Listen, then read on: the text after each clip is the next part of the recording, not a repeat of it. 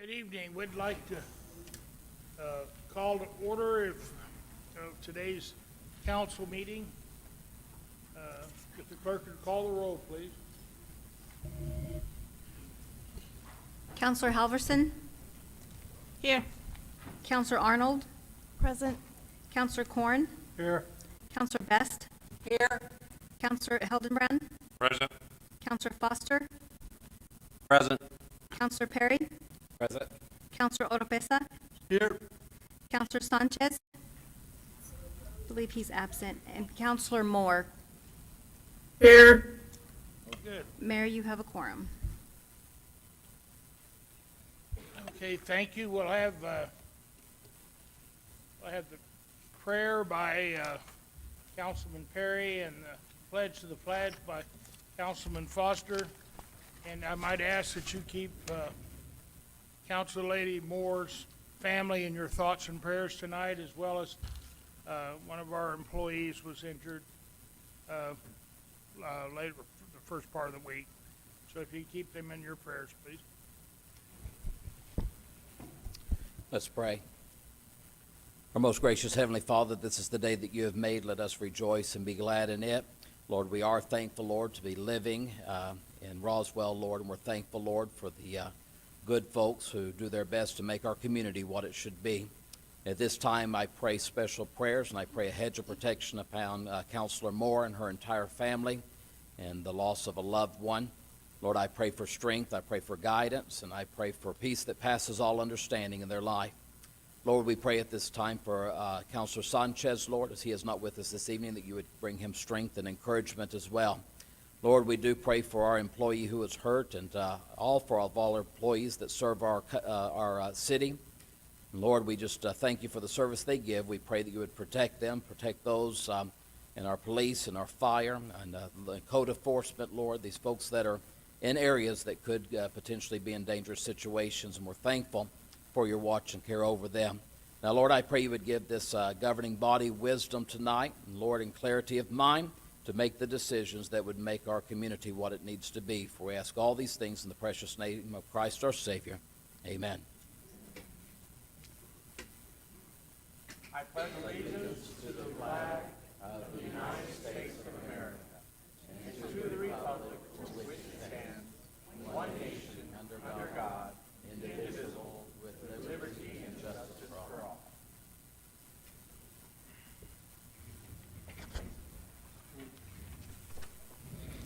I might also just keep Damien in your thoughts and prayers too. He's a longtime employee and that I could never forget from all his work at Yucca Center all the time and working with children. So if y'all keep him in your thoughts and prayers, he's having some tough times health-wise as well. So please keep Damon in your thoughts and prayers. So, okay, we have for approval of the agenda. Thank you, Councilman Perry. Thank you, Mr. Mayor. I make a motion that we approve this evening's agenda as given to include the two public hearings, removing number 6 from the consent item. It will not be but a quick fix, but there is something that needs to be fixed in number 6. Number 6 will now become 16A under requests.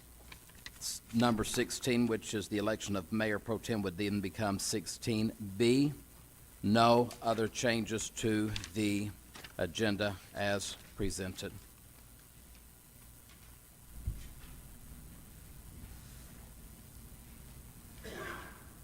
Okay, all those in favor? Second. Excuse me, we have a motion by Councilman Perry, a second by Council Lady Halverson. If the clerk would call the roll. Counselor Halverson? Yes. Counselor Arnold? Yes. Counselor Corn? Counselor Best? Yes. Counselor Hildenbrand? Aye. Counselor Foster? Yes. Counselor Perry? Aye. Counselor Oropesa? Yes. Counselor Moore? Yes. Yes. Thank you. Okay. So by a vote of 9 in the affirmative, Isn't that right? 9 in the negative. The agenda's been approved. Okay, next we go item 2 on today's agenda. To approve the consent agenda, Councilman Perry. Mr. Mayor, I make a motion that we approve the consent agenda, which includes the bids, RFPs, and the agreements, as well as the 3 resolutions, reminding you that number 6 is no longer part of consent. Second. We have a motion by Councilman Perry, seconded by Councilman Hildebrand. All those in favor signify by saying aye. Well, you want to do a roll call probably again. Roll. Please, Oh, you want to use the machine? Okay. yes, please. Yes. If anybody signed up to address any items on consent agenda before taking the vote? The only person signed up to talk was on item 41. Okay, thank you.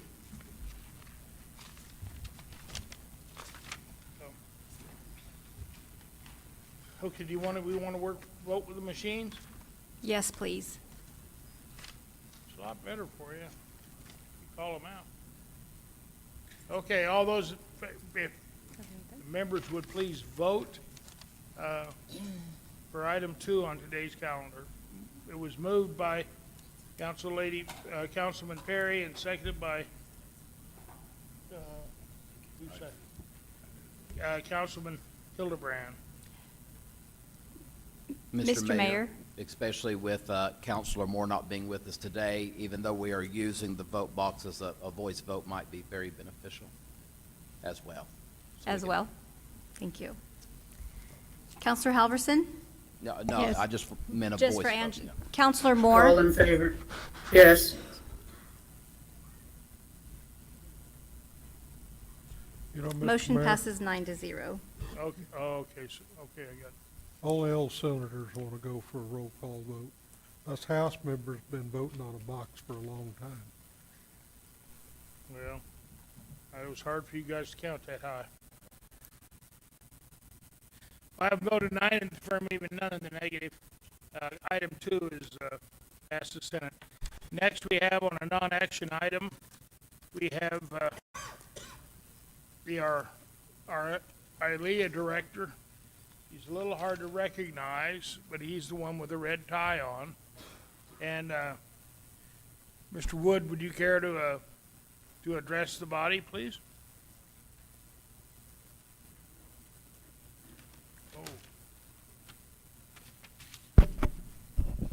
Good evening, everybody. Thank you for this opportunity. Sorry for those of you that look at my back. I got dressed up for you, not them. My name is Brian Wood. I am the second International Law Enforcement Academy Roswell director. We've only had 2, even though you guys know the facility and the program's been operating since 2001. I am a federal law enforcement officer, a supervisory special agent with the Diplomatic Security Service with the Department of State. For everybody's reminder, the law enforcement academies were established in 1995 by President Bill Clinton and established in Budapest, Hungary, and it was successful, so we grew the program. There are currently 6 international law enforcement academies.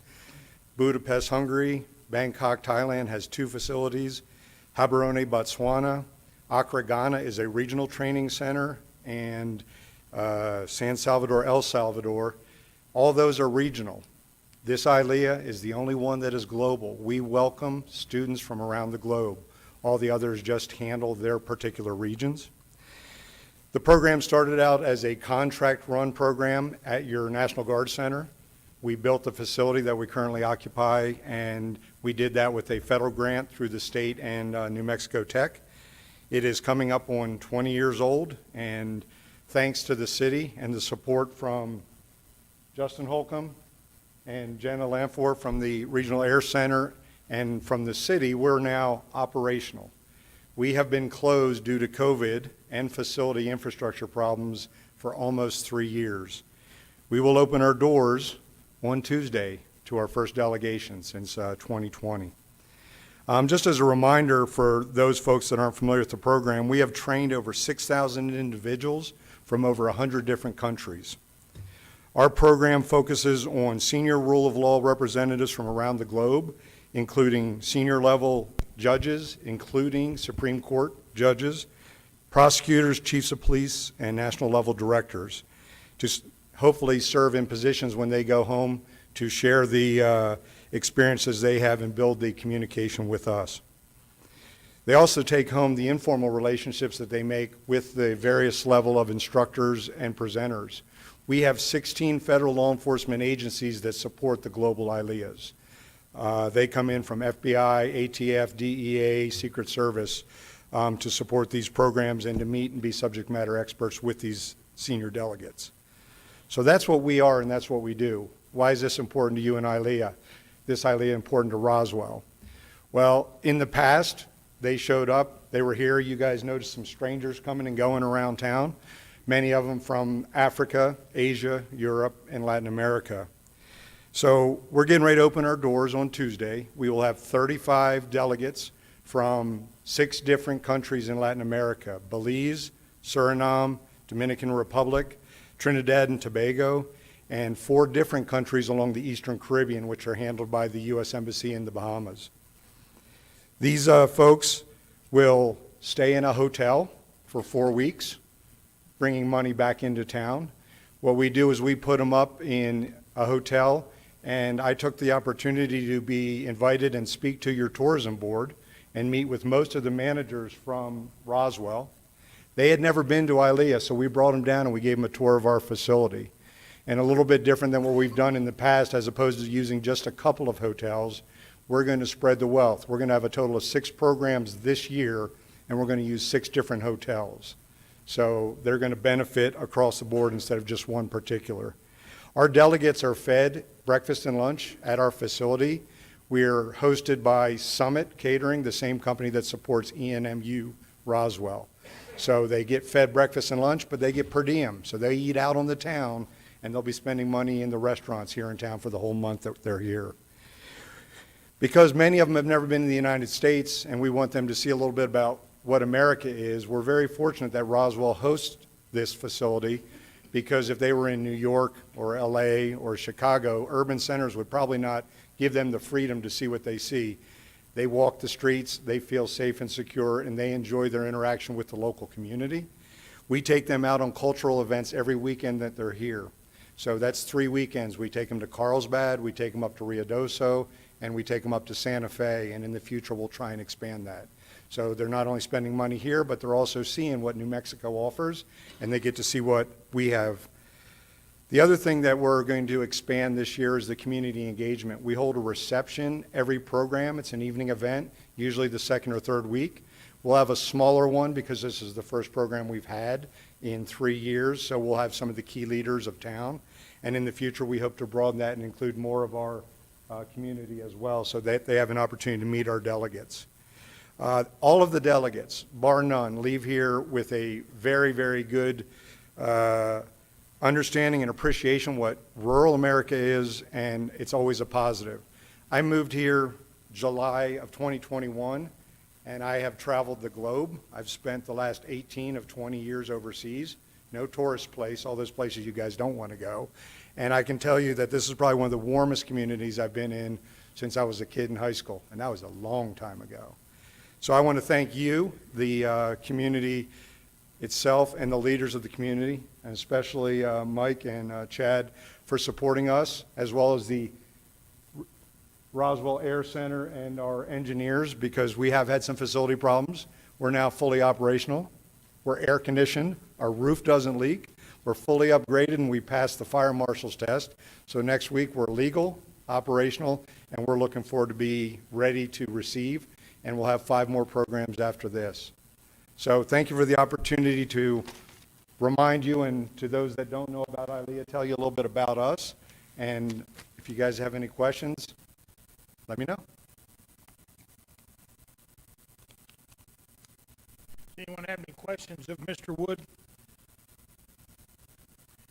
You know, thank you. I know it's been trying to get everybody going and get our utilities and everything else going with ILEA. But I thanks for all the staff that spent a lot of time doing that. And thank you all. And thank you for bearing with us while we get through this, getting you back open. But we're glad to have you all. Thank you very much, Mr. Wood. Thank you, Mayor, appreciate it. Thank you Tim? very much. I'd like to ask him a question. So you're using your name, ILEA. Could you explain to the public, because we are on GoTo, could you explain to the public exactly what you do out there, or the best you can? Sure. So the International Law Enforcement Academy programs, like I stated, was started in Budapest, Hungary. That was under President Bill Clinton, and that was actually started because our FBI director at the time had a close personal relationship with the Ministry of Interior director in Hungary, and we've grown that. What our focus is to counter transnational organized crime and terrorism. How do we do that? We offer all kinds of programs. The regional ILEAs are what we call for our police and fire department folks where the rubber meets the road. They're at the operational level. So it's everything from investigations, explosives, lab work, protective details, et cetera. We go fully across the board on all those. What we focus on at the executive level, we're focused on those leaders from these nations that actually have insight and input down to the operational level, as well as able to influence up at the policy level at each of their nations, to take an informal relationship that they may have with the United States law enforcement community and build that into a more formal one. Bad guys, transnational organized crime, whether it's drug dealers, human traffickers, wildlife traffickers, you name the crime, they haven't respected city, county, state, country, regional borders ever for thousands of years. We're trying to beat that mold by building the type of relationship where our laws can become compatible and collaborative with our partner nations so we can counter those types of crimes. So that's it in a nutshell. We cover the gamut on subjects. And if there's other questions, I'd be happy to address them. It's kind of hard to do that. And I asked Mike for an hour. He gave me 10 minutes, so I don't want to take up too much of your time. Well, that was just enough to let everybody understand, and then if they have questions, they can call you up and ask you and Absolutely. be involved. Thank you. Yes, ma'am. Any further questions, Mr. Wood? Okay. Thank you, Brian. Thanks, Tim. It's been good. Thank you.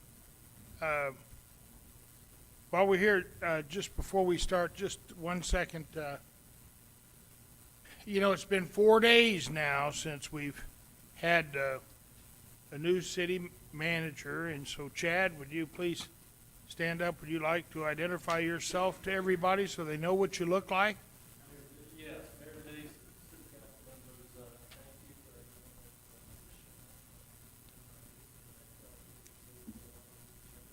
I just want to thank our governing body, our staff, community,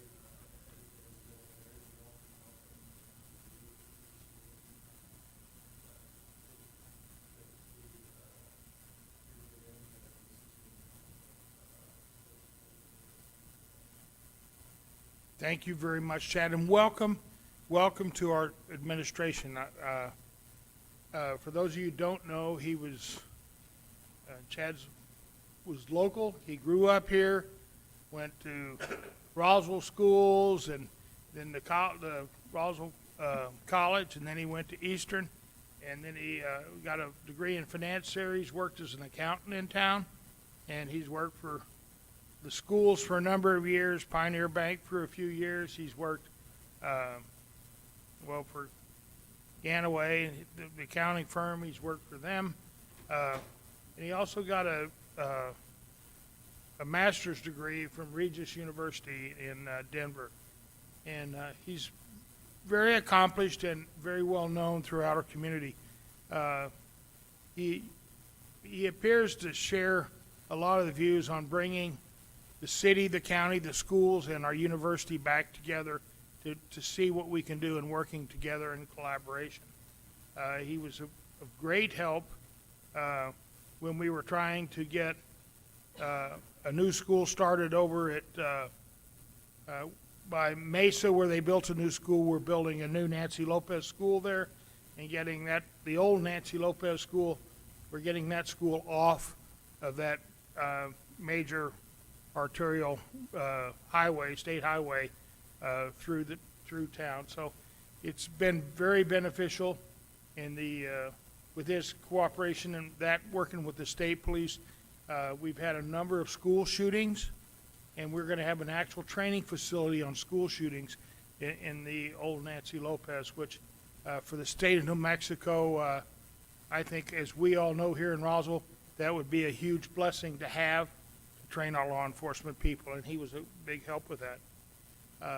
So welcome to 4 days, and then right along with that, I have to personally say thank you to Mike Matthews. I mean, he stepped up and he filled all the chairs.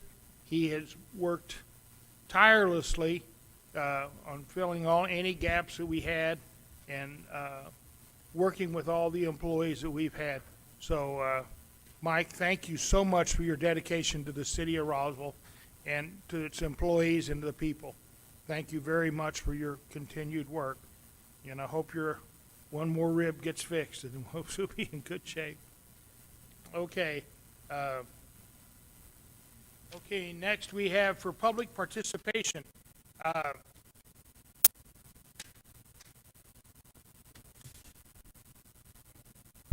Yes, ma'am.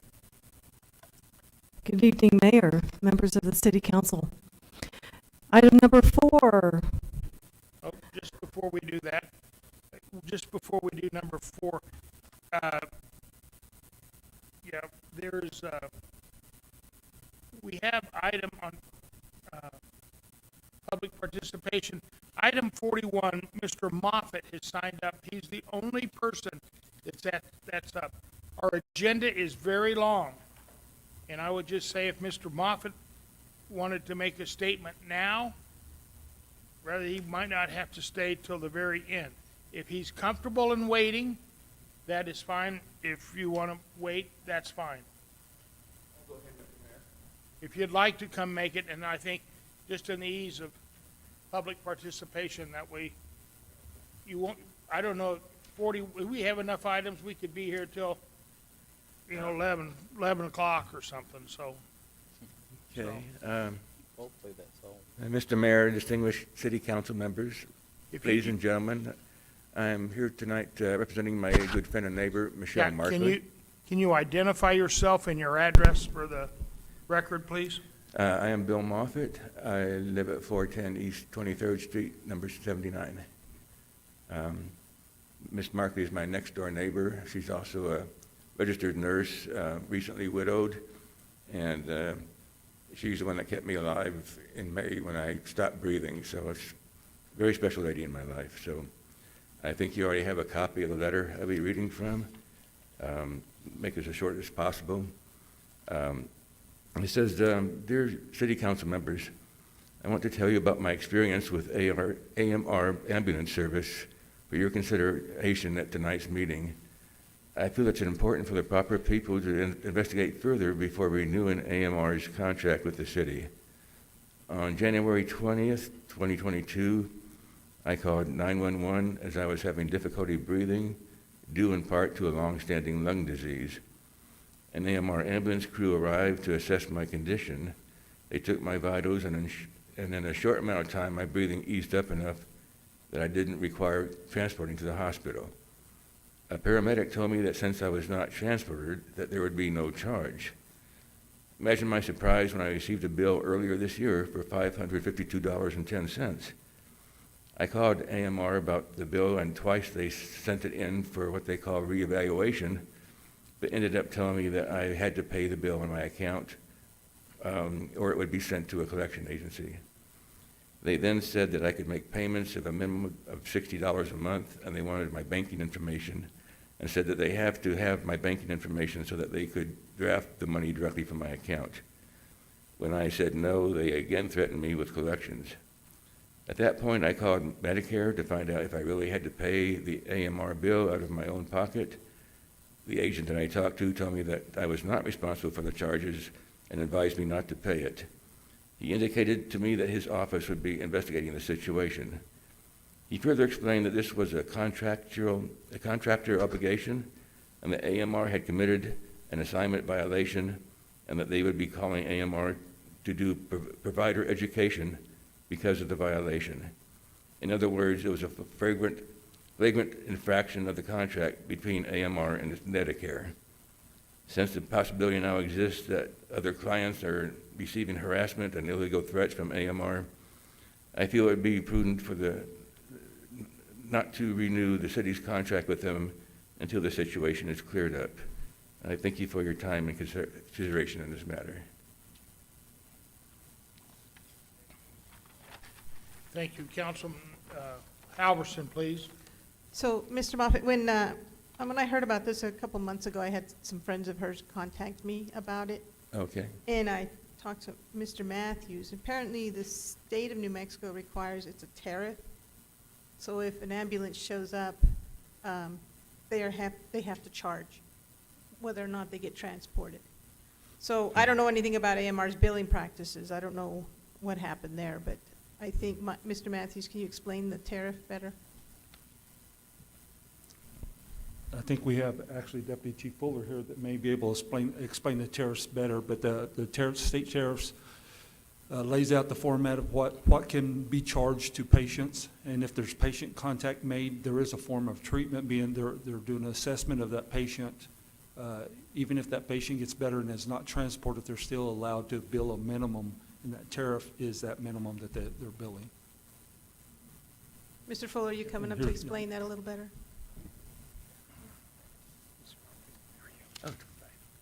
So I think Mr. Matthews explained it perfectly. There's a state tariff. They're required to follow the state tariff, and so if an assessment is provided and it was deemed by that report that assessment was provided, then there is a state tariff, a minimum charge that must be met in that case. And so from what my personal experience is, the $552 aligns with what that tariff would be. It's very, very close to that. So I guess what I'm trying to say is, that's not AMR's fault that she was charged that. The state requires that? Yeah, that is under the state tariff. I'm not familiar with AMR's billing practices, but I do know that amount is very similar to what the ALS or BLS charge rate would be for an assessment fee. Okay. Thank you. Thank you, Mr. Moffett. Mr. Fuller, now if she was on Medicare, would she still have to pay that tariff, or would Medicare pay that tariff? Mr. Mayor, I'm not fully aware, to be 100% honest, of how Medicaid and Medicare would cover that. I'm not familiar, so. Well, we might have to look at that and just see, 'cause I know there are limits on the amount of money that you can charge people on Medicare that are covered by Medicare, and I don't know. Mr. Mayor, members of the council, you're correct, Mayor. There is limits that Medicare or Medicaid will pay on, and then usually the patient would be responsible for anything over that. But like the chief said, DC said that this is the minimum tariff rate that the state has accepted for this region that they can bill for, whether it's us providing that service or a private contractor providing that service. Now, whether or not Medicare or Medicaid, what they pay, I'm not, and I don't know if anybody in this room really that would probably be familiar with the billing practices of Medicare or Medicaid, what they will and will not pay. I'm just not familiar with that. Okay. All right, well, thank you, and Miss Markey, Mr. Moffett, we'll have to look at that and see where we are. If it's something that the state allows and requires for the services, and that it might be the state that requires that bill to be paid, not necessarily AMR. But we will certainly look that into consideration because I didn't know about it. I don't know how many other people knew about that charge. Councilor Halverson did, but it was all from this issue where she found out about it, I believe. Mr. Mayor, I'll be glad to look into this tomorrow and then reach out to Mr. Moffett and set up a meeting and bring in and get all the information together so I can educate them. Yeah, and thank you, Mr. Fuller, for all your time you've spent helping us work on our ambulance issues. Yeah, sincerely, my pleasure, my pleasure. Thank you all very much. Thank you for coming and. Yes, sir. We'll- If I can just clarify, I hadn't heard of contractual obligation or assessment violation, but according, what Ms. Markley understood him to say was that they're under contract, that Medicare will pay them, and if they don't pay them, they just don't get paid. They don't charge the customer. So it was, that was a situation, and so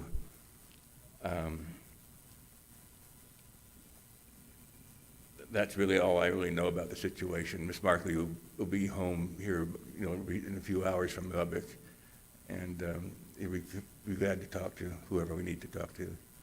But thank you for bringing, or tell her thank you for bringing this to our attention. I sure will. We'll Thank certainly, you. we'll come up with the answer on that, we'll find out. Okay. Thank you very much. Okay. Is there anyone else who would care to speak from the public, or anybody in the audience who would care to speak tonight that didn't sign up? Anyone else care to speak tonight that didn't sign up? Anyone else care to speak tonight that didn't sign up? Okay, so now we can go to item 4.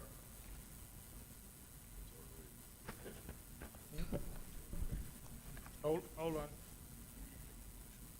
do you want? Okay, yes, okay, now for item 4, ordinance 23-04. It's a public hearing to consideration of the ordinance of 23-04, amending the zoning ordinance repeal for the Roswell City Code as it relates to special use permits and condition of all use permits. Councilman Hildebrand. Thank you, Mr. Mayor.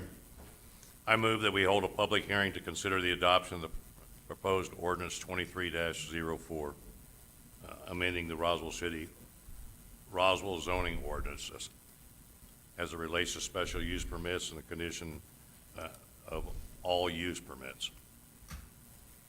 We have a motion to approve this ordinance number 23-04 relating to zoning ordinance, Roswell zoning ordinance. Is there a second? Second. Councilman Arnold seconds. Okay, we got a motion by Councilman Hildebrand, second by Councilman Arnold. Yes, now we have Ms. Hildreth. Yes, ma'am. Good evening, Mayor, members of the City Council. Item number 4 is a proposed ordinance 23-04, and it's an update of the zoning ordinance Article 3, which is procedures, amendments, and changes. In particular, Section 8, the special use permits, to include text amendments pertaining to conditional use permits. So what this is going to do is add conditional use permits to Section 8 that already addresses special use permits.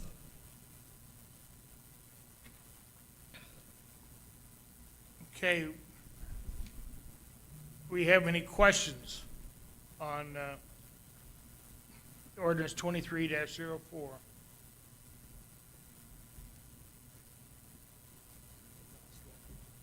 Any further discussion or comments from anyone?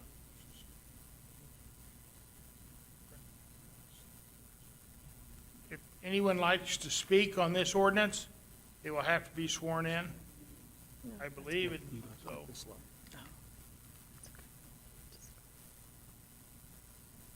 Is there anyone who would like to speak? Okay. And there being no questions, the clerk will call the roll.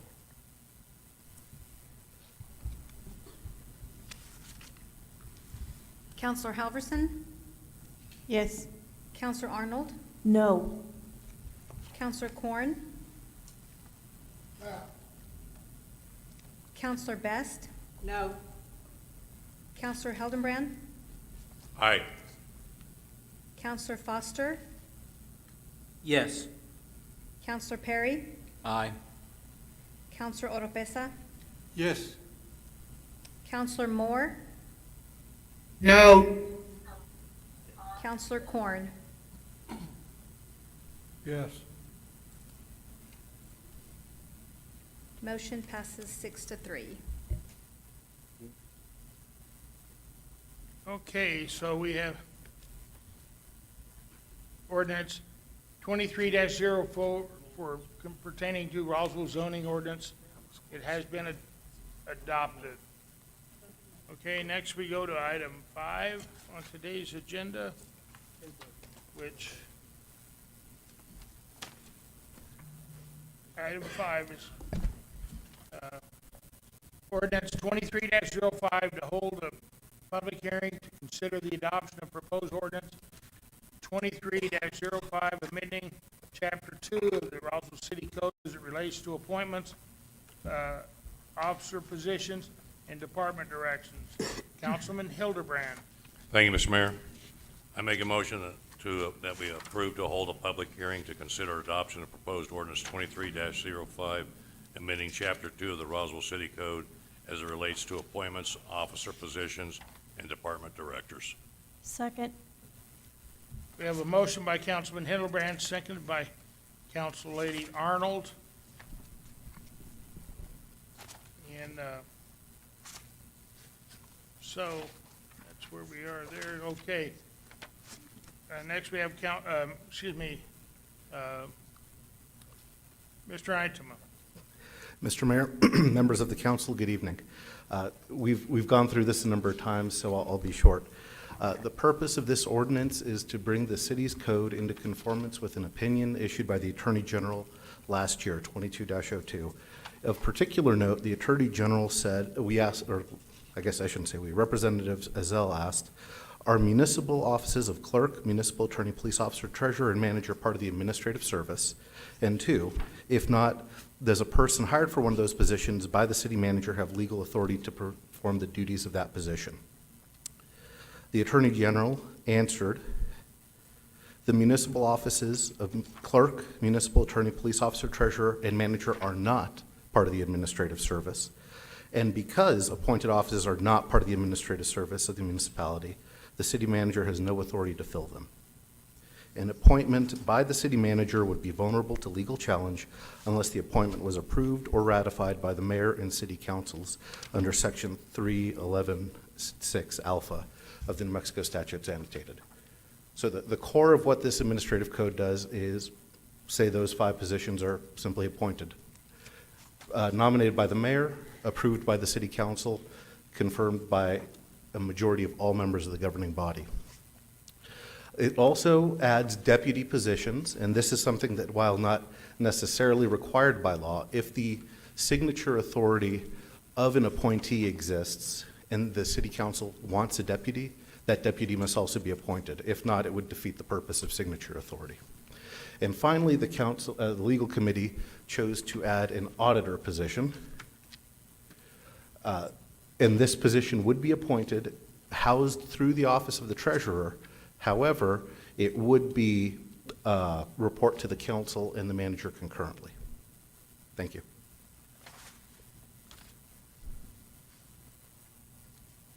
Okay, is there anyone in the audience that would care to speak about or in for or against ordinance 23-05, amending Chapter 2? Is there anyone in the audience would care to speak for or against ordinance 23-05? Is there anybody in the audience who would care to speak for or against anything in ordinance number 23-05, amending Chapter 2? Seeing none, are there any questions of the council members? Okay, excuse me. Councilman Perry. Thank you, Mr. Mayor. A couple of questions to begin with. Does the Attorney General's opinion specifically address deputy clerks, deputy treasurers, deputy attorneys or does the Attorney General's opinion specifically cite these offices? Mr. Mayor, Mr. Mayor Pro Tem, he does not specifically address deputy positions now. And does the and it's been a long time since I've looked at that opinion, so I do sincerely ask this question: does the opinion of the Attorney General state the positions that have been outlined and addressed are not to work through the city manager, that they are completely a separate entity? Mr. Mayor Pro Tem, if I think am I understanding the question?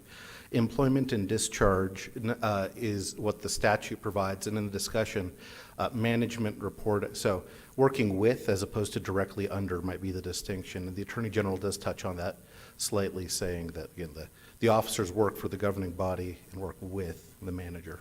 Okay.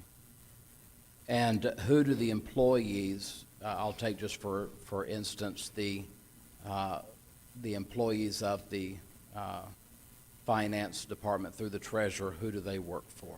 They work for the they work for the city through the city council and through the manager in particular, who's been given an ordinance that allows him to do that. So then our treasurer that would not have authority over those employees? Not to discharge or employ. How about to direct? Yes. So that's the crux of it. This works just like the police do. The police chief is an appointee, but the officers are employed through the manager. Everyone still reports to the chief and the police, but they understand that, I mean, even if you look at the collective bargaining agreement, the ultimate authority lies with the manager for discipline. Okay. And I know, and I don't want to beat a dead horse, I brought it up last month, but I think it's worth bringing up again. State statute is very clear, and I did speak with others to find out what opinions were on that. And it seems to be very clear that statute states that the city council has the authority to determine whatever departments they choose to have function for the city, to make the city run, do what it has. However, state statute is very clear that each one of those departments will be directed by an employee of the city manager. So I go back to that the statute does not seem to, as I can find, or as others that I've spoken to cannot find, does not distinguish that the legal department, nor the finance department, nor the police department, nor the clerk's department, that they're exempt from that. That indeed those departments are to be run by a director that is employed by the city manager. If that's the case, then every police department in the state has been operating incorrectly. But my question is, if the state does not choose to change that, do we have authority to take a different opinion from the other municipalities in the state? I'm not aware of a municipality where the police chief isn't the top law enforcement officer of their city. I am not either. Right, so that's, the police chiefs are, I mean, I guess it's, we use what, if your example has to hold true, then no police chief is properly administering their job in any non-charter municipality. And I can't believe after 100 years of this type of government that's incorrect. I'm just not finding it, and if you know of one, I would like to know. I don't know of a finance department or a legal department that I have found yet in the state that is not done by different types of governance, that it is not run, those departments are not run by the city manager. I guess what I'd say is that Even the city of Albuquerque, which is of a home rule. well, actually, the city of Albuquerque, the city attorney does report to the manager, but is nominated by the mayor, approved by the council, and ultimately their position, I'd say it this way, the manager is the first among equals, and it's the CIO in Albuquerque, but there's also a COO, and the city attorney there has specific duties that the manager does not. Right. So, yeah, the city attorney, having worked in the city attorney in Albuquerque's office, no, the city attorney very much is her own office. But I go back to the fact of him being an employee through the manager that. The mayor that is signs the city of appointed. Albuquerque's If city you- If you'd attorney's give me an document. opportunity to finish my statement, thank you. That is appointed through the governing body that is done exactly like you said, but that has the authority through the manager that's been dealt with. So the department is still overseen in that direction. I'm just trying to understand how we are going to be operating differently. I don't understand. I'm still confused about that. No one has said to me yet that that statute doesn't exist, or that statute, nobody has said, Counselor Perry, your reading of that statute is not correct. So I'm trying to understand, I guess, having worked in Albuquerque, let's leave Albuquerque aside. So can the police chief as an appointee manage the police department, in your view? Yes, sir. How come? Say that again. How come? How can the police Right, chief manage? he's the department? appointed by the mayor, approved by the council, and hiring and firing of the police chief has to go through the council. Yes, sir. Right, so he works for the council, correct? The police chief, for the very first time ever, has now been put on as my understanding, we're putting him on the same level field as the city manager. No. If you look, yeah, okay, I understand, Mayor Pro Tem. No, the police officer has distinct authorities to his office. The manager is still first among equals. I guess maybe I'll give an example of why the state created a system like this, and that might illuminate. Is any counselor aware of the Rusty Spike settlement agreement that was signed last May? I've heard of discussions of it, yes, sir. So did you vote on it? So I do not know the Yeah, direction you didn't of vote on it, in fact, because it was signed and approved in May. So what happened was a manager hired attorney, drafted a document, asked for by a manager-appointed airport director to enter into a settlement agreement for $111,000 that was signed off by somebody at Treasury who had to listen to the manager because he had unilateral ability to create the procurement rules. I think it's highly irregular for a city council not to be told or to vote on a $111,000 settlement agreement. If your attorney had reported directly to you, this might have gone down differently. A little bit of separation can be a good thing. And there is absolutely no legal issue that I can tell after having spoken with the Municipal League after last month, after you'd said you'd spoken with Mr. Nicely, I gave him a call. He does not see an issue with an appointee being the managing officer in a department or office, whatever you would call it, where the manager is the hiring and firing and disciplining authority. We have to work together as a team on your all's behalf and on behalf of the people. So what if we have a situation where a manager has a different direction than our treasurer or than our attorney? Who's going to give direction to those? Let's just take your office for your department. Who's going to give direction to those employees? Well, the If he has manager hiring and ultimately. firing. Yeah, the manager ultimately. Okay. Yeah, no, so if the manager and I were in conflict about something that is distinctly the attorney's realm, and he has a big thing to say about it, we would probably meet in closed session, and the governing body would tell us which way to go. Now, by contrast, it's the same thing if the chief of police wanted to, say, fire somebody. The manager has overturned the police's firing decisions regularly in the previous administration. No harm, Absolutely. there's no issue there.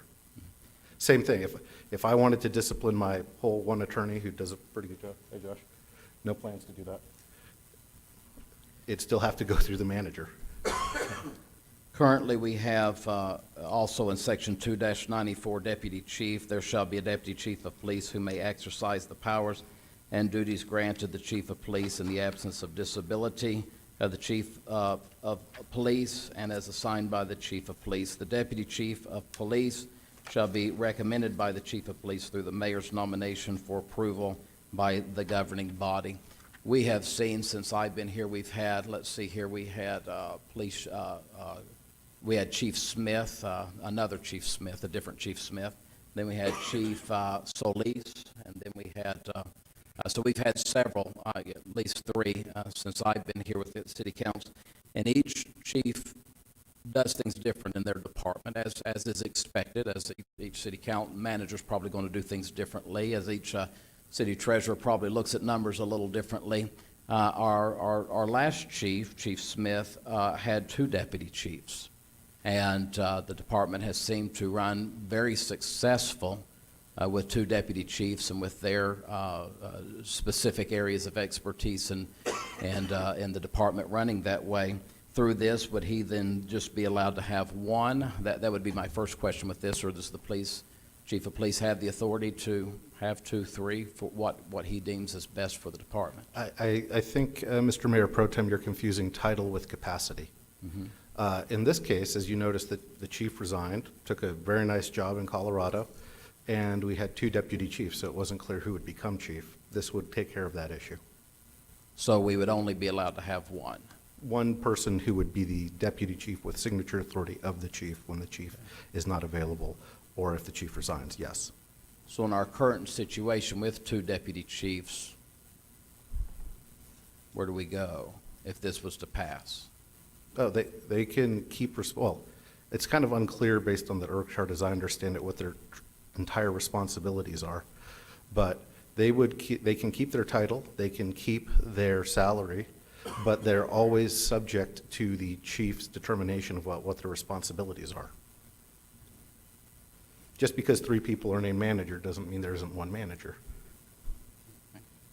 And I guess my last question with that, if the chief of police, and I don't expect this to be a problem at all with our current mayor, you never know who's going to be the next mayor down the road, but if a chief of police makes a recommendation to the mayor, is the mayor obligated and required to take that nomination to council? The mayor can't be required to take anybody's nomination. The state law is very Exactly. clear. So that's a concern to me, that we will not be, allowing a chief to operate his office to the specifics of what he feels is best for that department.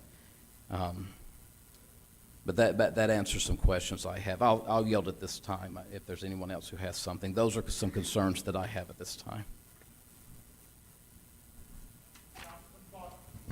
Thank you, Mayor. This whole thing bothers me to the fact that we're giving these offices autonomy, but in the past, when our city manager was going to be gone for any length of time, I knew his schedule. Who do these appointed positions report to? As far as the auditor, the lawyer, the finance officer, the city clerk, who do they report to? So ultimately, I report to you guys. So when people go on vacation, do you let your bosses know? I usually let the manager know because he's Well, the chief conduit. He's not your to boss. He's not your boss. That's correct. The 10 of us, the 11 of us are. And so that's my problem. I need to know the schedule of, if this committee is reporting to us, we need to have your schedule reported to us. We need to know where you are, or where, if Ms. Davies was going to be gone for a week, we need to know that. Not just the city manager, not just the chairs that they report to. All of us, all the city council If that's needs how to know you, those things. if you'd like a weekly update of my whereabouts, I'm happy to provide that, Counselor. Well, it's just one of those things that comes along with our city manager. If the city manager is going to be out for a day, even if it's just to Albuquerque for a conference, we were made aware so that he could be reached by cell, but he wasn't going to be in the office if we came in. The other problem I have with this is everybody knows the difference between a camel and a horse. A horse was designed by a specific entity, and a camel was designed by a committee. I mean, it gets to that problem. And in this, it seems like you've taken the Attorney General's opinion, and then we've gone further afield from it. The city manager is the chief or the chief administrative officer, and now we're getting to a point where he has to work in conjunction with, and he always has, but ultimately, the budget was brought to us through the city manager. Mhm. And now you're saying that he has to work with all the, entities to get this to us. Well, Well, yeah, Counselor, I think that's correct. The manager should have consulted in last year's budget with the city attorney about a number of items that were probably not as legally sufficient as they could have been. And the manager, of course, worked with Janie in constructing the budget, so there's no issue there. And the manager always works with the clerk to get the city council meetings going. This is Well- not, we're really not trailblazing here. well, and it seems to be, and your argument is that 100 years of, can't be wrong. Well, this is how we've done it for 100 years, and so I don't see why it's That's absolutely wrong. false, Counselor. Well, it is? Yeah. I think So how Mr. long have we Mayor, done it this way? Since the 80s. Okay, so. Yeah, I so believe that 50 the or 40 appointed city years. attorney actually wrote the merit ordinance that, I believe was he a twin, Mr. Mayor? You knew the family. I'm forgetting, is it Stab or? Stab. He was the city So- attorney appointed for 20 years straight, 60s, 70s, up until the late 70s, early 80s. Okay, so we've done it for 40 years. Yep, and and haven't been also, called and on then it. you actually hired outside counsel that was voted on through a contract provision. True. Which True. is, which I is also was the here when same we as did that. hiring direct, except keeping. And I have another question. Who hired you? The governing body. Oh, I don't think so. I think a contract was signed between you and our Joe Nebb for 2 weeks prior to you being actually coming on board? No, there was no contract signed. How were you paid 2 weeks prior to us voting on it? The manager employed me as an attorney, He employed you. as an attorney, not as the city You attorney. just said, No, I said he employed me as an attorney. so he employed you, but it wasn't correct. For a whole 2 weeks. If you want that money back, I'll cut the check. My whole thing about this is, I think we were taking a lot of leeway and moving further from the actual, what the question was asked of our Attorney General, and then we've used it to create a whole different, office and whole different other areas. That's why I think this is not something I can support. I yield.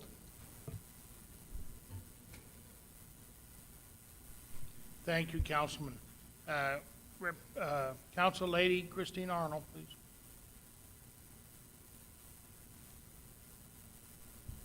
I actually don't have any questions of you, Mr. Eintema. I just would like to say that when I initially began speaking with the previous city manager regarding this, it actually had nothing to do with the Attorney General, for me, anyway. I think over the last 2 years, if you actually note public comment, one word keeps coming up, and that's transparency. When I read the Attorney General's remarks, I'm usually someone that's tactile, and they mean more once I experience them.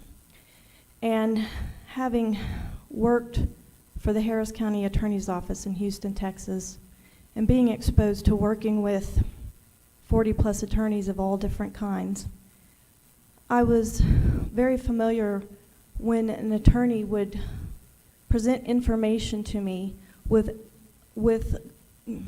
somewhat of a guarded nature for 2 reasons. One, because he wasn't legally able to, or he was not comfortable doing so because he was told not to. And so I have to say that anyone who is actually providing information to a body that is an appointed official and can be hired or fired by your city manager is not actually going to properly present information because they are guarded. I felt as a counselor that the information that I received from the officials was not open and honest or direct. So I did not feel as a city councilor, that I was being properly advised on how to provide oversight. The information that I was receiving from Joe, or from the city manager and the previous administration, I felt that it was guarded, and I felt that there were things that were not displayed to me. That's when I went in and spoke to the city manager and asked for a more transparent separation of powers, and I drew a graph, which I have right here, and we had a long discussion. And he actually said that it made sense and that he liked some of the things that Belen and Farmington were doing. So he printed out a book for everybody. And he was on board with writing this. So while I recognize that change is difficult, sometimes in order to respond to the people who elect you, it is actually not a bad idea to work towards transparency. And you'll actually note on page 24 of the agenda, Section 2, letter C, all appointed officers must coordinate with other appointed officers. The goal is a team. The city manager, the treasurer, the city clerk, everybody works together. I recognize that there are some questions about who's over this and who's over that, but it's actually pretty clear and concise. The governing body is the main point, and therefore I think that that's what the people would actually like to see, because the people elected us to provide oversight. It makes me just a little nervous to have one man that was not elected by constituents to have the power that the city manager had. I yield. Thank you, Council Lady Arnold. Councilman Corn. Thank you, Mr. Mayor. Mr. Hess, if we, you can sit right there. Okay. So if we wanted to have multiple deputy city clerks, if we wanted to have multiple deputy city managers, if we wanted to have multiple chiefs of police, can we do that? I think the way I look at it is there should be one actual so one chief, but you could have as many deputies as you wanted. Thank you. I'd like to point out to the body, under page 26 in your book, or 9 of 15 of this ordinance, a couple of things that are specific to the city manager. It says, under Part B, line 32, if you've got your book open, says the city manager shall be the chief administrative officer and have all the powers and duties set forth, and it notes particular state statute. Pretty clear to me. The manager, that guy sitting over there, shall work in conjunction with the governing body and other appointed officers to create the city budget, etc., and effectuate the policies and goals of the governing body. Okay, we got to talk about stuff. Got that. The manager shall consult with the other appointed officers when making any employment action such as hiring, promoting, demoting, discipline, or discharging again employees that are part of the administrative services in the respective offices. Starts on line 38. Line 42, manager may create or reorganize the city's departments as necessary with the consent of us, the governing body. Directors will be employed through the manager, that gentleman sitting right over there. So I don't understand why there's all this confusion. It spells it out in what we have presented for us today, in my mind. Thank you, Mr. Mayor. Thank you, Councilman Perry. Thank you, Mr. Mayor. Not to be argumentative by the logic that has been given, and I appreciate you, that being pointed out, because I think it helps my case of what I've said. E, in that section, the manager may create or reorganize the city's departments as necessary with the consent of the governing body. Directors, I would make an assumption, directors, as directors of these city departments, will be employed through the manager. Yeah, so I don't know if that, you're saying that director there will be employed by the manager. I'll give you, for instance, is our, and I'll leave the legal department alone because I'm not picking on you. I promise I'm not. It's across the board. I want to respect the office that you're in. Let's pick on Miss Davies for just a moment. As the finance director, as treasurer/finance director, she directs the finance department and she directs the employees of the manager. But right here would be in complete conflict of what I'm being told if the director's to be employed through the manager. I see conflict, and I just have not had anybody clarify that to me. Sure. That's just the start. Yes, I guess I don't see the conflict. The director can be, how would I put this? I think we have an issue with the term officer is the first thing we begin with. I remember last week you had mentioned that Merriam-Webster said an officer is a subdivision of some department. Office. Mhm. Right. And I looked that up. That's definition 7B. I think really what the state code was looking at is either definition 1 or definition 4, so higher up on the list. A special duty charge or position conferred by an exercise of government authority for a public purpose. The next two are religious, prescribed office of worship, religious service, so office of the keys. I don't think I would ever claim to have that. So number 4, though, is something that one ought to do, a task, and then 5, the proper customary action is something. So what we're saying is there's an individual who is imbued with a certain amount of executive authority, and they have people who help them in that task. That will be their office. Because employees are part of the merit system, the manager necessarily employs them. There's no problem. Now, we have, in Janie's particular case, she was made treasurer and given a contract that way. And she also does have duties that the manager assigned to her for the department that are outside the normal work of treasurer. She does not have to be paid for them, but she still works under the manager in that capacity. So does she then have rights as an employee under the manager in those areas? No, because she is not part of the merit system. So she's, like I said, the manager can say, hey, could you please take care of this? We're not such a large city that we need a treasury and a finance department. And she'd go, yeah, absolutely. But if it is not within the purview of her assigned office, again, special duty charge or position conferred, then it is the manager's.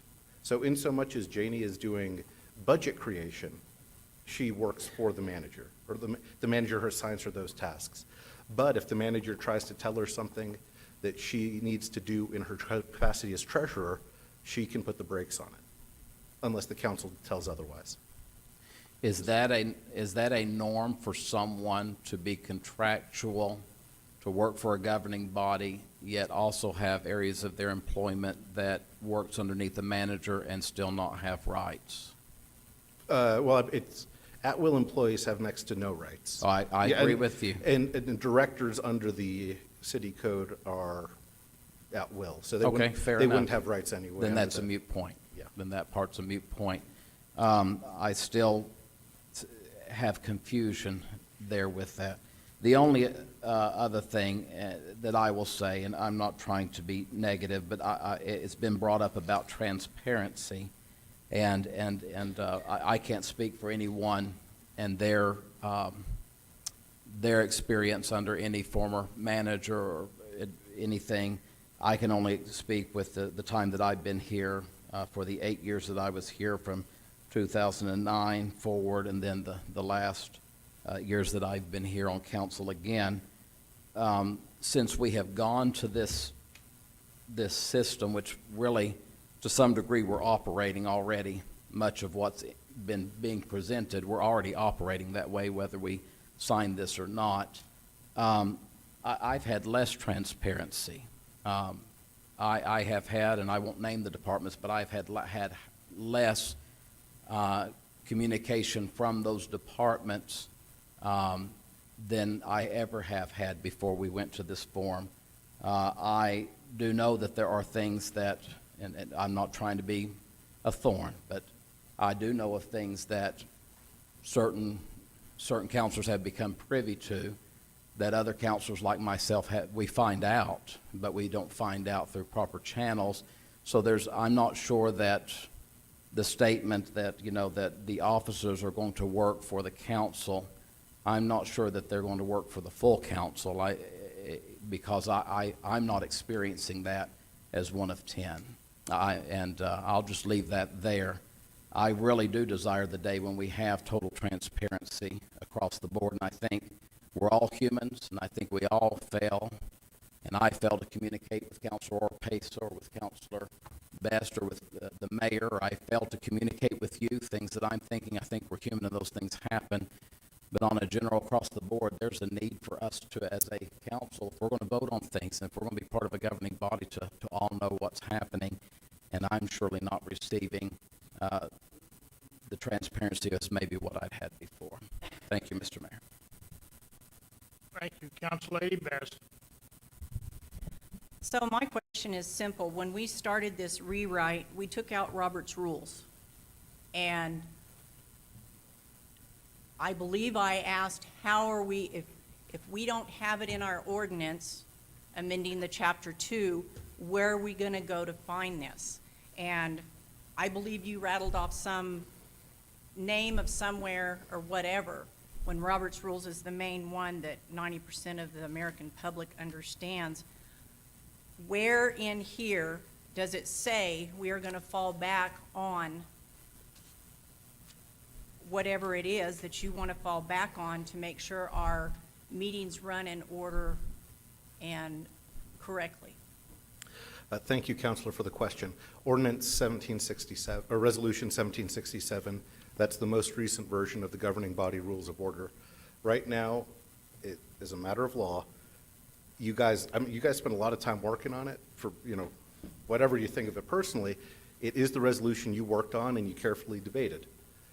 But when Robert's Rules is the, by ordinance required document, that the governing body rules of order don't really matter. So all I'm trying to do is, with that particular edit, is bring practice and conformity with law.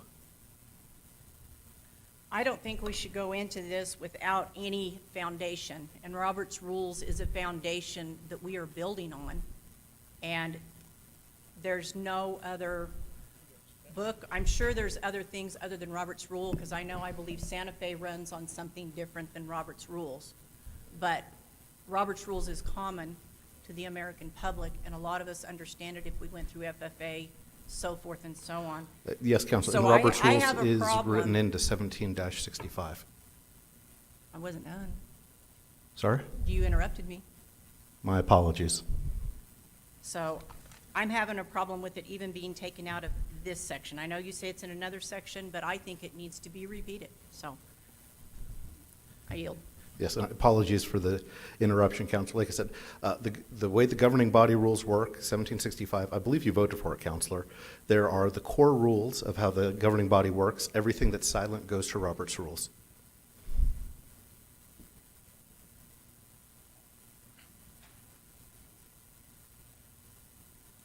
Are there any further questions? When we look at all this, the statutes in the state that we have that set up our form of government set out the clerk, the treasurer, the manager, the police chief, and the attorney. They set them out as being appointed by the mayor and ratified by the council. That's what the law says, the laws of the state of New Mexico, which sets up all our forms of government. That's what they say. And with that, and it sets out who appoints them, and the council has to approve them, or else then you have to find another one. And, that's happened, that happened. We had to find when first clerk, tried to get, that had to be, that was turned down, so we had to try another one. And so that's the way it's set up. But each person of these 5 individuals have a specific job that they are required to do to start and begin this kind of government, to set up in case there was nobody here. If we didn't have a city manager, if we didn't have a clerk, all these things, this is how we're set up. We do it by who are elected councilmen and who's elected mayor. And they pick out the clerk because the clerk is the person who has to record all the documents and actions that the council and the mayor take. That's the way it is. And in that, you have a treasurer there that is responsible to always, under all circumstances, and always report the responsibility of the money, keeping track of the money and the things that the council and the mayor have that they are running. She is in charge of always keeping track of the money. The manager is someone who's there to appoint to run the day-to-day operations. He is also appointed by, just like the treasurer, by the mayor, and ratified by the council. And then you have a police chief. Now, his job is to run the police. We can all agree with that. But there are some other specific tasks that are given to the police chief and under the authority of the mayor that he can do to quell any problems or that you have anywhere out there in your community. The police chief has some specific powers that are set out under the law. And the attorney is there to always look after, to keep the mayor and the council always within the guidance of the law. And also, he's going to have to work and keep the whole set of government you have within the realm of the laws of the state of New Mexico. I mean, that's his purpose, is to keep everybody out of trouble. And that's just the way all this is set out to be. And everybody has a specific deal.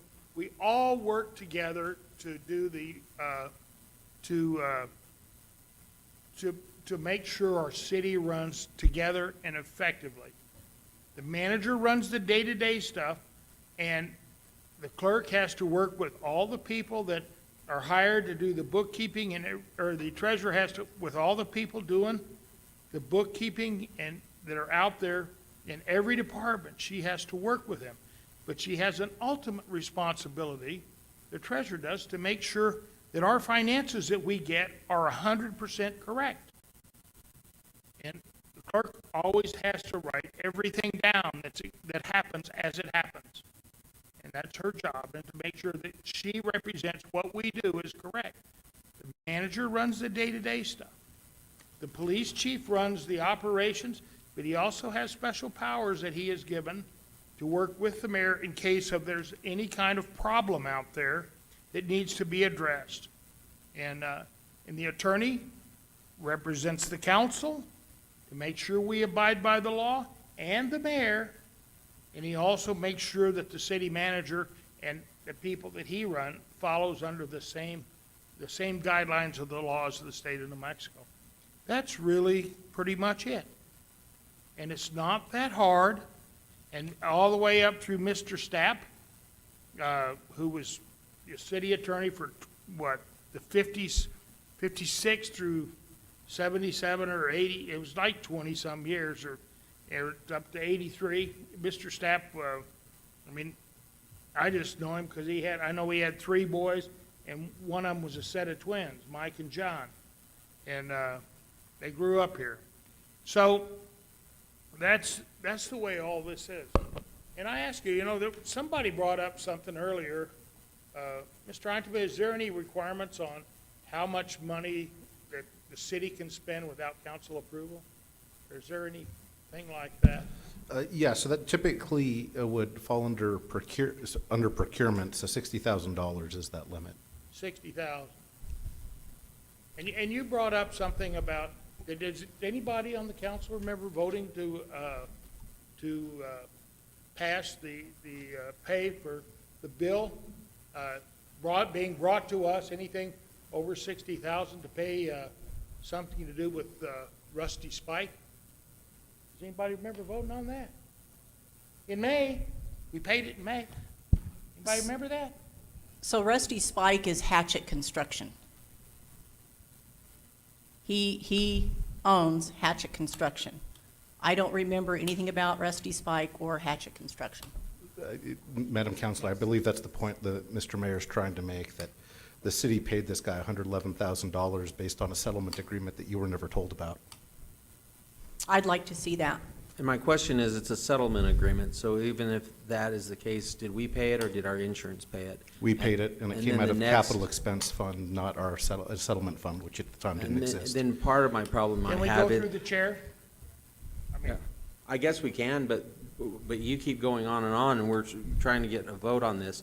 And my next problem with it is, it's having this stuff dropped on us instead of us being informed of it is exactly what I think Councilor Perry is saying, that this isn't working together. And that's the problem I see with this bill. well, okay. Are you through now? I have another quick question for Mr. Enema. Resolution 1767, is that what you quoted me? So 65. I believe you said 67 because I wrote down 67, and it's joint powers of agreement between the city of Roswell and Chaves County. Yeah, sorry, I misspoke, Madam Counselor, You said 65. 65. So again,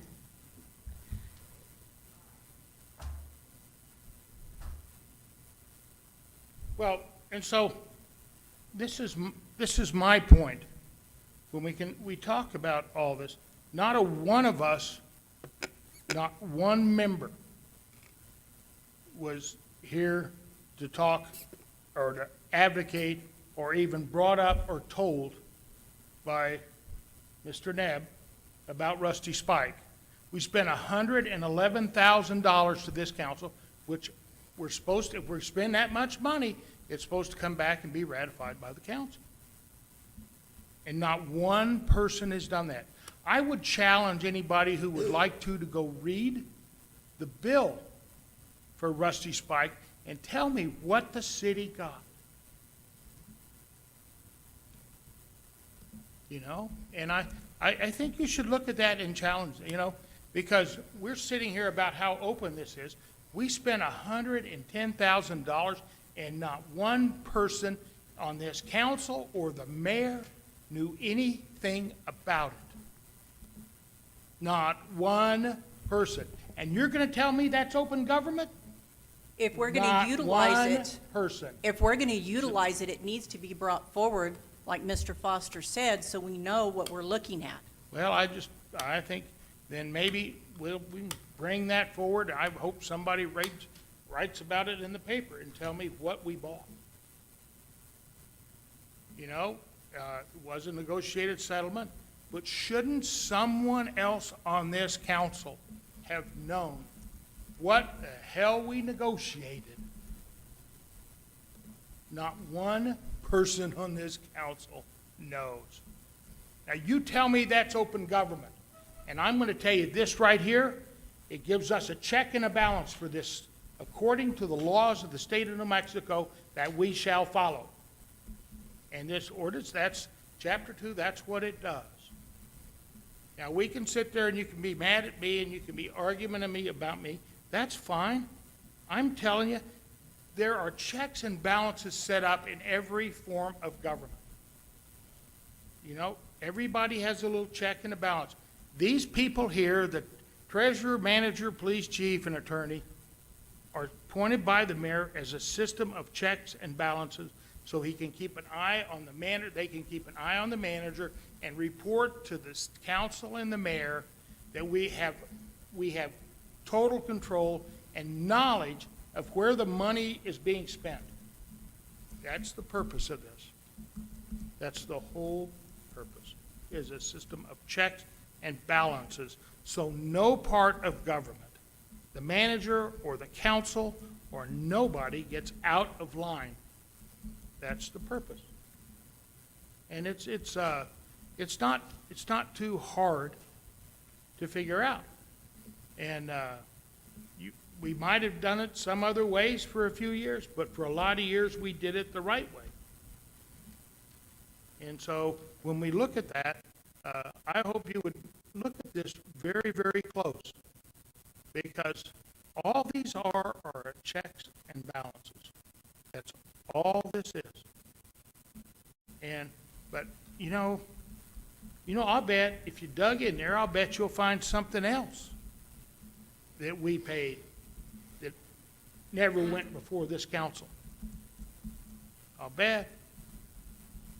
But this council, before we spend $111,000, it should be brought upon, and the people of our community should know what we paid $111,000 for. And that's all this is trying to do. And you can say you didn't know. What would it have hurted it to have all the members of our council, all of you, all 10, ask just for the 5 new ones so they could and for myself, to get a handle and get some ideas about where we are in the budget in the month of March. Told no, we couldn't do that. So we started and we took a budget for the whole month of April. We had to craft a budget and have it there. And it was a way of denying the new people an opportunity to know about the budget, and when they had to have it in and done within a month. So, but that was in their rights. They could do that. But it certainly wasn't creating anything with an open form of government. So I hope that you all will abide by this. All these ordinances and everything that's out there is what is set up in the laws of the state of New Mexico. And that's what it tells us how we have to operate in this form of government. And we don't need to hide and put anything else into the closet, under the rugs, or anywhere else. The people need to have an opportunity to know how and where we spent this money. They need to have had the opportunity to look at and examine what we spent $111,000 on to Rusty Spike. And I'm not sure that Rusty Spike is Hatchet Construction. Might be. I don't know. But Rusty Spike is somebody, and maybe you know more about that than the rest of us, because you seem to know, but I don't think it was Hatchet Construction. Maybe they had 2 names they operate under. But, So the information I've gotten is that he went ahead and did the work without talking to the city, and then charged the city. And that's just all I got at this point. So this needs to be brought out and looked at and figured out. Because we didn't hide anything. We didn't hide anything. You guys keep saying, you keep throwing us under the bus, saying we hid. We didn't hide anything.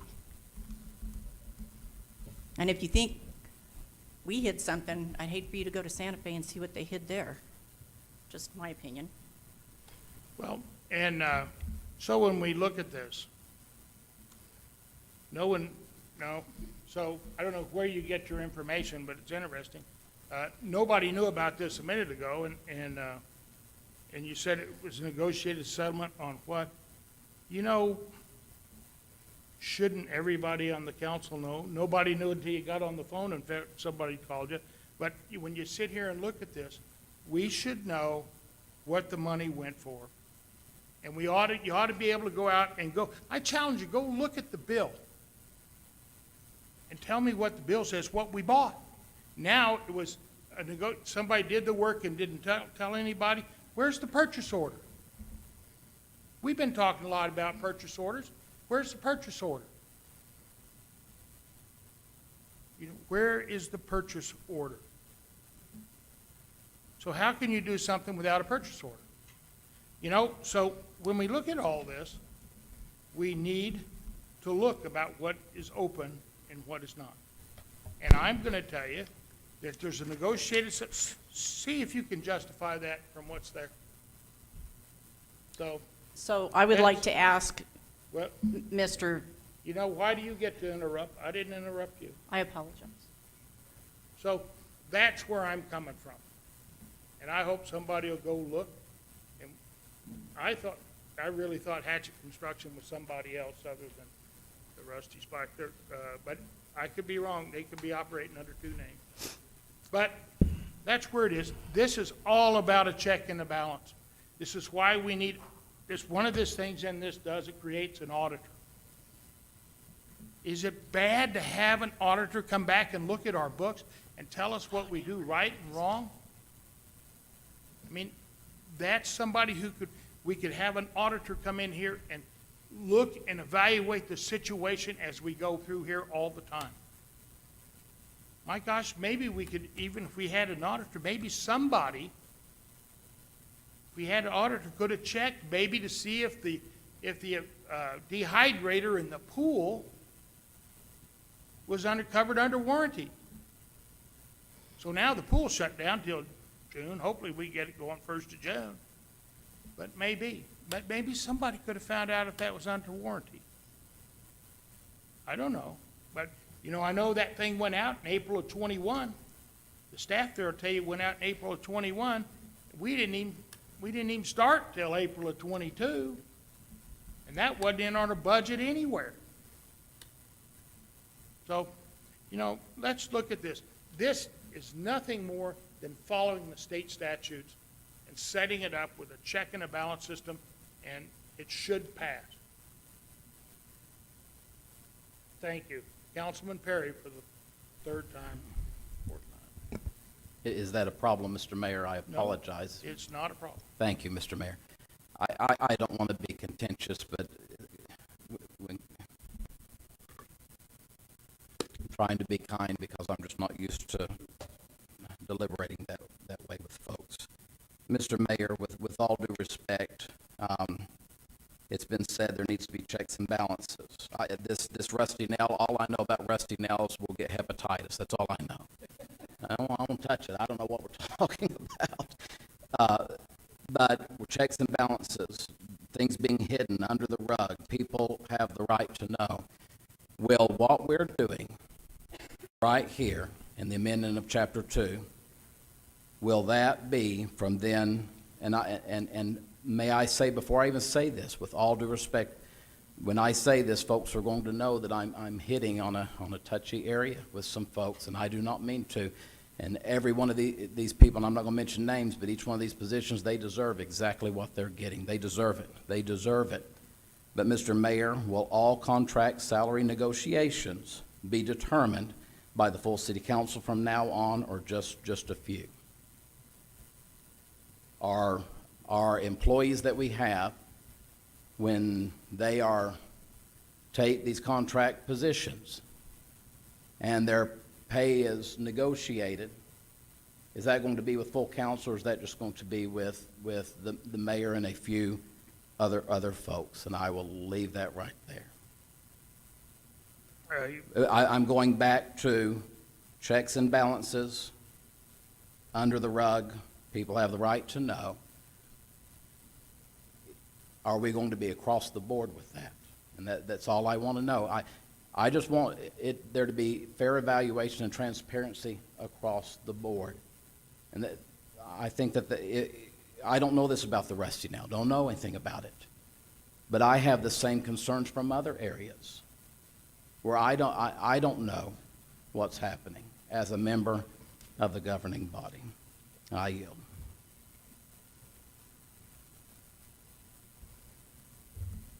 Are you through, Council? I said I yield, Mr. Mayor. Okay. Thank you, Councilman Hildebrand. Thank you, Mr. Mayor. Councilor Perry, I'm really at a quandary here to what you're talking about, the transparency of these contracts, because I know Ms. Davies' contract was brought before this governing body. The city attorney's contract was brought before the governing body. Mm-hmm. The new city manager's contract was brought before the governing body. Help me out here, because I don't know what you're talking about. And I'm at a quandary and confused. And if we're going to be transparent, please let us know. Because I don't know of any contract with any of these employees that was done, what was your term, under the rug?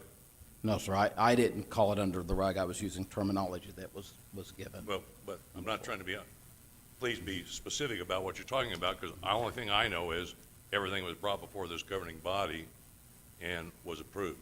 So I don't know where that statement's coming from, and if it needs to be clarified, then we need to get that clarified by the governing body for the citizens of this community, because that's who we serve. We serve the citizens of this community. So if you wouldn't mind, please. I would yield to the mayor or the attorney on any of those. I'm not here to cause any employee's life to be miserable by any means or to cause them any confrontation. I would yield to them, and if there's a choice for us not to discuss those things, then I'm okay. I just need to say we need to go across the board with this, is all I'm saying. I do not think that amending of Chapter 2, and I think we're getting way off, and I think we can all agree we're all getting way off. We're getting emotional, and we're getting frustrated with each other, but I'm not here to do that to any employee at this time, and I would yield to that. And if there's a determination that we don't discuss that, then there's a determination. I just want to make sure that we recognize that there are other areas that could be improved on as well, is what I'm trying to say. Well, I appreciate that, Counselor. You know, I personally am not frustrated. You know, this is what's before this governing sir. body. Vote it up, vote it down, or amend it. I agree. And I think that's where we need to be. Okay. And all of this other discussion, whether it was on this item or not, was laid out. And I think this document here is very explicit in how we move forward with these positions. And someone around here said it earlier, we're already operating this way. All this does is codify what we're doing and sets out the auditor, which is an open position in the city, which it just hasn't been budgeted. And that auditor position currently works for the city manager, which is, in my opinion, with my background, that person needs to be an independent individual and not under the control of the city manager. That body needs to be a separate and answers to this body. And that's what this document is doing, is separating that out. And I think we're going to have a presentation about our audit, and I will ask during that presentation whether they think that's good audit control, separation of duties, which is a big issue. So I leave it at that, and I ask that we vote this up or down. Thank you. Councilman Foster. Thank you, Mayor. I just wanted to get back to the document. One of the things that I had questioned on and I don't see why is it that, and I understand the mayor brings all these the chief positions to the council, but I would make a recommendation that the city clerk, the city finance director, the chief of police, the city manager, would make the nomination of their deputies to the council. I don't see why the mayor needs to be that step in between, because I think it should come straight from the people that they have to work with. But that's just a suggestion. Councilor Berry, thank you. I think the answer for that falls under the statute, 3-11-5. So that it's the mayor has to make appointment of officers. And then when you look at the deputy position, the whole crux of it is you can have deputies, but by law, if they're supposed to carry the signature of the officer, they also have to have the council's blessing. That's the idea there. So I would definitely say that's more of a formality. Like, I don't think we would necessarily get dinged in court by having a deputy sign off on something, but it is by the letter of the law. Well, but the council would sign off on them, but the recommendation would come from the actual head of that that office instead of coming through the mayor, because they're the ones working with them. Right, but the mayor must be the one to nominate. Okay. That's the, Well, I mean, as a practical matter, though, I'd say if it's the appointee that the mayor already nominated, I hope they have a good working relationship for the nomination of the deputy. Yeah, it should, but. Okay. Councilman Hildebrand. Thank you, Mr. Mayor. Being that this is a public hearing, I would like to call up an expert witness. Would you mind coming up?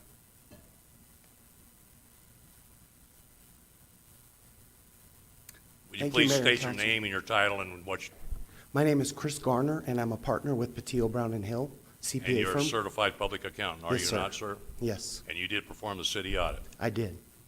Let me ask you, the position of a city auditor, in all the work that you all do, I don't know how many other cities have a city auditor, but is it your belief under accounting principles and auditing standards that if a city auditor, should they report to the city manager or should they report to an independent body? They should report to an independent body. If they report to a city manager, we, as auditors, could not rely upon their work. But if they did go to an independent, we can rely upon their work. Auditing standards are very clear that they should be separate from management and not report to management. Thank you for your expertise. You're welcome. Thank you. Accede, Mr. Mayor. Thank you. Seeing no one else, I would just, when there was some things, accusations said about where salaries and everything were for any of these individuals that we have appointed, all of them, we have a salary schedule here. There's a chart that tells people when they begin at a pay level and end at a pay level, where they go all the way down. Anybody that has been hired, as far as I know, has been in conjunction, in discussion with individuals about their level that those people are entitled to attain because of their position and how long they've been in office. And it's right there in the salary schedule, is how far up the salary schedule they have qualifications for, that they have earned by time in a like job. And that's where all those have been done. It's been in conjunction with Mr. Matthews, myself, and other individuals that as we go through and look about where people should be paid. We have a deal like you have so many levels as a city manager. There's all these levels up. And when you start, you generally start towards the bottom. If you have a lot of experience in managerial positions, you might start higher up than just on the bottom, as we tend to go through and look at and evaluate each person's time on task in those jobs. And that's how it done. Everything came off the salary schedule that's already out there, was existing before I got here. And so, Councilman Hildebrand. Mr. Mayor, I'm going to call for the vote, please. Okay, thank you. Okay. So now we have, so, We need to vote on the call for the vote. I know we're getting there. Okay. Well, we have a call of the question. Is a voice vote okay with anybody? Would you like to have a roll call? I would probably say a voice vote would be appropriate, but if the clerk would, or all those in favor of calling the question, please signify by saying aye. Aye. Opposed? Aye. Opposed? Thank you. Thank you. I think it was unanimous. Okay, so now we have a question. Okay, the clerk for ordinance, having moved by Councilman Hildebrand, seconded by Council Lady Arnold, item 5, ordinance 23-05, to hold a public hearing for adoption of Chapter 2 of the Roswell City Code. If the clerk would call the roll. Counselor Halverson, Yes. Counselor Arnold, Yes. Counselor Corn, Yes. Counselor Best, No. Counselor Hildenbrand, Aye. Counselor Foster, No. Counselor Perry, No with explanation. Counselor Oropesa, Yes. Counselor Moore, No.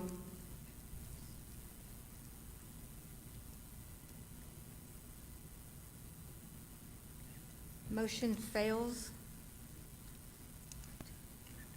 5-4.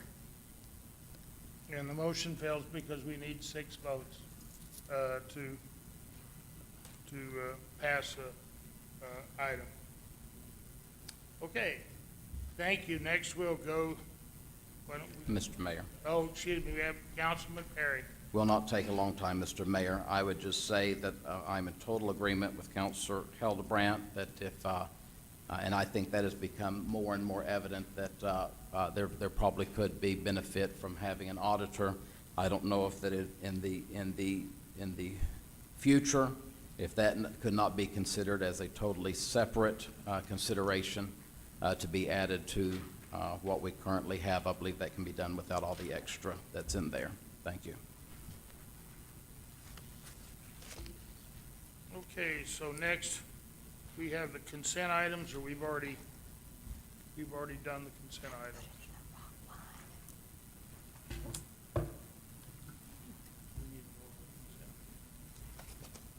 We already did it. So, okay, so next we'll go on the consent items. It goes through page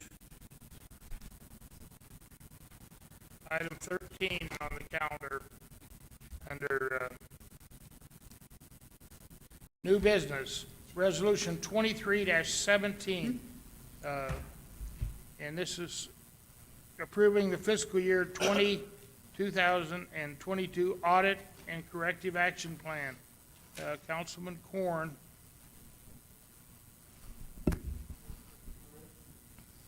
Thank you, Mr. Mayor. Let me get caught up over here. This is a resolution that was, let me get there. It's item 13. No, I'm just going through my little book here. Oh, I know where we're at. I'm just trying to get there. not yet. He's going to.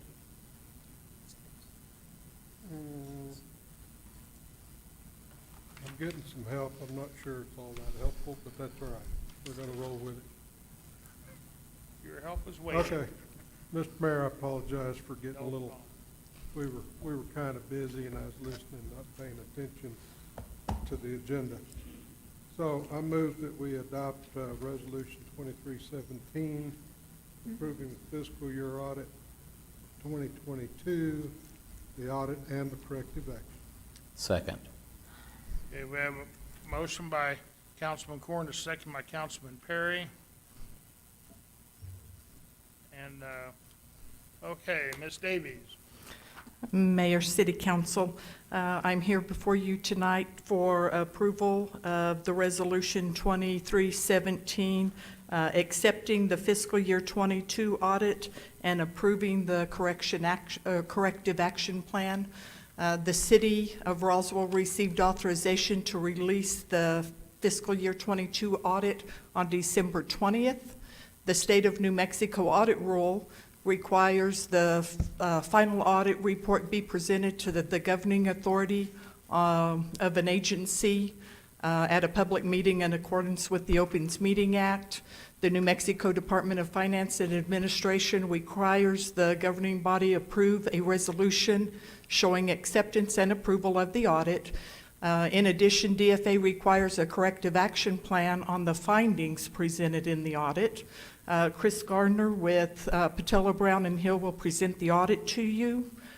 I'm going to do this all at once because last year I didn't get to do the end of it. We're asking for approval of the Resolution 2317, and it passed Finance 3-0 on February 13th at a special Finance meeting.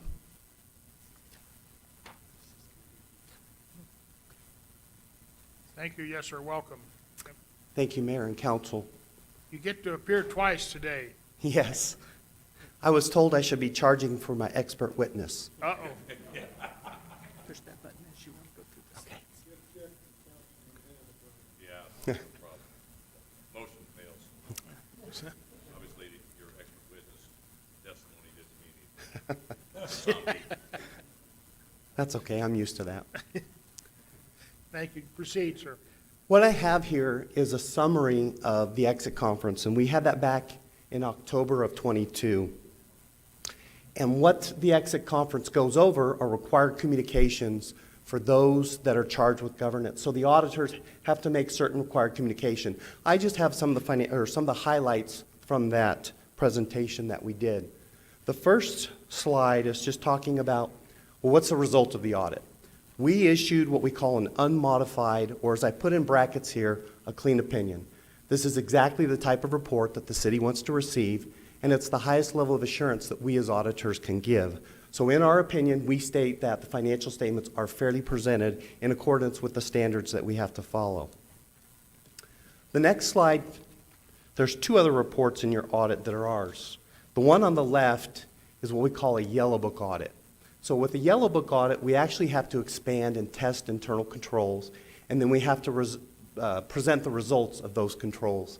In addition, the New Mexico State Audit Rule also expands that testing and has us look at certain things like procurement, travel and per diem, use of credit cards. And so there's additional testing that has to be performed in that yellow book audit. What that yellow book audit does is it spells out above and beyond what we have to do under regular auditing standards, but we don't give an opinion. We just spell out what we do differently and then what the results. And as you can see, we have some findings that we'll talk about at the very end. The report on the right deals with your federal grants. Because the city spends more than $750,000 in federal grant funds, you're required to what we call a single audit.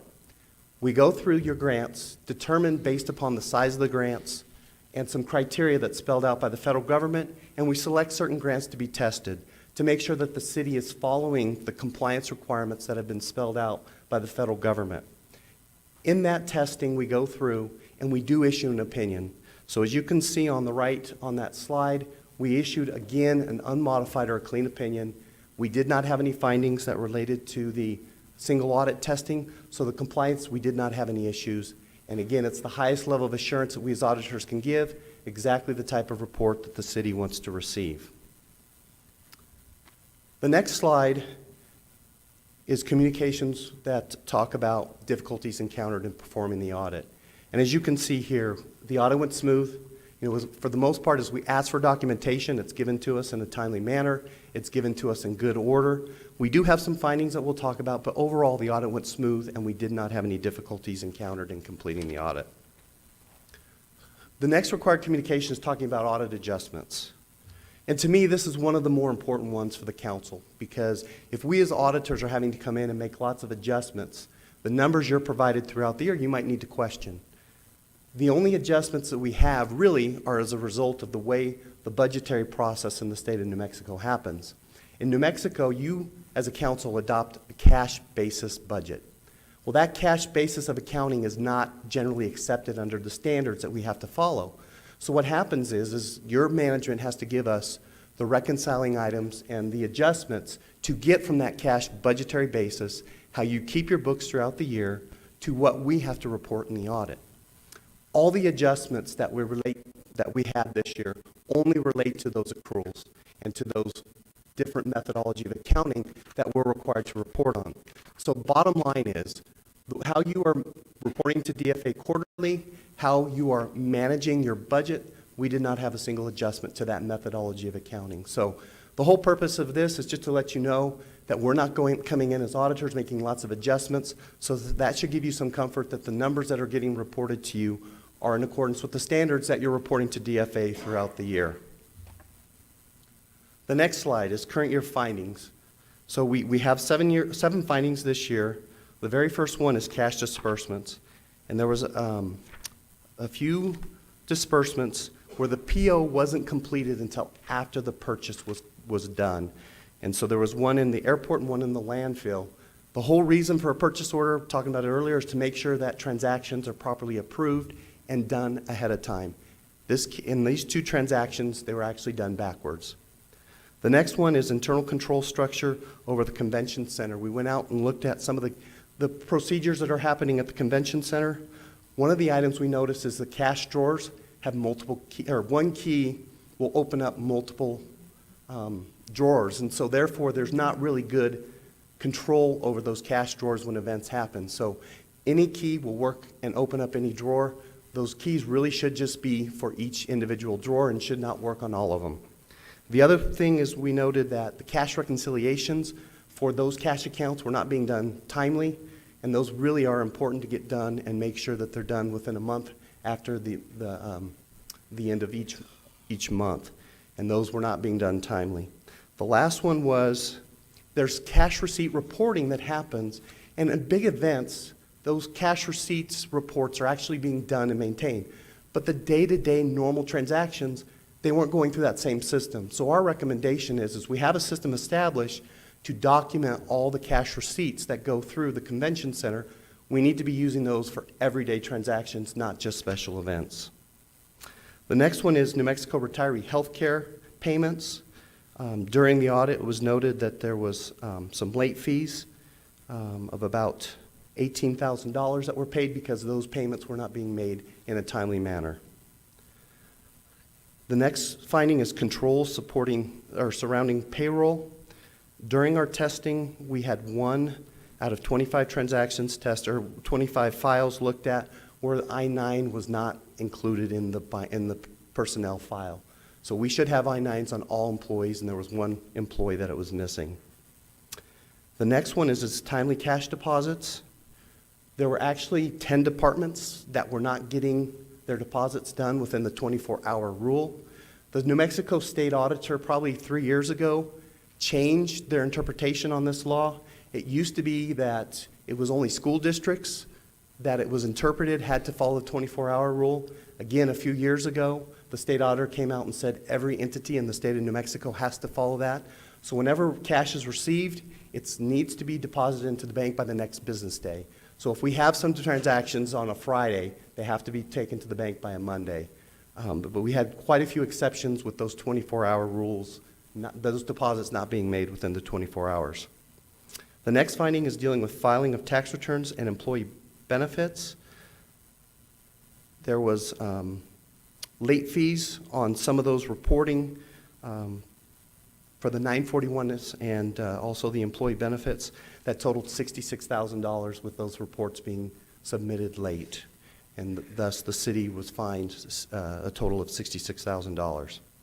The last one is internal controls over conflict of interest. There was a use of a credit card that was paid to an individual that was related to the person that holds that credit card.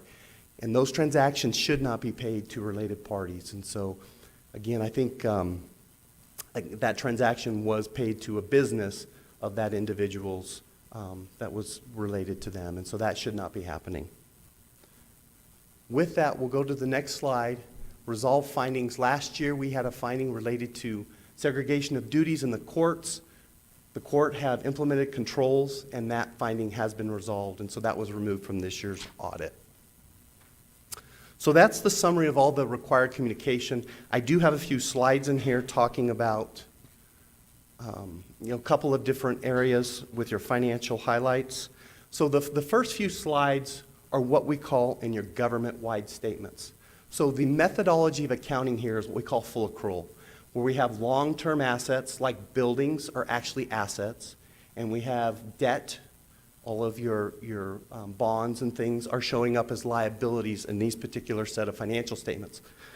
As you can see on this slide, all of your governmental activities, 30 or so funds are pushed together and included in one column, and then your business type activities, which are the 3 enterprise funds, are combined and put into another column.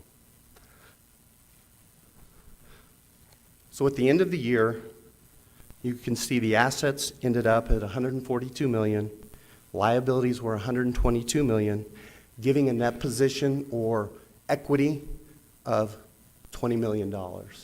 So your assets were greater than your liabilities by $20 million on this full accrual methodology of accounting.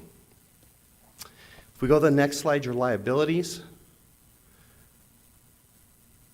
Whoops, I'm sorry, that was for the governmental types. The next slide is for the business type activity. So where the 3 enterprise funds are put together, we ended up the year with $153 million in assets, $57 million in liabilities, again, net position or equity of $96 million. So your assets exceeded your liabilities in those funds by $96 million. The next slides are what we call governmental fund financial statements. So this is what we call modified accrual. And with modified accrual, long-term assets don't show up as assets. Long-term liabilities don't show up as liabilities. What happens is if we buy an asset, it shows up as an expense. If we have debt, it shows up as, in essence, revenue. We call it other financing sources, but it's a revenue transaction. So that's how they are reported in these particular sets of financial statements. The highlights that I have are for the operating, or for the general fund, which is really the operating fund of the city. At the end of the year, there were $23 million of assets. There were $3 million of liabilities.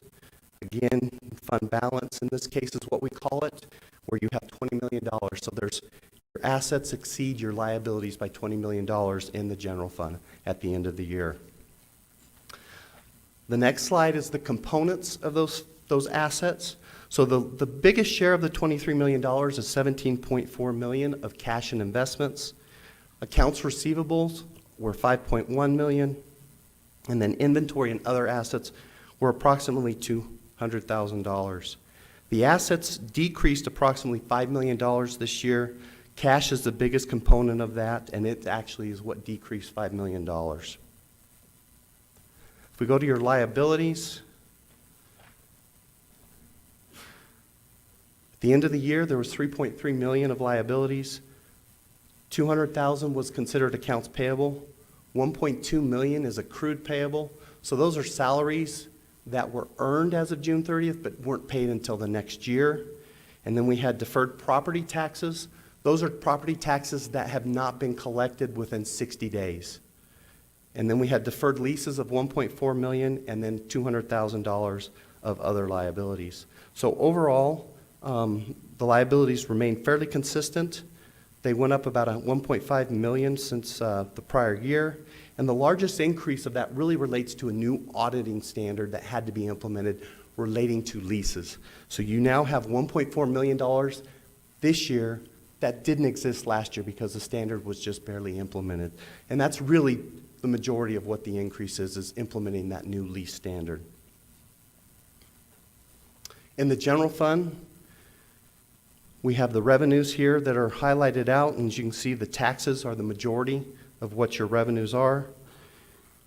And the revenues actually remain fairly consistent with the exception of intergovernmental revenue, which decreased by $6 million, and that was due to not a repeat of a state legislature appropriation that happened in the prior year that didn't repeat. But other than that, the revenue stayed fairly consistent. If we go to the general fund expenses increased by approximately $5 million. The majority of the increase relates to the increase in additional public safety salaries and related benefits, and related to the increase in the number of employees. And then the other one is an increase in public works. That had been accounted for in a separate fund in the past. It was in the capital improvement fund. This year, it was moved over to the general fund. And so therefore, it's just a new expense to the general fund that didn't exist in the past. With that, I'll open up to any questions or comments anybody has. I have a question.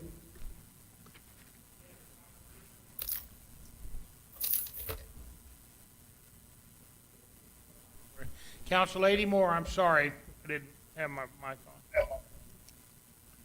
on. Sir, I have a question. You stated that that there was some, I don't know, penalties or whatever you said. One was like 66,000. One was like 100,000 that from filing late reports or whatever. Whose responsibility was that to file the reports that we paid out $166,000 for late reports? I believe the responsibility was the HR department to submit those to the federal government and also to the state of New Mexico. Okay. Under just theirs with nobody, no department head over them, so just the HR department in general does that? Correct. Because I hadn't heard any of that, about that amount of money in fees anywhere. Maybe I missed it. Okay, thank you. And the last question is, you mentioned earlier about the deputy or the auditor being a problem directly under the manager. Why has that not come, something that's been heard of before? If we were doing this wrong or incorrectly, why is this the first that we are hearing about? And if, that's not something that would have come out in the audit if that was not the right way to do it? And if we have been doing it that way, why wouldn't we have heard that prior to now? So at this point, there is not an auditor. That position is vacant. So the question was theoretically, when an auditor is appointed, how should that structure happen? And based upon, so is it incorrect to utilize them under the city manager? Is it violating a law? The answer is no, but it does violate auditing standards, and auditing standards recommend that it's an independent body that oversees that function so that a manager or management can influence the audits that happen throughout the year. And there have not been any audits for several years that have happened through an internal audit function. And so the question is when and if that happens and that position is appointed, how should that position function? And according to auditing standards, it should be to an independent body and not a part of management that they report to. Okay, that makes sense. That's not there yet, and we already use the outside audit place for that. Okay, those are my two questions. Thank you very much. Thank you. Are there any other questions? Oh, Councilman Hildebrand. Thank you, Mr. Mayor. I know it's been almost a year since the day of the report, but you finished up your work. Do you know, or on your exit with city management, I know you did an exit, that these items such as the calculation for the New Mexico retiree health, they're not being reconciled? Did management demonstrate to you that that had been rectified? We will not look at that until this year's audit. Right, but on your exit interview, did they give you a commitment that they were going to rectify these deficiencies that you found? So as a part of all the findings, management has a response that they provide, and in those responses, there was a response saying that they would rectify each and every finding. And so, yes, those were all addressed. Yeah, because I think you total up all these penalties as close to what, $85,000, $95,000, because we weren't doing what we're supposed to be doing, correct? Correct. Yeah, and not to belittle the point, but if we had an internal audit function going on, these are things that could have been found prior to your arrival and could have been corrected prior to that. Correct. Okay, thank you. Sure. Any further questions? Seeing none,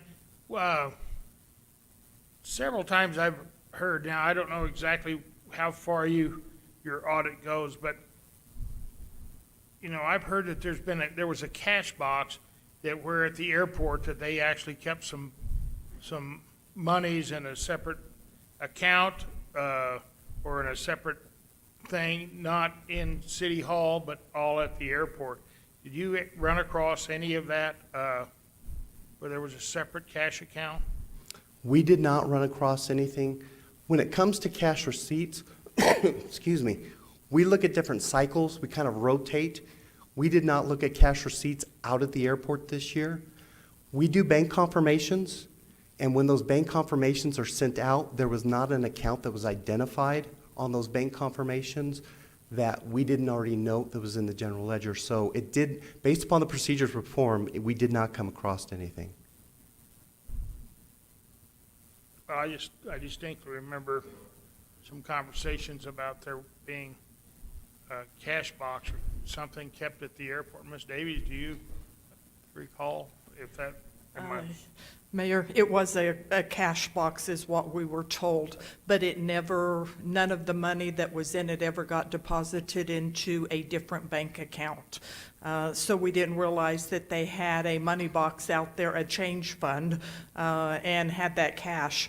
What I had later been told by staff that's no longer out there is that it was used that they would take cash and go to Office Max and buy paper or something like that. So they were taking the money, keeping it in a box out there, but not ever depositing it. Do we know what the money was from? Not exactly. Supposedly sales of hats and miscellaneous things out there. So sales of hats now, but who bought the hats? And wouldn't there have to be a purchase order for the hats and where would the original cash come to buy the hats? I mean, do we have any idea where that might be? No, and we looked at receipts from a receipt book out there, and we didn't find a bunch of, different items that they were receipting money in. So there were a couple of receipts that were for a hat. Where they got the hats and how it was procured, I don't know that either. Right. Okay, well, thank you very much. It just appears to me that how could we have an account out there where everybody, they buy leases and come get leases from the city? It should be paid to the city itself, and there's no avenue for them to really sell hats or anything else anyway, keep an actual cash box out there. And if they had all the other city departments, to me, if you need supplies, I mean, when I was at clerk's office the other day, another gal came in from over at the administrative side and got a handful of envelopes. So all those envelopes and things are all, should have all, or hats, or I don't know about hats, but anything else should have come through the clerks And I think stores. that's one of the things with Mr. Cole here that I would like to address. The city's so big, there's so many departments, and so many departments receipt in money that we're, sort of at their mercy that they actually get it all turned in. So I would like to sort of bring all of that in where it gets brought here, and then we do the deposits out of City Hall. But Okay. Thank you very much. And any further questions? Okay, thank you. Do we have we are on a 6-year cycle. We have one more year with you all? Is that? Actually, there is an 8-year cycle now, and so we potentially could do the audit for 2 more years. Okay, but 2 more, you'll do this year, this coming year too? Correct. I mean, that's This year what plus 1 more. the 6 years, okay, I thought there was a 6-year cycle. So There was a 6-year cycle that Auditor Cologne changed maybe 3 years ago to 8 years. Oh, okay. Well, guess we'll look forward to seeing you. Okay, thank you. Thank you all very much. Okay. Oh, yes, ma'am. And I want to make sure you vote on my resolution, because I have to have that. Oh, you mean this resolution 23-17? Oh. Okay. So we have a motion by Councilman Corn, a second by Councilman Perry, to approve the resolution 23-17, approve the 2022 audit and corrective action plan. So if the clerk would, you want to vote on the thing again? So if everyone would vote, and then Councilman Moore, how would you vote? We need to do a roll call, Mayor. It's a resolution. We need to Oh, do okay. both the box and a roll call. Okay, we'll have a roll call vote. Counselor Halverson? Yes. Counselor Arnold? Yes. Counselor Corn? Yes. Counselor Best? Yes. Counselor Hildenbrand? Aye. Counselor Foster? Aye. Counselor Perry? Aye. Counselor Oropesa? Yes. Counselor Moore? Yes. Motion passes 9-0.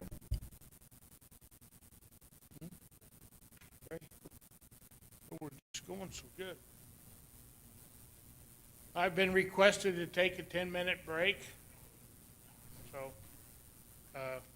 we'll be back in about 10 minutes, please. Thank you. Well, I know, but just hurry.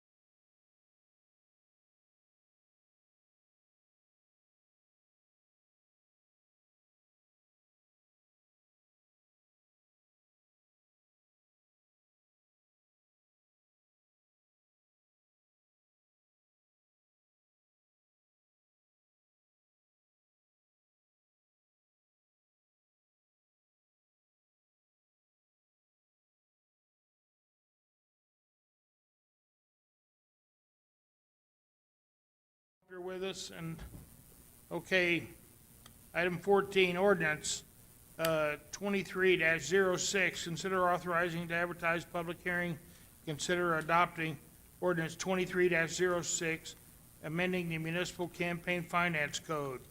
Councilman Corn. Thank you, Mr. Mayor. I move that we adopt ordinance 2306 to advertise for public hearing, considering amending the municipal campaign finance code. Second. Okay, we have a motion by Councilman Corn, second by Councilor Halverson. Okay. Okay, so now we have Councilman, or excuse me, Mr. Item of the explain ordinance 23-06, the municipal amending the municipal campaign finance code. Mr. Mayor, members of the council, I'm sure you're sick of me already, so I'll try to be brief. This is a vote to advertise for public hearing, not the full public hearing.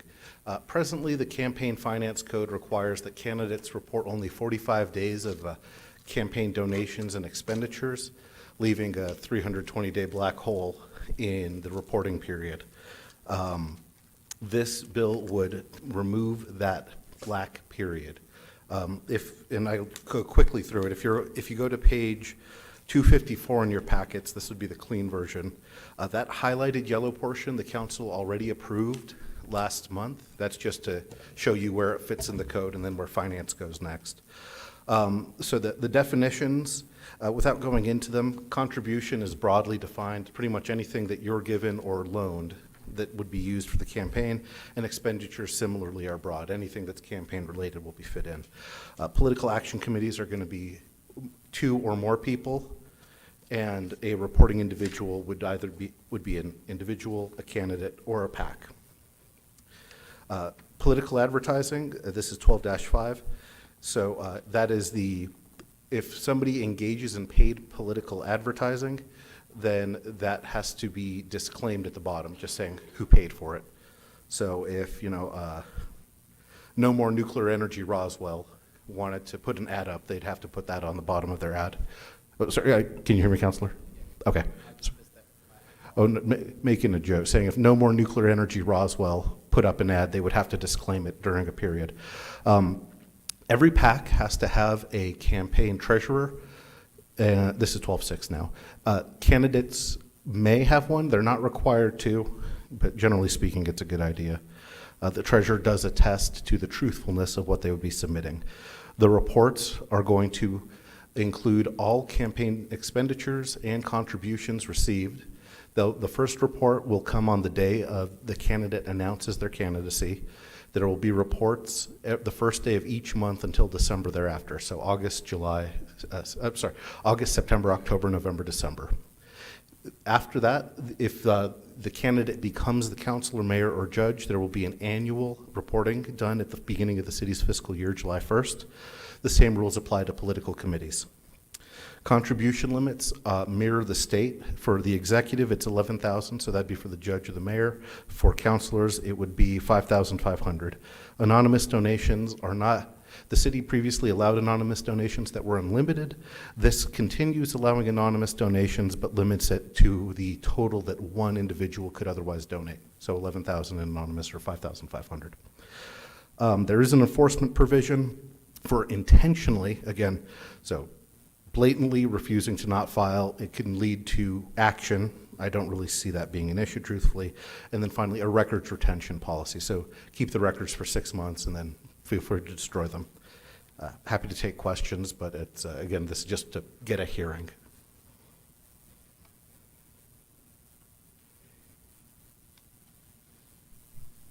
Are there any questions?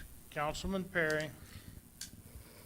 Mr. Mayor, I may have just misunderstood you. I'm trying to adjust my hearing aids, but it's not working too well. Did you say that that 11,000 anonymously, or do you? Yes, Councilor, Mr. Mayor Pro Tem. So right now, people can accept up to $100 in anonymous donations unlimited. This puts a Okay. cap at 11,000 for the mayor and 5,500 per councilor. So one individual could give 100, It's one 100 donation per individual, but we have no way to track that. okay, that's just what I wanted to clarify. I didn't think it was 11,000 per individual. It's 100 per individual. Per individual, up to 11,000 cumulative. Okay, that's what I was not catching. Thank you Yeah, for that clarification. And the idea there, Mr. Mayor Pro Tem, was if it's anonymous, we can't track Got it. it. But we wanted to make it so that nobody could give more than 2 full campaign donations if somebody were being Yeah. less No. than above board. I'm with you on that one. I don't have a lot in here that I question. I do have a couple of, and just for sake of time, Mr. Mayor, I do have a couple of typo things that I don't even think I want to fool with tonight. If there's we'll a do a full consensus brief. that we can Yep. sit down and talk, is that okay? I'd love to, Councilor. Okay, the only other question that I do have is under section 12-9 with the penalty. I appreciate that you said that we don't expect this to be the problem, and I don't either. I think that from time to time, we do have candidates who desire to serve their community and haven't really much of an idea about how a campaign works, how a treasurer works, how these things work, and they do miss dates not knowingly, and then they have to be reminded. So I don't think that's going to be, because I see in here you've put in that intent has been left here. My question is, at whose determination does it move forward? Since this is done through the clerk's office, that since elections are duly through the clerk's office, will this be the clerk that would then come to the attorney and say, look, I question this, the integrity of what's happening here, and then is that how this will work? Yeah, it's the way that city legal is looking at it, it's the same as any other code violation. The department that is responsible for it would come to us and ask for assistance. Well, I can help Okay. you with it. It's okay. You're not gonna do it. I'm not. I think that is all the questions that I have, because some of this, regardless of whether we like some of the things, that it has to be cleaned up and to be put in accordance of what we've just put in place not long ago. I yield. Thank you, Councilman Perry. Councilman Foster. Thank you, Mayor. I just want clarification. You said that previously we had 45 days prior to the sign-up day, and then no reporting after that whatsoever? Oh, so the way the current law works is if I collect $1 million, if I'm a candidate and I collect. No, I'm saying what you said was 45 days prior to the signing day, and then there was, so 320 days of not knowing anything. But my understanding is we had reporting days the day of, the month after, and so during the election, there was reporting days. Oh, yeah, no, I'm saying that only donations and expenditures made within that 45-day window were the ones reported. So if hypothetically somebody collected all their donations 46 days before the election, they didn't have to report that the way the current code's written. And the current code, though, isn't just the 45 days prior to, not just prior to the election, but prior to the signing day. Yes, Prior thank to you, yeah. The filing day. Filing day. And then during from the filing day to the election, there were reporting periods too. Correct, yes, I stand corrected, thank you, Okay, Counselor. so okay, well, that's what the clarity, I was like, no, we definitely filed more than just one report. So, all right, I yield. Okay. Any further comments? Now, on this, you talked about violations that people would be given if they didn't do it, a violation of the ordinance or whatever. Now, on this is just only deals with the money. I had a number of people that got violations because they had signs that were too close to the curb. And I don't know that, that's the way it was when we started, and then when we got into the election, all of a sudden that was all waived, and so you can put your signs wherever you wanted. Signs are where are they covered? Mr. Mayor, signs are in the zoning code. and this I'd rather discuss privately with you guys, have reservations about certain provisions of it and think it could be tightened up moving forward. But this ordinance in no way, shape, or form touches on how people advertise, with the exception that people who do advertise need to say that they were the ones doing it. Okay, thank you. Council Lady Best. So again, I want clarification also. So if somebody does not report, they're a counselor already, they do not report before the election starts, because you want at least one report, from what I understand from legal, one report before you even decide to run, because you already have a war chest, more than likely. That goes to the city clerk, because the county clerk doesn't want it. Even though we're doing that, county clerk doesn't want it, city clerk wants it.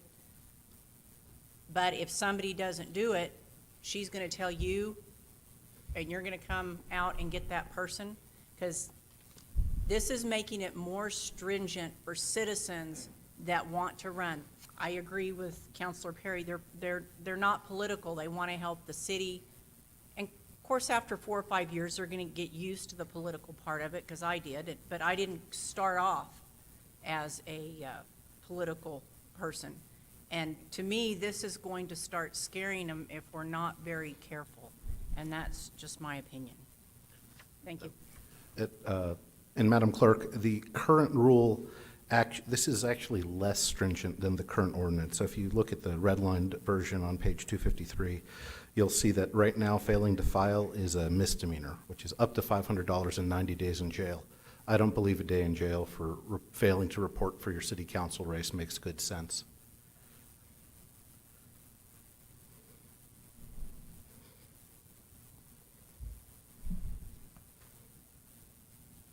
Okay, any further comments?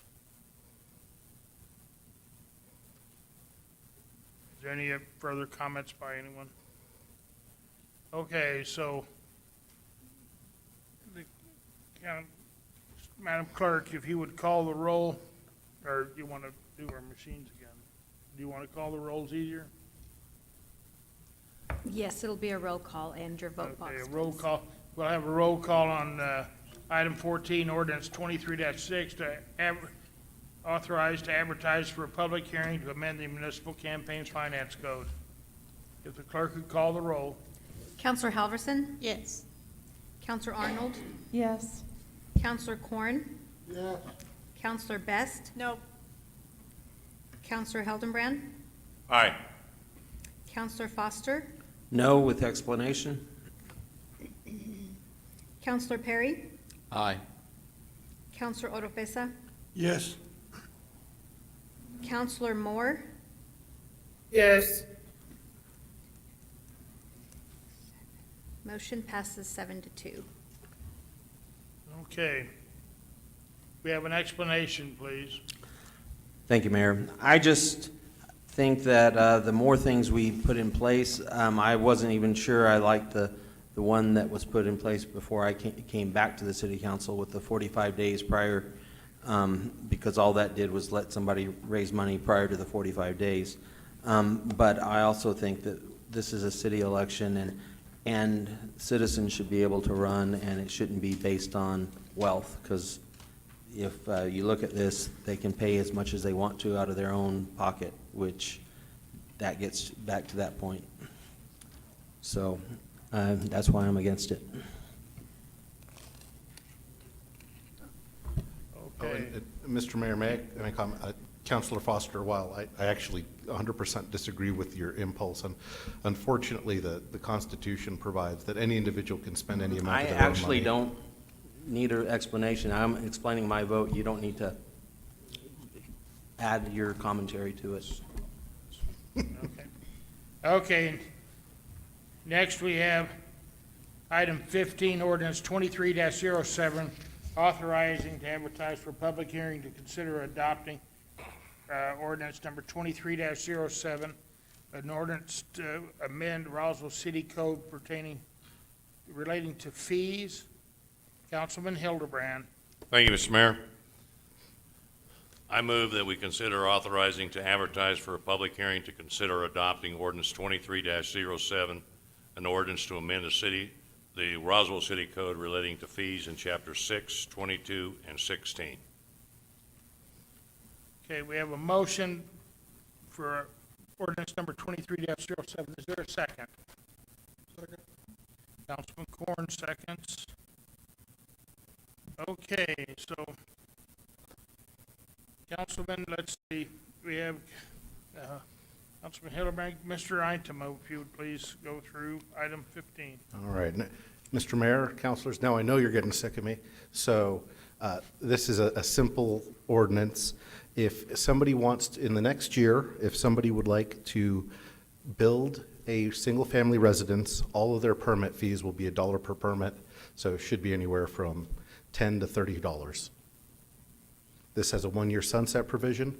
People may purchase their permits in advance and execute the use of those purchased permits within 12 months of the sunset. So in other words, if this were to pass in a month, people would have 24 months from that day to get things going. We anticipate that savings on single-family homes would be anywhere from $1,000 to $9,000, depending on the size and frontage of the house.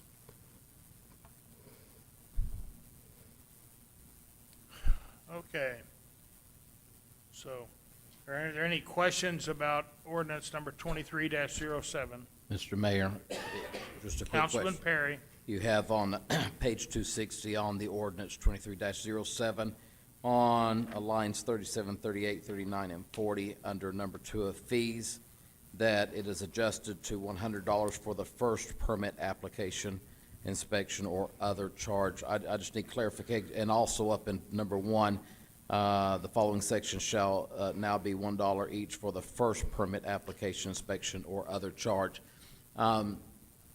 So if you have a developer putting in 90 houses, 20 houses, 12 houses, does he only get this for the first one? Oh, no, sorry, Council. This is a clause that somebody doesn't come in with a really bad plan that we have to. Say that one more time. Oh, sorry. I'm really Mr. Mayor Pro struggling, Tem. No, I've got to do better. This is to prevent people from coming in and taking multiple inspections per unit. So if I come in with a really just awful plan, I'd be wasting community development's time. And so it's here to, you're going to come with your plans ready to go. It'll be $1. We'll stamp it. It's for every single residence. Okay. Yeah, this just prevents getting 10 home inspection permits for my one house because I'm going to see what I can slide under the rug. That's to good use that phrase clarification. again. Thank you.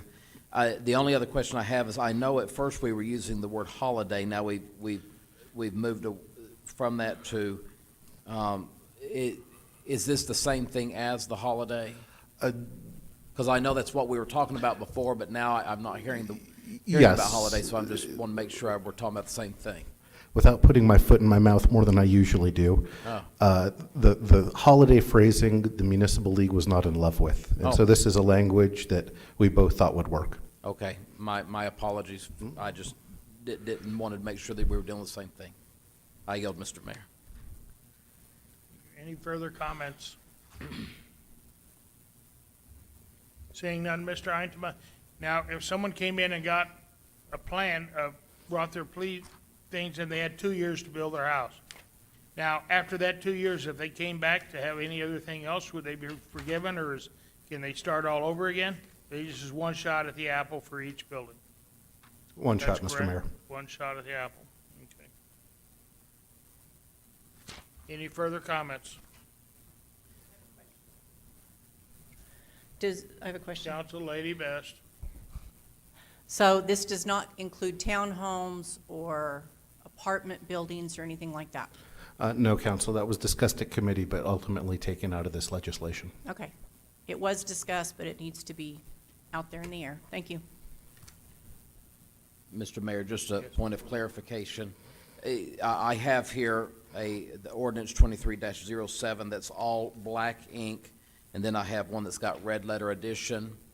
On the first one, on page number 261, page 2 of 2, on number 8, it says the provision of the ordinance shall sunset on blank, but on the red letter addition, it's got 1 year from enactment. So is the action being requested off of the red letter? Oh, I'm sorry, Council. Yes, the all-black one was the initial submission to committee. That's The red is what came out of committee. Thank you. Some of us didn't get Okay. Okay, I don't know, some of us might not have gotten the red letter edition, but anyway, this is just. Okay. This is just advertised for the public hearing, so we might look at that. If there's no further comments, whereas the clerk will call the roll on items 23-07 to advertise for a public hearing adopting the Roswell City Code relating to fees in chapters 6, 22, and 16. Clerk will call the roll. Counselor Halverson? Yes. Counselor Arnold? Yes. Counselor Corn? Yes. Counselor Best? Yes. Counselor Hildenbrand? Aye. Counselor Foster? Aye. Counselor Perry? Aye. Counselor Oropesa? Yes. Counselor Moore? Yes. Motion passes 9-0. Okay. Okay, thank you. Now we go back to item, I believe it was 6. And that was item 6, we made it 16A. Consider the approval of RFP 23-013, scope of work for minor construction services and, I believe the minor is going to be strong, for construction service and repairs throughout the city. Item 16. Councilman Pressa. Thank you, Mr. Mayor. Mr. Mayor, I am going to make the motion as written on the abstract, and then I will move to amend the motion concerning the language. So based on the recommendation of the General Services Committee, I move for approval of RFP 23-013, which calls for scope of work for minor construction, services, and repairs throughout the city. Second. Okay, we got a motion by Councilman Press, second by Councilman, is it Perry? And Mr. Mayor, Okay. I then move to make an amendment to remove the word minor from the motion that was made. Second. Okay. We have a motion. Is there any discussion? It's very simple. You just take the word minor out of construction. And so that's basically what it does on the title and the last word on page 46 and 47. Excuse me, Okay. Mr. Mayor. Yeah. Who was the second on that?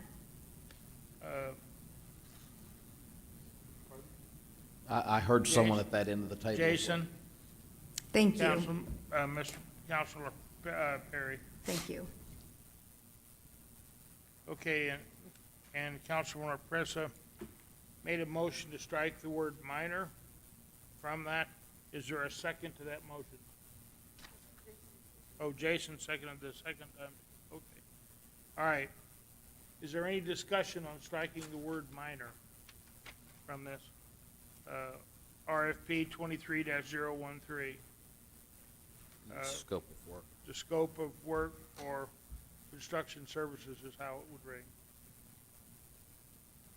Yeah, we can have a voice vote. Oh, excuse me. Yes, sir. Go ahead. I'm sorry. No, sir, I have nothing to add. That went I'm perfectly. sorry.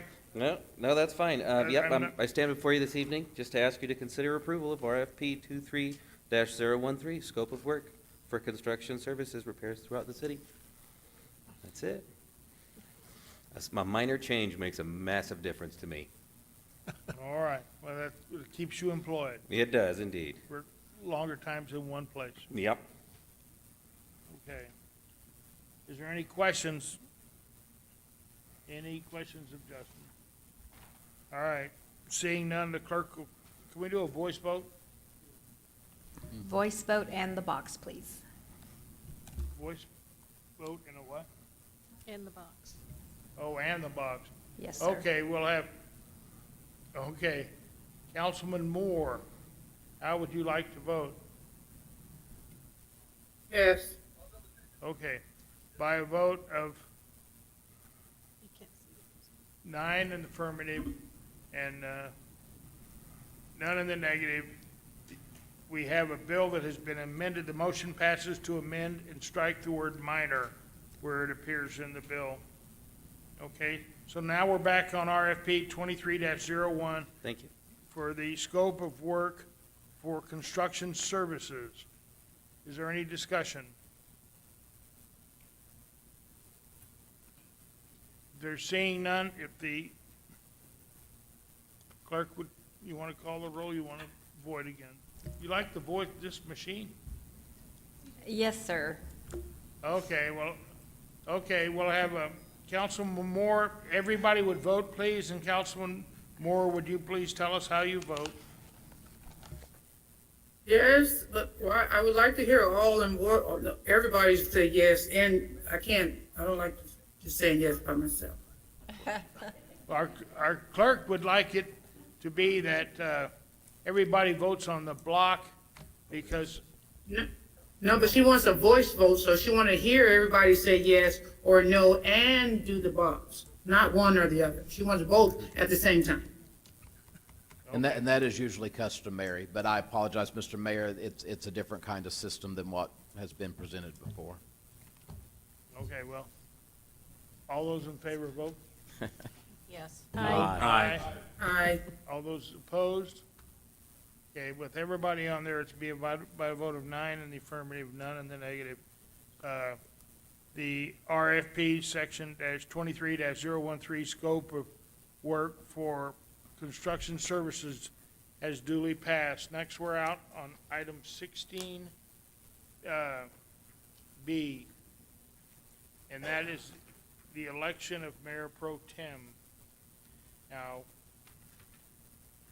anybody can self-nominate however you would like, requires no second, and a nominee with the majority votes cast is elected. That's the way I believe that goes. So, who would anyone like to nominate anyone as the Mayor Pro Tem? Yes, sir. Yes, Councilman Orpressa. I would like to nominate Councilor Arnold, please. Okay, we have Second. a motion of Council Arnold. You don't have to second it. I think everybody's in there.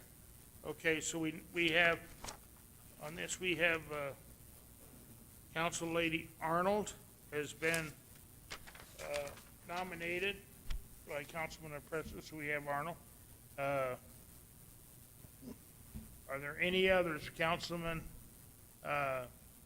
Perry is up next on the thing. I had just desired just to say something before we went through the process, and just saying that with my numerous terms on council, I had the privilege of serving as Mayor Pro Tem 5 different times.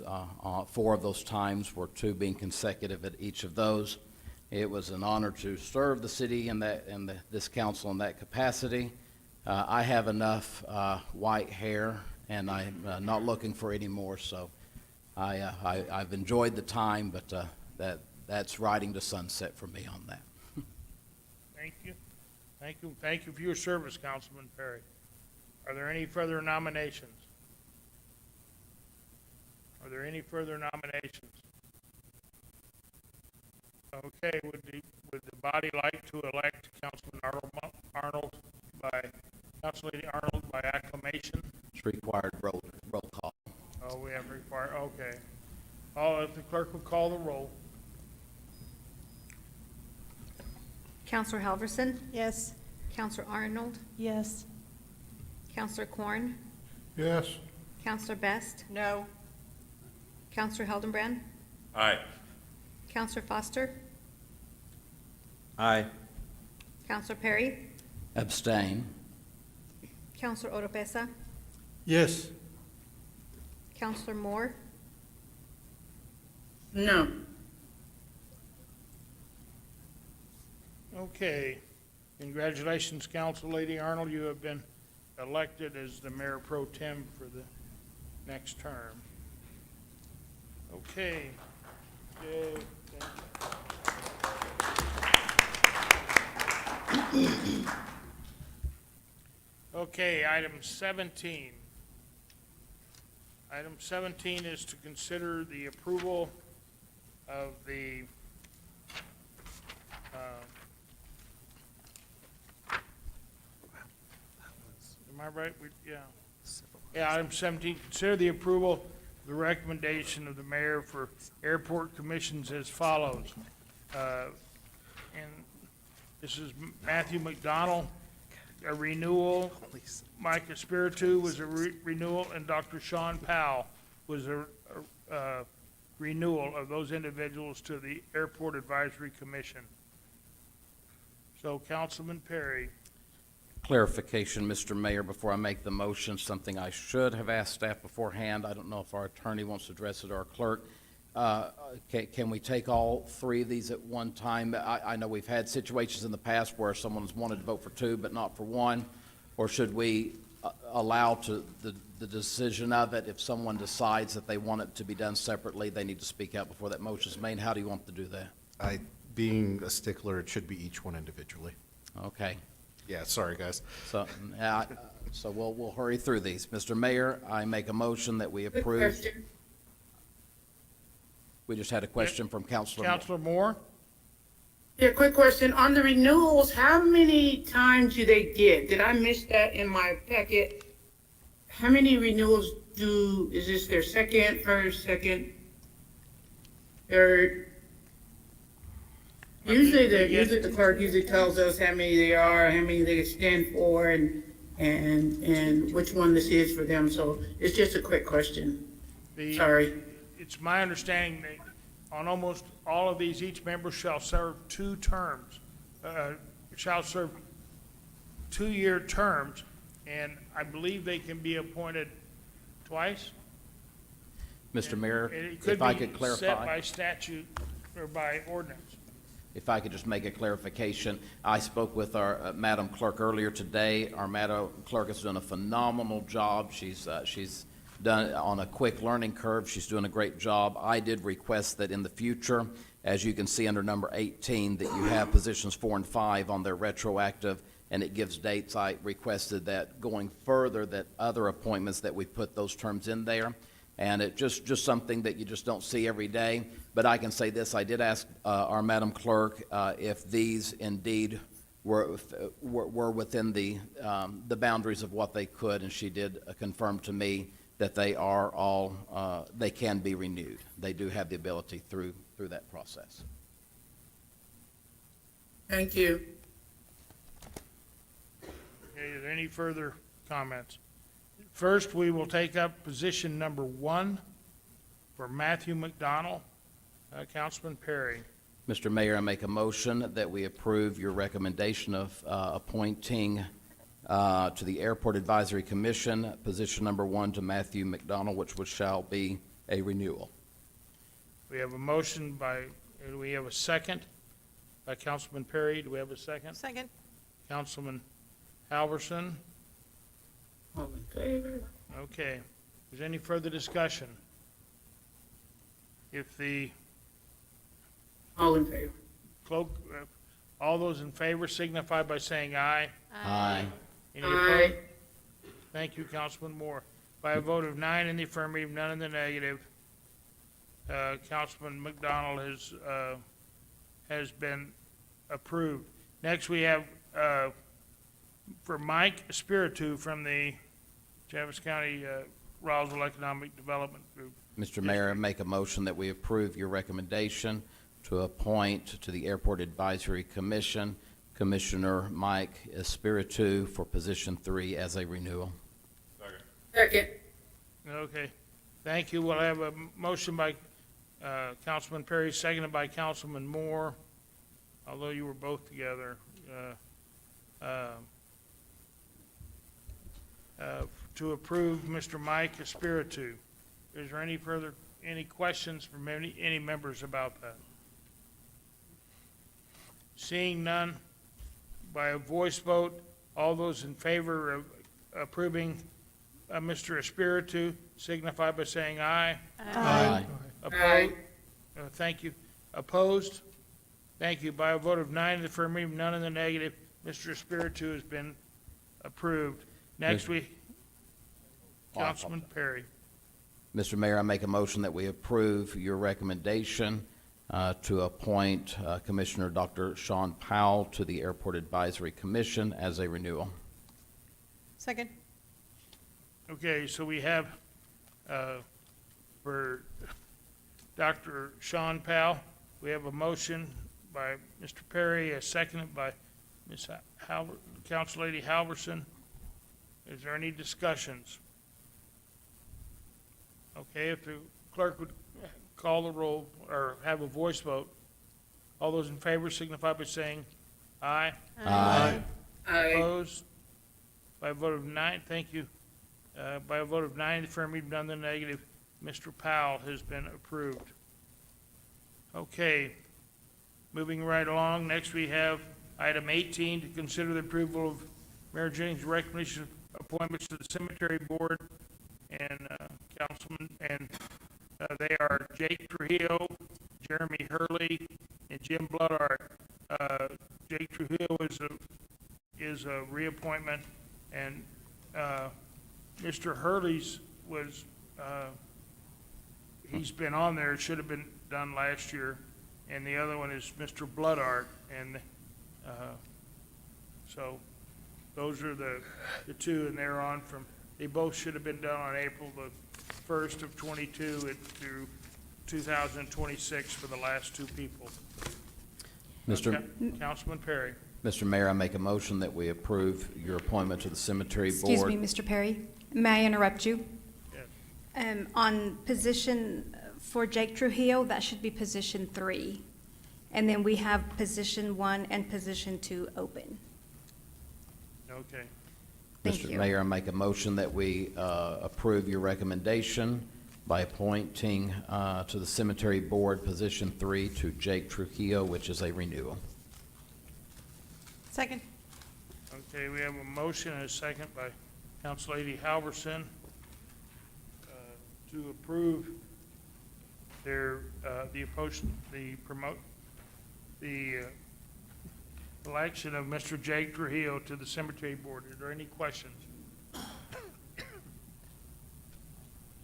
Seeing none, Mr. Trujillo, for those who don't know, he plays the trumpet out with all the service members out there at every service that we have for veterans. Mr. Mayor, he even plays, to my understanding, unless he's stopped, he plays every day, regardless if Yeah. there's anyone out there or not. He still respects and honors our veterans on a daily basis unless he's sick. Plays at noon. Yes, sir. So, okay, so, seeing no questions, if you have a voice vote for all those in favor of approving Mr. Trujillo, signify by saying aye. Aye. Opposed? Thank you, Ms. Moore. Opposed? Okay, by a vote of 9 in the affirmative, none in the negative, Mr. Trujillo has been approved. Next, we have position 4, Jeremy Hurley. And Mr. Hurley, a number of you might know him, he's employed with Anderson Bethany and is very active in the veterans memorials and the columbariums that they have going there now. And so are there any questions about, well, we better have a motion there. Sorry, Mr. Perry. Mr. Mayor, I make a motion that we approve your recommendation to the Cemetery Board for position 4 to Board Member Jeremy Hurley as a retroactive from April 1, 2022 through March 31st of 26. Second. Okay. Okay, we have a motion by Councilman Perry and a second by Council Lady Halverson. Are there any questions about Mr. Hurley? Okay. Seeing none, the clerk will call, or we'll have a voice vote. All those in favor of voting for Mr. Hurley as the position number 4 approving him to the Cemetery Board, signify by saying aye. Aye. Aye. Opposed? None. So by a vote of 9 in the affirmative, none in the negative, Mr. Hurley has been approved. Next, we have for position 5, Jim Bloodart for approval to the cemetery board. Many of you might know Mr. Bloodart. He's always been big in the Christmas Marines for Christmas. Collects a lot for the Toys for Tots by Marines for Christmas. And he has a local electric company here, and he's very active in Veterans Affairs. So, we have a motion for Mr. Mr. Mayor, I make a Bloodhart. motion that we approve your recommendation to the cemetery board for position 5 to board member Jim Bloodhart, retroactive of April 1, 22 through March 31, 26. We have a Second. motion by Councilman Perry, a second by Councillady Halverson. Is there any discussion on the approval of Mr. Bloodhart? Seeing none, all those in favor of approving Mr. Bloodhart signify by saying aye. Aye. Aye. And those opposed, like sign. By a vote of 9 in the affirmative, none in the negative, Mr. Bloodhart has been approved. Okay, so that completes item 18. Next, we'll go to item 19.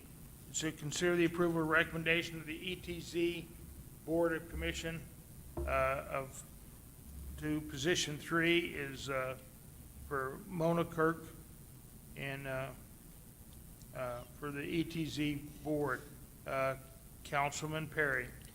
Mr. Mayor, I make a motion that we approve your recommendation of appointment to the Extraterritorial Zoning Commission for position 3 to Mona Kirk as a renewal. Second. Yep. We have a motion to approved by Councilman Perry, seconded by Councillady Halverson. Thought she was here earlier, maybe she's gone. But are there any questions about approving Ms. Mona Kirk for, it's a renewal of her appointment to the ETZ board?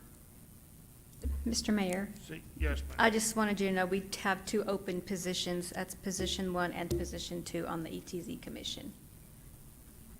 Anybody has any ideas, anybody like to be on there, they give me a holler, please. Okay. Seeing no discussion, all those in favor of approving Ms. Mona Kirk as appointment to the ETZ Extraterritorial Zoning Commission, signify by saying aye. Aye. Opposed? Okay, by a vote and none, so by a vote of 9 in the affirmative, none in the negative, item 19, Ms. Mona Kirk Vogel has been reappointed to the ETZ. Mr. Mayor, can I? Yes. Just very quickly, it's been said that positions 1 and 2 are open on the cemetery and positions 1 or 2 are open on the ETZ. Both are important. The ETZ is, even though it's the commission, not the ETZA, it's a very critical place. Maybe it's just a good place for anybody that's listening. Do we have, Madam Clerk, is that online where they can go to apply for that? Yes, sir. It's on the city clerk's website. So just for means of education, if we have anyone that says, you know, I think I have something I could offer to the cemetery board, or I'd like to serve my community with the ETZ commissioner, would like to learn more about it, that the website would be a good first start on that. I would like to think that especially with the ETZ commission, we could fill those other 2 spots as quickly as possible. I don't know if we've had any candidates put their name forth, but if we have, I surely would like to think that we could get those filled quickly, because that's pretty critical to the growth of where we're going as a community. Okay, next, item 20, consider the approval of the appointments to the Keep Roswell Beautiful as follows. Position 2 was Megan Cedarberg, who's, this should have been approved last year. And then you have Marie Manning for position 3 and Donna Daniels for position 4. So if we could, Councilman Perry. Thank you, Mr. Mayor. I make a motion that we approve your recommendation by appointing to the Keep Roswell Beautiful Board for position 1, Megan Cedarberg, for retroactive. Do not have those dates, but for retroactive. Second. Okay, we have a motion by Councilman Perry, seconded by Councilor Halverson. Councilor Halverson. Counselor So- Perry, if I may, that would be for position 2, What did I say? I'm sorry. 1. I apologize. I'm Thank you. corrected. Position 2. And then also position 1 has an opening.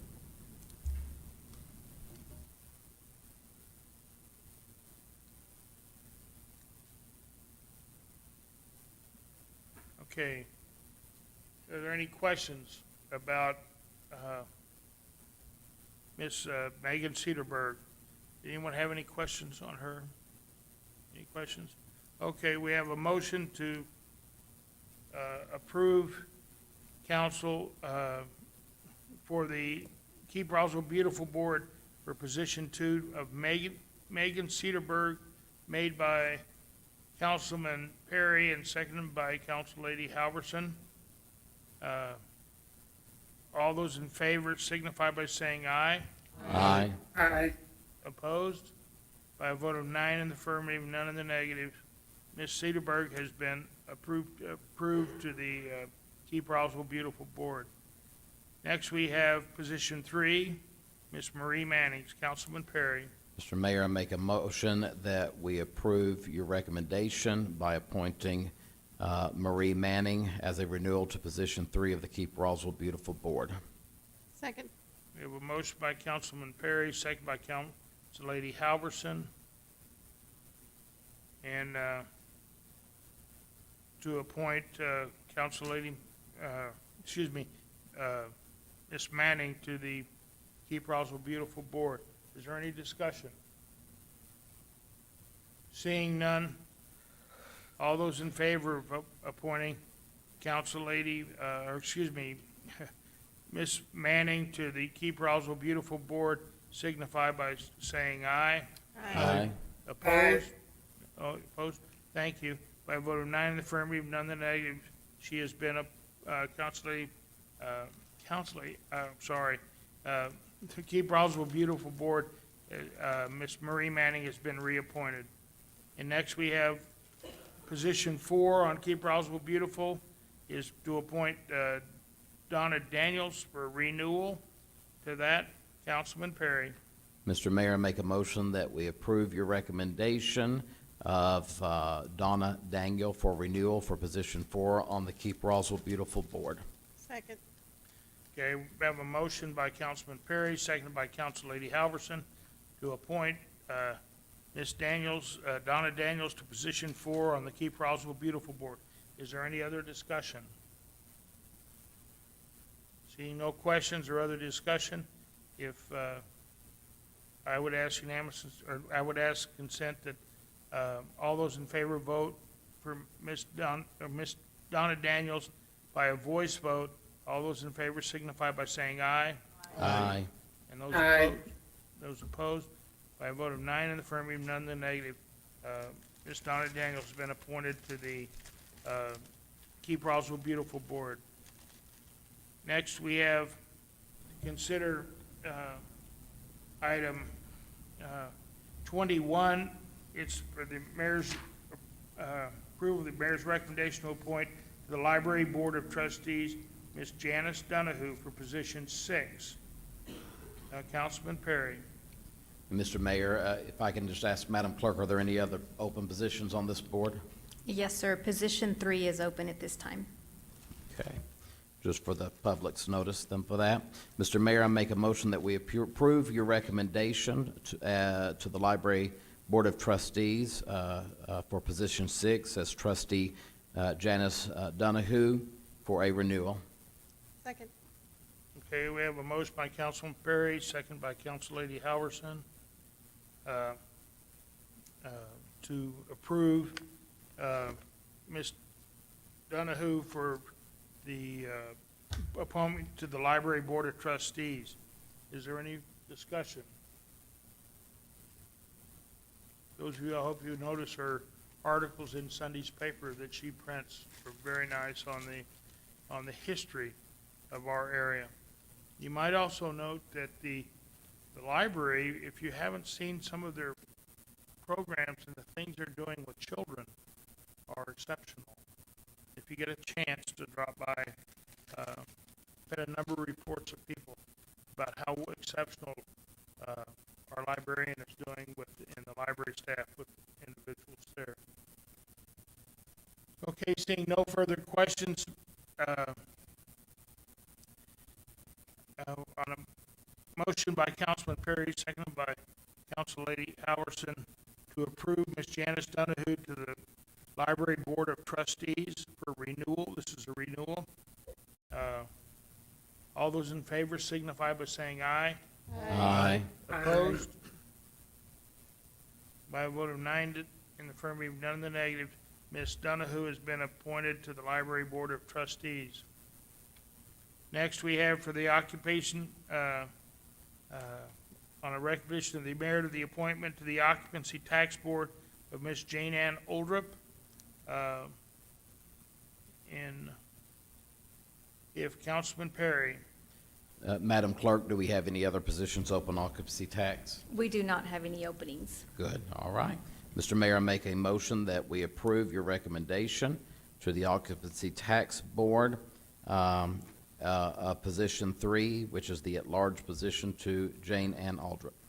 Second. we have a motion by Councilman Perry, seconded by Council Lady Halverson. And of those who don't, if you know Miss Oldrup, she and her family owned the Ramada Inn for years, and she's very in tune with, they had a restaurant down there, and she's very in tune with the Occupancy Tax Board and how it works. So, is there any questions about Ms. Oldrup? Seeing none, if the clerk would have a voice vote, we're gonna have a voice vote to approve Miss Jane Ann Oldrup to the Occupancy Tax Board. All those in favor signify by saying aye. Aye. And those opposed? Okay, by a vote of 9 in the affirmative, none in the negative, Ms. Oldrup has been approved to the Occupancy Tax Board. And next we had item 23. This is to consider the approval of the increasing the fundings for the Columbarium and Committal Shelter construction at South Park Cemetery in the amount of $673,376.59 and a capped total amount of $1,522,913.77. Councilman Corn. Thank you, Mr. Mayor. Move that we adopt the, Counselor Corn, can you speak into your mic, please? Hit the button. you want me to talk in here, or do you want me to look down here and get the wording right? I'm just asking. Probably both. You know, you're getting awful picky now that you've been appointed and all the holy water and all that other stuff. I'm just, She's not interim anymore. I understand. That's what I'm saying. Now that she's got the job, she's getting awful picky. All right, Mr. Mayor, move that we vote in affirmative for increased funding for Columbarium and Committal Shelter for the amount of $673,376.59. And we also capped the amount that's been around for a long time, been discussed. I think it's going to happen finally.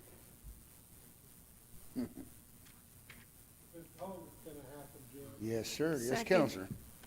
Okay, we have a motion by Councilman Corn, second by Council Lady Halverson. Okay, so next, then we'll go to Mr. Burris. Good evening, Mayor and Councilors. How are we doing tonight? Good evening. Just thought I'd give you some history now. We've got past the money part. I'm glad we capped it. That shows some confidence, but also shows that the guys behind me have done their job, which I feel good about that because there's been a lot of conversations about that part. So, you know, we're going back into some history here. This has been a minute for this project. So, the initial estimate was based on an original site within the cemetery. New site requires more development than the original site, unprecedented inflation in construction labor, materials, and market.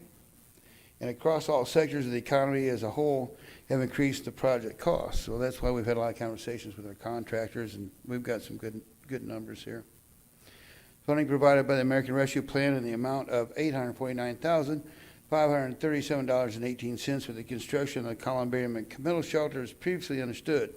The addition of $673,376.59 would bring the construction cost of $1,522,913.77. Okay, so that's our capped amount. Let's go back to some of the board recommendations through time. Cemetery Board recommended 4-1 approval to proceed forward with this project in a meeting back in January 18th of 2022. Finance Committee recommended 3-1 approval in their meeting on February 3rd of 2022. City Council approved 10-0 on February the 10th of 2022 to move forward with a construction proposal. Okay, so I'm going to have Jeff here in a minute explain why things kind of moved around a little bit. General Services approved 4-0 on January 25th of 2023 for an increased funding request to move forward to Finance. Finance Committee approved 3-0 in March 2nd of 2023 to move forward to full council. Okay, that's a whole lot right there, but we're going to get started on how we got to where we're at. Behind me is Jeff Stewart, and I obviously brought Ruben with me also. Jeff is with the architectural landscape Peelan. So we're going to go ahead and look at some of the diagrams here where we started, because at the very beginning it was just going to be some committal shelters, and that was it. And the columbariums, not committal shelters, it's going to be columbariums. Then we moved on and updated it a little bit. So Jeff, you want to hop up here? And Sure. Thanks. Thank you, Jim. Mr. Mayor, Honorable Council, my name's Jeff Stewart. I work for Plan Collaborative. We're the design consultant for the project. And I'll just kind of continue some of the history that Jim started off talking about. So in 2019, we were hired to complete some schematic design options for a columbarium plaza. And this was going to be located on a different site in the cemetery, behind the cemetery office. For anybody that doesn't know what a columbarium is, it's a masonry wall with granite niche covers. Inside the niches are housed cremated remains in lieu of burial.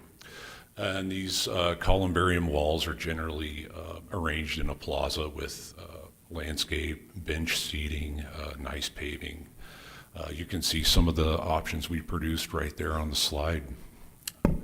In 2021, we were hired to develop this project into construction documents. When we got started, the cemetery board desired us to add a committal shelter to the project, which was a great idea. A committal shelter is basically a shade structure, and it's more of a controlled environment to hold cemetery services in lieu of dragging all the visitors out across the grass to the graveside. It can be conducted in this shade structure. It's more comfortable, there's more room, there's more places to sit. While we were at the very beginning, we recommended to the cemetery board that we procure a contractor through a mechanism like CES. That's so we could choose a local competent contractor and suggest to them the subs that we would want them to use. Cemetery construction and columbarium construction is very specialized. It's very detailed and has tight tolerances. Very few people do it well, so we wanted to be able to control the quality of the final product. Also, if we were able to engage our contractor early, we would be able to verify costs throughout the design phase, which we were able to do. Early on in the design process, when we got into the construction documents phase, we realized that the original site we were working with was not going to be suitable. It was a little small in terms of size when we began to try to add the committal shelter into it. Also, there are some critical drainage issues. So we sort of surveyed the cemetery and came up with some alternative sites, and we settled on the one there on the slide there. It's important to note that while this is the ideal site, this is the best site in the cemetery for this project, the site was bigger than the original site, and it was completely undeveloped. And that's important to note because it presented us with some cost challenges throughout the project. This is the current site, the current design. You can see the committal shelter there is right in the middle. The columbarium walls are to the north of it. We're going to build 480 niches. Those are double niches, which means that the cremated remains of 2 individuals can fit in each niche, so a husband and wife can be interred together. You'll notice that to the north and to the south, there's open lawn, and those are just future expansion areas. You can see the proposed locations of the columbarium walls there in the dashed white boxes. Elsewhere on the site, you'll see the parking there is along the front, along the east side. There's a loop road around the whole site so that vehicles can navigate without having to reverse or back up.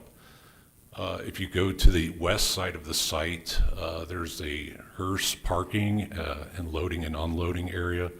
The hearse would be parking on a concrete pad, which is level or flush with the plaza paving, so that the pallbearers can easily roll the casket into the plaza and into the committal shelter. Next slide, we're just going to sort of focus in on the core of the plaza there. You'll see the committal shelter in the middle. Once again, if you look at the renderings to the right, you'll notice the committal shelter has masonry detailing like stone-wrapped columns. When we got into the design, the cemetery board really desired some shelter from the afternoon sun and the wind. So we designed a wall at the rear of the shelter to account for those issues. And it's also a great acoustical backdrop for the officiant of the service. You'll notice there's also fixed bench seating. There's 12 benches in there, which will allow for up to 36 person capacity. The committal shelter is wired for electricity, so there's a plug for a PA system, and then there's going to be an outdoor ceiling fan within the structure just to help visitors be more comfortable during a service in the summertime. Going back to that enlarged plan, you'll notice there's a feature there called the flower water station. You'll see in the upper middle rendering, more of a detailed view of that. It's basically a trash receptacle and a receptacle for empty vases, and then there's a post hydrant. Basically what that is a cemetery visitor can go grab an empty vase out of the receptacle, fill it up with water, place flowers in it, and then place that vase in front of their loved one's niche at the columbarium. The other feature that I want to talk about is the columbarium directory kiosk. You can see a more detailed view in the upper left rendering. That's basically a pedestal where a cemetery visitor could scan a QR code, and it'll bring up on their phone a columbarium directory, and they'll be able to find their loved ones in the columbarium walls adjacent to the. This is just an overall sort of bird's eye perspective view of the columbarium and committal shelter plaza. You'll see the columbarium walls there on the north. There's bench seating associated with those. There's plenty of area for landscape throughout the plaza.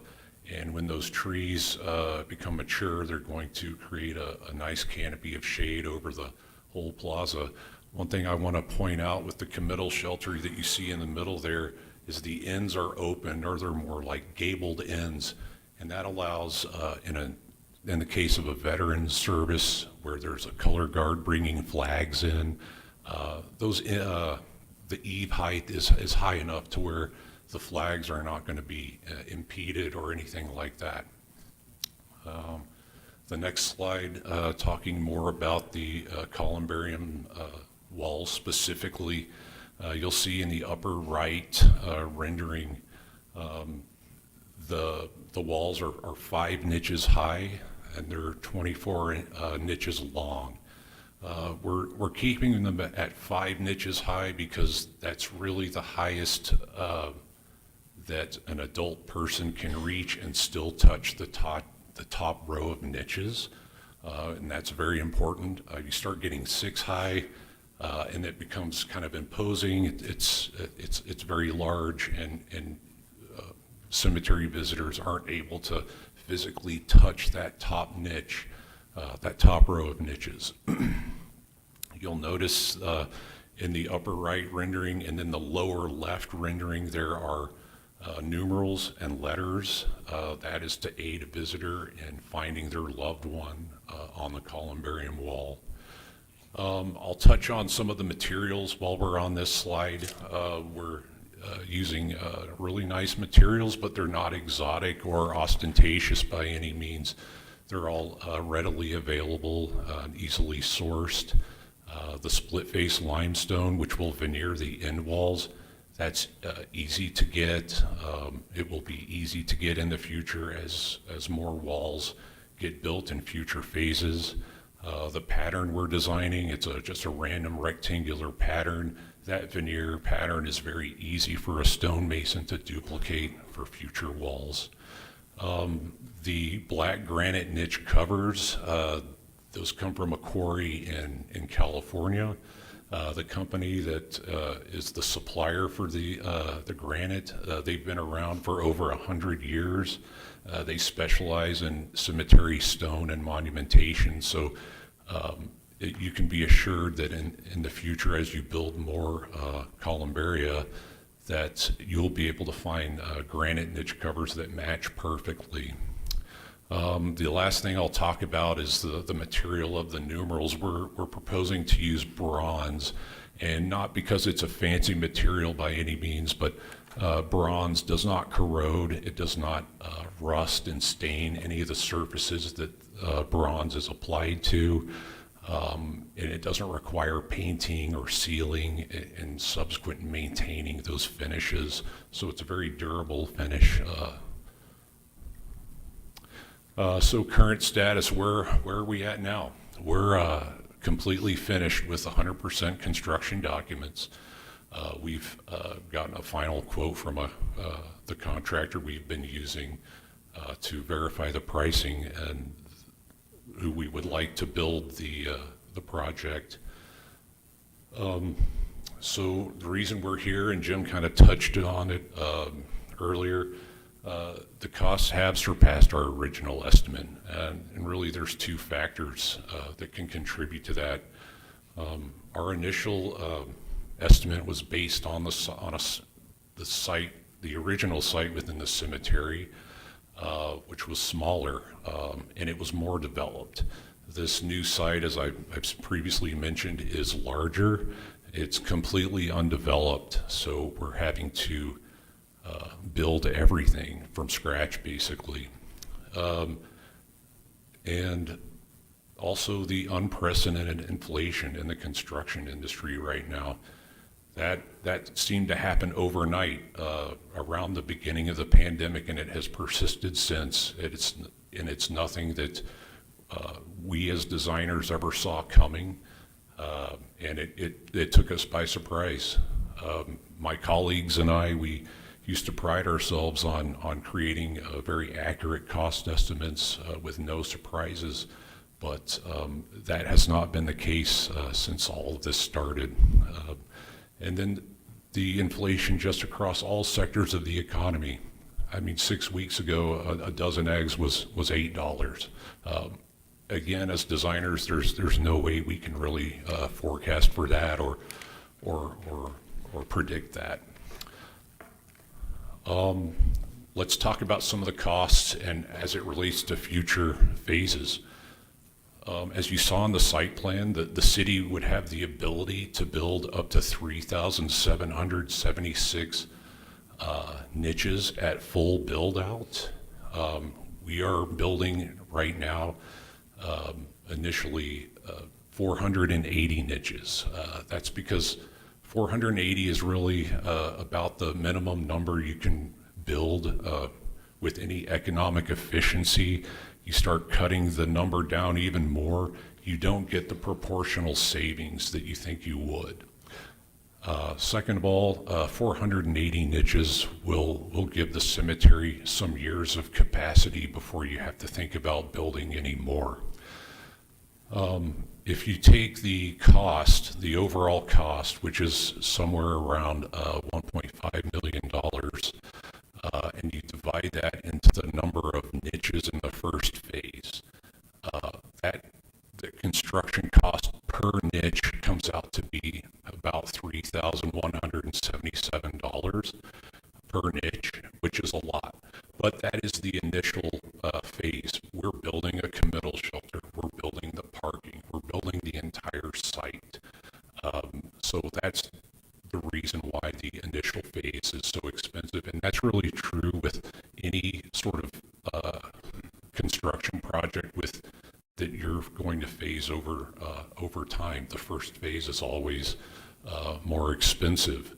As subsequent phases come on, using the cost information based on the estimates and the pricing we're getting from the contractor, we believe that the future phases, as far as construction costs, will come down significantly to approximately $750 to $850 per niche. Again, in the first phase, we've already built everything. The subsequent phases, we're just building columbarium walls, extending the paving in the plaza, adding a little landscape so it's not as much to encumber. So I guess what I'm getting at is the investment in some of the initial phases will eventually be recouped and even help pay for the project and the maintenance in the future. To illustrate that, arbitrarily, if the city were to set the sale price of a niche at $1,500, which is, I think, on the low end of the going rate in this town, the total revenue for the full build out, that's all 3,700 niches. The total revenue for that would be about $5.6 million by our calculations. And then based on our cost information, and this is today's costs, to construct the full build out would cost, we think, between $4 million and $4.5 million. So if you take the total revenue and subtract the construction cost, there could be anywhere from $1 million to $1.5 million surplus money. And that could be used to maintain this project and perhaps other things in the cemetery in the future. And if Jim or Ruben don't have anything else to add. I brought Ruben up here with us to answer a couple questions. Come on up here, Ruben, if you would, please. What do you think the average cost of the niches in the city of Roswell at this time? Hi, good evening. Know most of the counselors. There's a few up there that I haven't met. My name is Ruben Esquivel. I superintendent at the cemetery. So I've seen this for about 17 years that I've been there.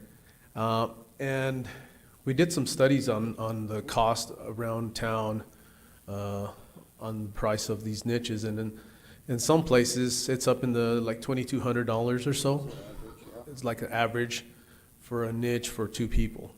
So that's where we're at in that. Yeah, so it gives you an idea that we're pretty close in that 1,500. Average right now is 2,200 per niche. And there's one other data point I'm not 100% sure with, Ruben, is that in the past, you know, the the full coffin burials, full casket was the majority. Now, I know that the niches are increasing, and I also know, I believe it's true, that we're already getting phone calls of people interested in buying niches. Can you help me with that? Yeah, sure. So, I think that we've used and that I've looked at in the past is, of course, the Veteran Cemetery. If you all are familiar with that, we do offer 3 different methods of burial there, which, of course, the casket, the traditional casket burial, the in-ground cremation, and then, of course, also the niche, ennichment. We've seen the demand for that. If you take the Veteran Cemetery right now, we're about 506 people buried there. Out of those 506, 200 of them are casket burials, 53 are in-ground cremation, and the rest are columbarium. That's like 252. So, the comparison there on the demand of the columbarium versus the in-ground cremation or the casket burial. So, we've looked at that. South Park does not have that to offer. Right now, South Park has the casket burial, of course, and the in-ground cremation.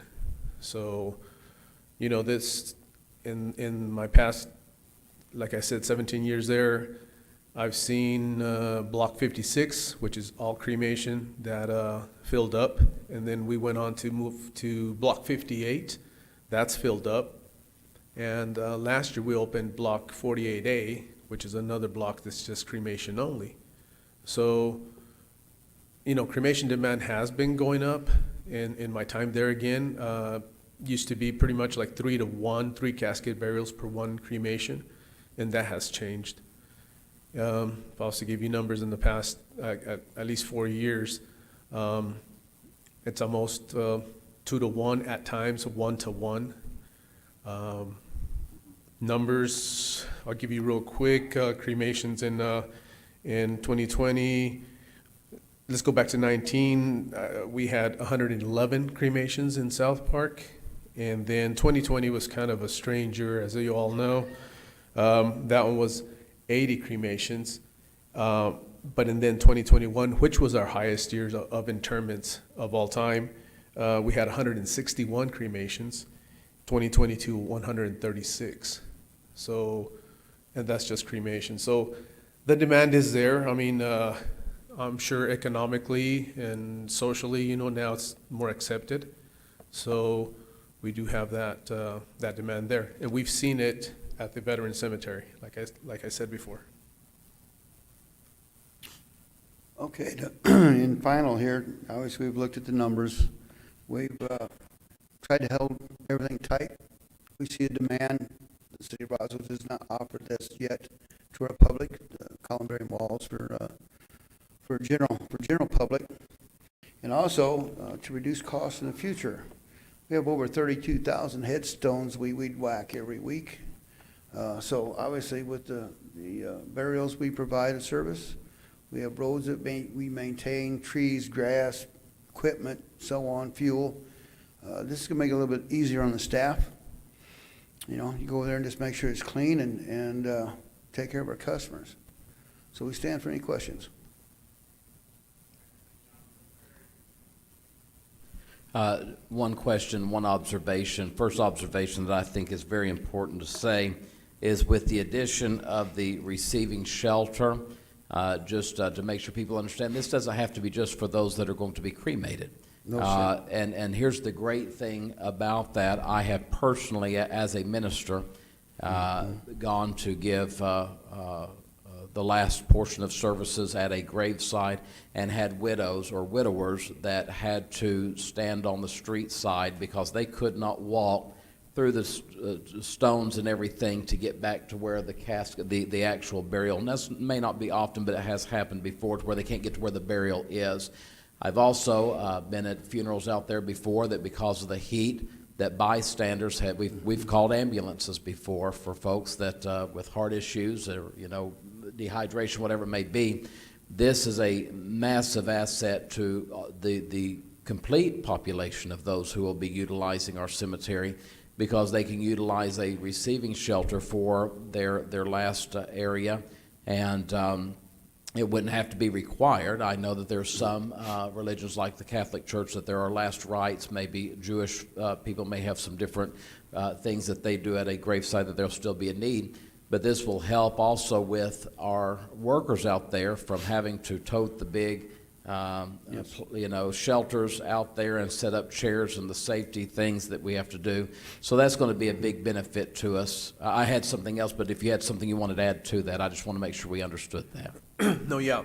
Going back again to the Veteran Cemetery, we have the committal shelter there. And if you've had, the chance to be out there for a service, you see how everything is run with the committal shelter. You're talking about the portable tents that we use, the canopies that we use for the services. And yeah, it's a lengthy time to haul one from the south end of the cemetery where the shop is located, clearly to the north. Having the committal shelter, everything's in place, nothing's gonna blow away, and it's a lot bigger. And like Jeff said, it Can seats hold more what, like people. 30-something? Yeah. 36? Yeah. And plenty of standing room as well. Plenty of standing room. Versus our portable tents are just seats 8 is what our standard is. So my only other thing that I wanted to bring up, just as a potential as you move forward to consider, I see the bronze columbarium letters. Is that for the head plate of the niche? Is that for the plate for the name, date of death, that kind of thing? No, those would be engraved on the niche cover itself. The numerals are really just to denote. So we're talking about the numerals denoting which wall, okay. which row, I'm which glad to column. hear that, because just from past experience, when we do those onto a niche instead of the permanent carved in stone, the lasting is not quite as long. So thank you. Thank you, Councilman Pressa. Thank you, Mr. Mayor. And I appreciate Councilor Perry bringing up the issue with the committal. But the thing that I want to follow up on is if individuals do not want to use the committal, they want to go to the gravesite, I am hoping that the cost is not going to be increased for them for not using the committal. We don't see that, and right now, we're not allowed, we don't set any costs. It would have to come back to council. So we had no plans of increasing costs if you go to the gravesite, no, sir. Okay, thank you. Any further comment? If I might, what is an average cost of a funeral with a casket? It's $1,500 for the space, and then $600 for the opening and closing, which includes the canopy chairs. So $2,100. $2,100, plus the cost of the casket, and Yeah, that I don't know. so you're looking at, for an average burial, by the time they come out there, would be, 7,000 to 9,000, I would say. yeah, Yeah, well, I unfortunately had experienced that, and that was about 10,000 apiece. And it could be less depending on what you purchase. well, and the only thing I'm trying to bring up is that, at 10,000 apiece, you can buy one of these, and used to be $795 for a cremation, and I don't know, it's probably more than that now, because, we're probably twice that now. But it's a lot more economic for a family to pick these committal spots. Yes, sir. So that's one thing to look at. I would ask you that you look at your design. I know this is late, but if you look at your design, you had a place that was at a peak, you had a peak and you had a wing off one side. Uh-huh. And on that, and that's where your flags would walk in. I would ask that you have, I guess that's right, is the way I see it here now. Yeah. And the flags would come in. If you made an opening just opposite of that, where you have it, it's like a T now. Yes. Just come out on the other side with the same length and width on the other side. Well, it's like a T. I'm saying you need to make it like a plus. And my reason for saying that is just strictly to get people out of the heat. In the summer, it gets very high and very hot, and that would be plenty of places. You've got 36 seats there, and usually in these things, everybody is standing up. But you could get people on the ends without, it looked like a plus, and you could still do everything there, just you'd have another place for people to stand out of the sun, and I just think it would be good. The other, I don't know if you have electricity at this site? Yes, we do. You do? Okay, well, there'd be, one thing that would be very nice, I think, if it's possible, is that at this site, if you could put big enough speakers to have, and a place for a recorder. I think Jake and Mr. Brady and those gentlemen that always do their services over there, they're getting pretty long in the tooth, and it would be nice if we had that taped, and where every day you had some big speakers there, they could play taps every day, and I would just like it if we could tape those guys who've done that their whole life. I mean, as long as they've been coming back here, they've got 30 years of playing taps, and if we could tape that and just play that every day at noon for sure, because this is a lot more centrally located in the cemetery than the veterans facility over there. So it would be heard throughout the whole cemetery at that time. And you have a freestanding structure where you can put the music and have recordings and have all that in there to where you could set it on a timer and play every day at noon or at night or 3 times a day. It would be nice if you could do that. And I just look at your little thing now. To me, just going on the other side, it would just kind of make it kind of more uniform. Adding to the existing veterans thing got to be pretty expensive when we added, on modifying some of that, and just to put the top on that, going out the other way, it's just a place to add for more people to get out of the sun. And I just go out there a lot, so that's my only thing. I think you're gonna get a lot more people using these than the other, just from economics. Because you're getting into here for 2,200 or 1,500 for a spot. And that was just a guess to run the numbers, Mayor. So, if you get, it's so much more economic for the average number of people in our economic level in our community can't afford $10,000 a pop for burial. So that's just a lot. So, but I mean, I understand this is late in the game, but you guys can look at it, figure out where to save if you can. Okay. That's all. Okay, any further comments? Thank you all. I know you guys have been working a lot with this. You're welcome. Okay. So we have a motion and a second. Motion by Councilman Corn, second by Council Lady Halverson, to approve the funding for the columbarium and committal shelter at South Park Cemetery. Would all those in favor signify by voting with a voice vote? All those in favor, please vote yes or aye. Aye. Aye. And those opposed? Oh, it's good. We're still 9-0. We have item 23, funding for the columbarium, has passed the chambers today on item 23.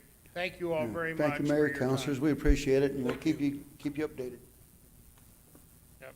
Thank you. Next, we have item 27, to consider authorizing Honeywell to install a temporary chiller at the ILEA So that's item 24. Councilman Hildebrand. Thank you, Mr. Mayor. I move that we approve to authorize Honeywell International to install a temporary chiller at the ILEA facility. We have a motion. Do we have a second? Second by Council Lady So- Arnold. Okay. Yes, Ms. Lanford, what a wonderful husband you have sitting back there waiting. He said that we go on some interesting dates, sir. Oh, I appreciate your time tonight. We'd like to have you consider their approval for the Honeywell International to install a temporary chiller. The chiller we originally ordered for this project that is going to be delivered has a 39-week lead time. That was given to us in January and will not arrive for the installation until September at the earliest. So in order for us to have ILEA operational and to receive delegates next week, the rental chiller is required. okay, are there any questions of Ms. Lanford?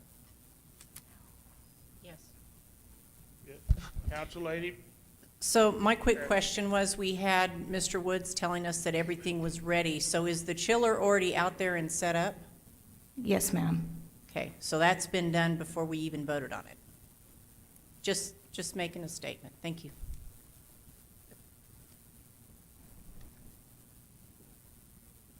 Okay. Are there any other questions? Okay. Seeing none. Okay, we have a motion to approve to install the temporary chiller at the ILEA by Councilman Hildebrand and second by Council Lady Arnold. With a voice vote, all those in favor signify by saying aye. Aye. Those opposed? Okay, we have by a vote of 9 in the affirmative, none in the negative, we've approved to install the chiller at ILEA, item 24. Thank you. Okay, next we have item 25. Thank you, Mr. Lanford. We have item 25. And this to consider the contract between the City of Roswell and J&S Pro Sound for talent buying for the UFO Festival for 2023. Good evening. Yes. Oh, you have to Okay, let's see, we need a motion by Councilman Hildebrand. Thank you, Mr. Mayor. I move that we approve the contract between the City of Roswell and J&S Pro Sound for talent buying for the UFO Festival for the 2023 main stage concert. Second.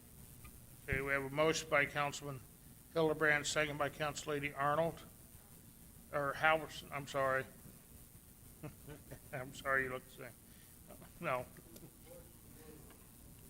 Okay. Okay. Yes, ma'am, Ms. Jennings. All right. Good evening, Mayor, City Councilors. Tonight, we're requesting that you consider approval for the contract between the City of Roswell and J&S Pro Sound for the talent buying for the UFO Festival main stage concert. A little bit of background history. We started this process for the funding of entertainment services back in December. Quotes were received and requested in December from 3 different agents based on a scope of work that we presented.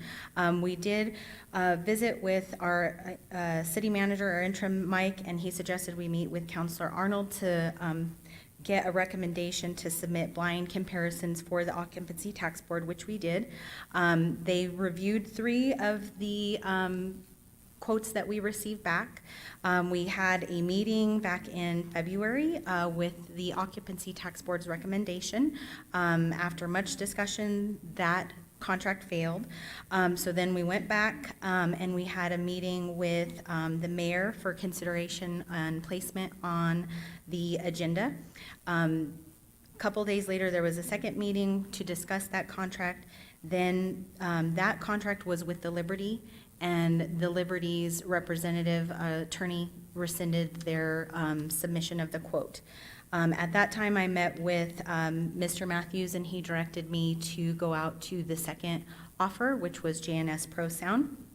And so that is where we're here tonight.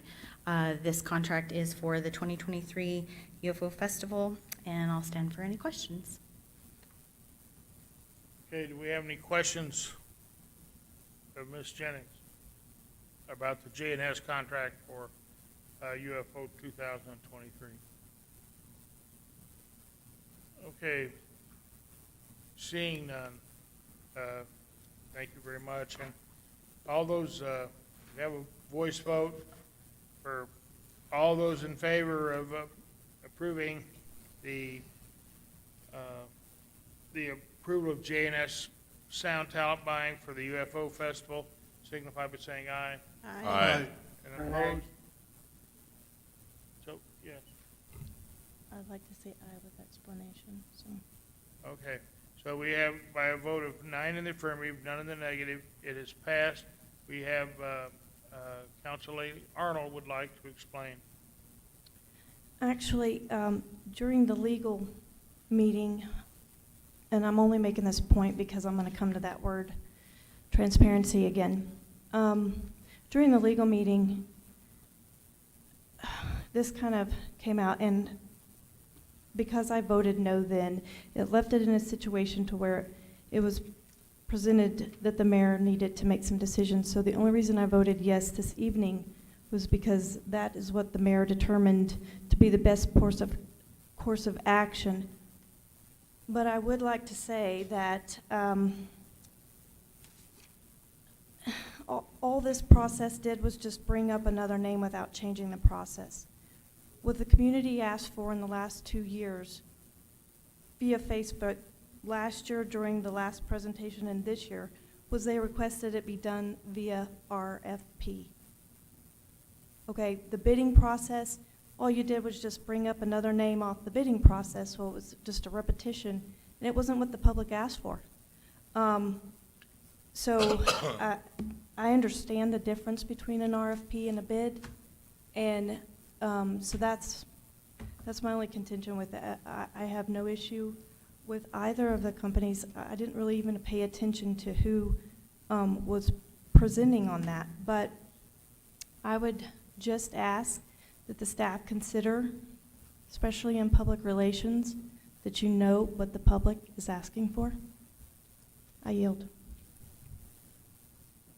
Thank you, Council Lady Arnold. Okay, so next we have item 26. Oh, this is Tigers. Consider the sale of property of 928 Davidson Drive.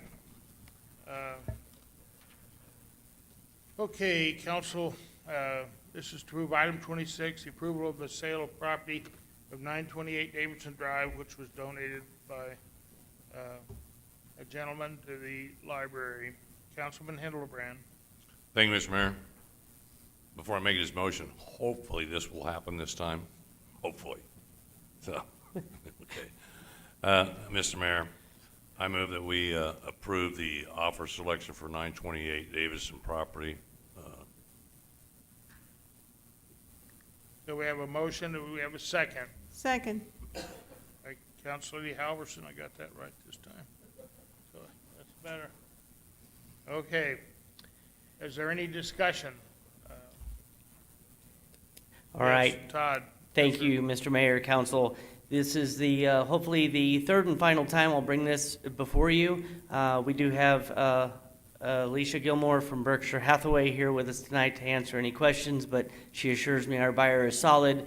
There is a pre-approval letter in your packet and a contract ready to sign. So all this needs is your blessing and our grace period to wait for any protest, and then we can move forward with that sale.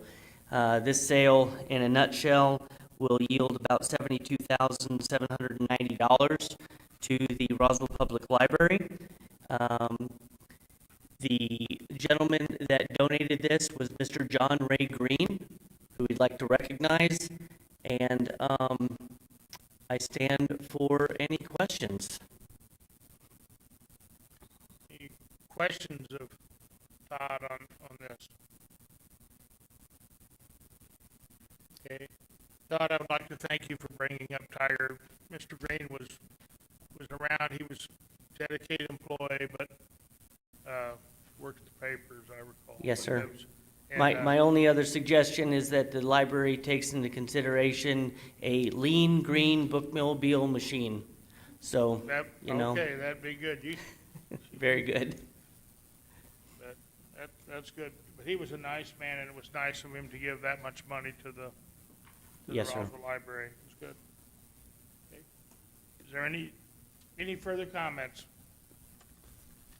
Seeing none, I would ask unanimously, we have a voice vote, but on a motion made by Councilman Hildebrand, second by Councilor Howerson, I move all those in favor of approving the sale of 928 Davidson Drive,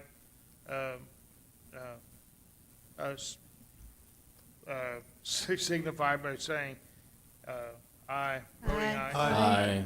And those opposed? Okay, by a vote, 9 in the affirmative, none in the negative, we have approved Excuse item me, Mayor. 26. Yes. Angela, are you online? Yes.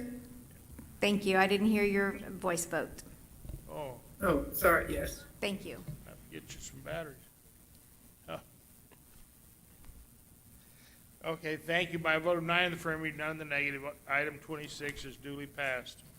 Thank you. Thank you, Todd. Thank you all for buying it. So, Congratulations.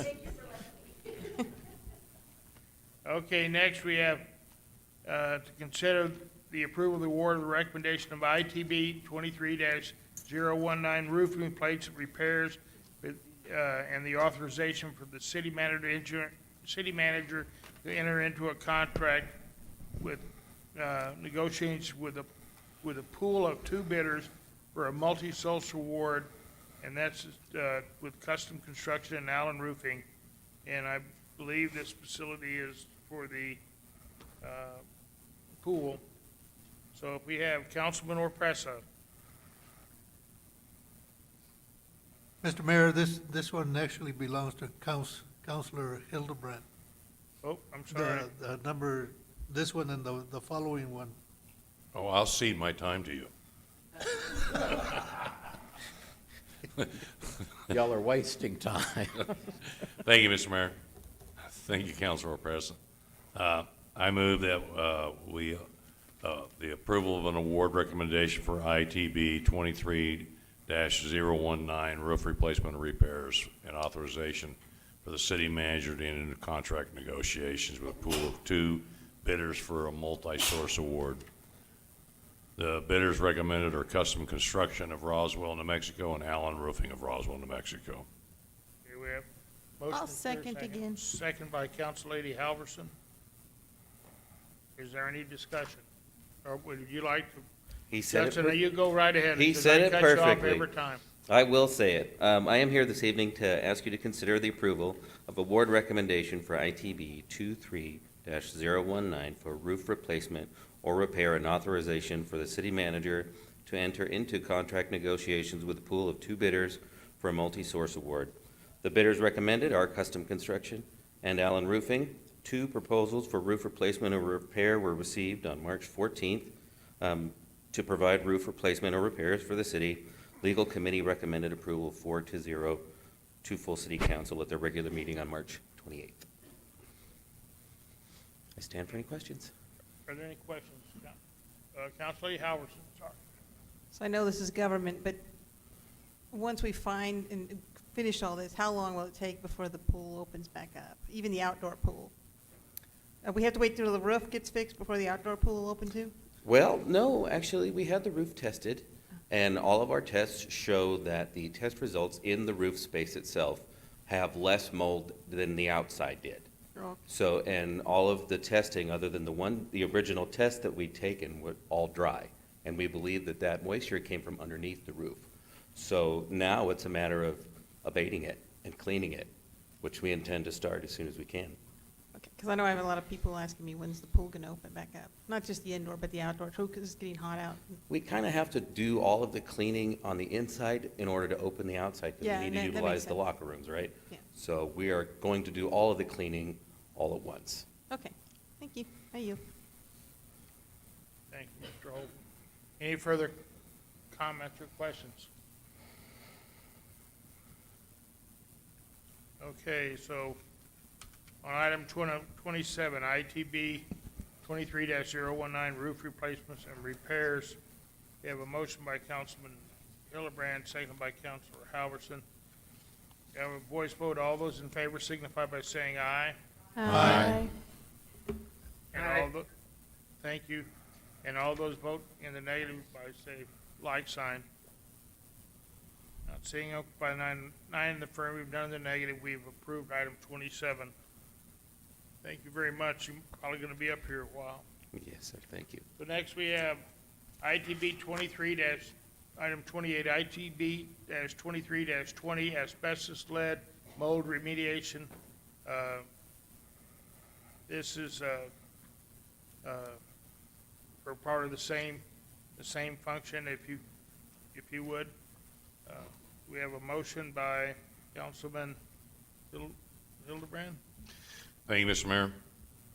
I move that we have the approval of the award recommendation for ITB 23-020, which is asbestos, lead, and mold remediation, and authorization for the city manager to enter into a contract negotiations with a pool of 2 bidders for a multi-source award. The bidders recommended are Custom Construction of Roswell, New Mexico, and Kears Remediation of Albuquerque, New Mexico. Second. Okay, second by Council Lady. We have a motion by Councilman Hildebrand, second by Council Lady Arnold. Is there any discussion? Mr. Holcomb, would you like to go ahead, Justin?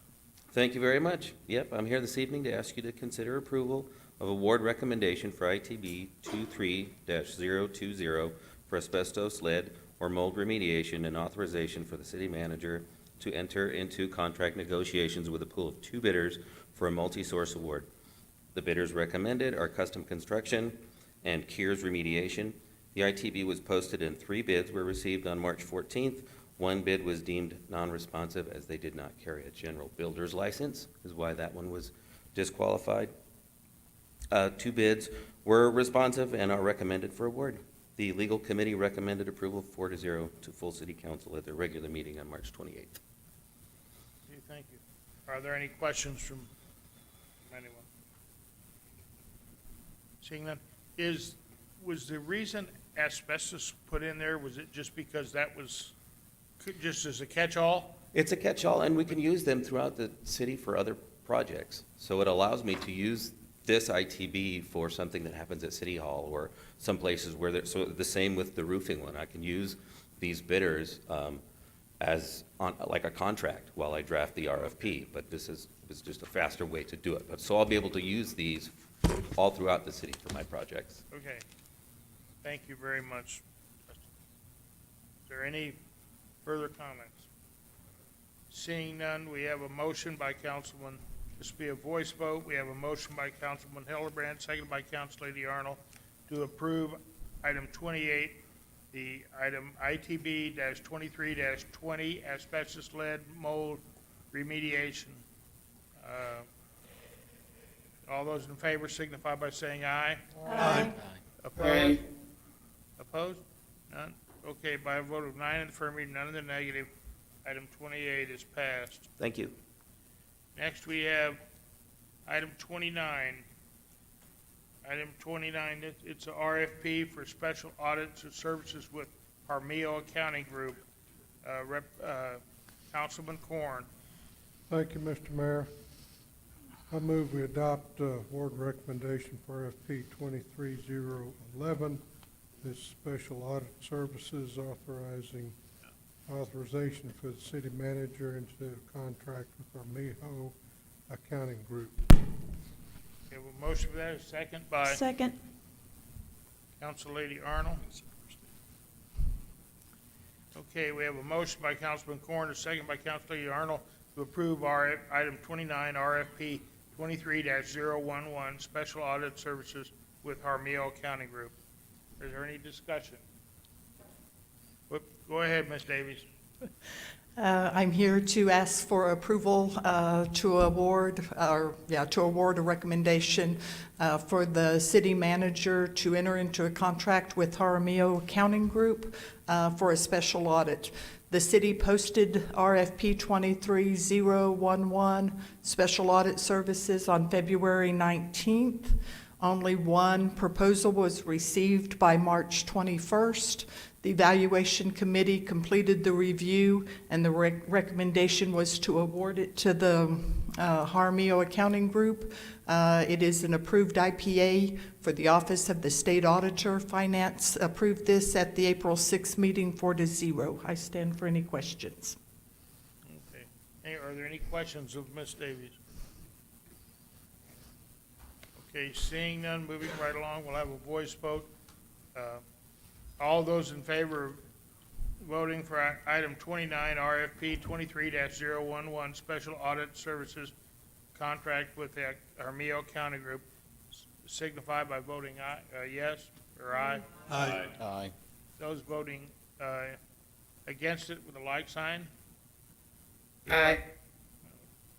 Was there an aye as a vote no? Yes. Did she say yes? Okay, by vote of 8 in the affirmative and 1 in the negative, is that right? Okay, by a vote of 9 in the affirmative and none in the negative, No, I voted no, so it's 8-1. okay, thank you very much, that's what I thought, but, yeah, by a vote of 8 in the affirmative, 1 in the negative, item 29, RFP 23-011, a special audit services contract with Jaramillo County Group has been approved. Okay, next we go to item 30.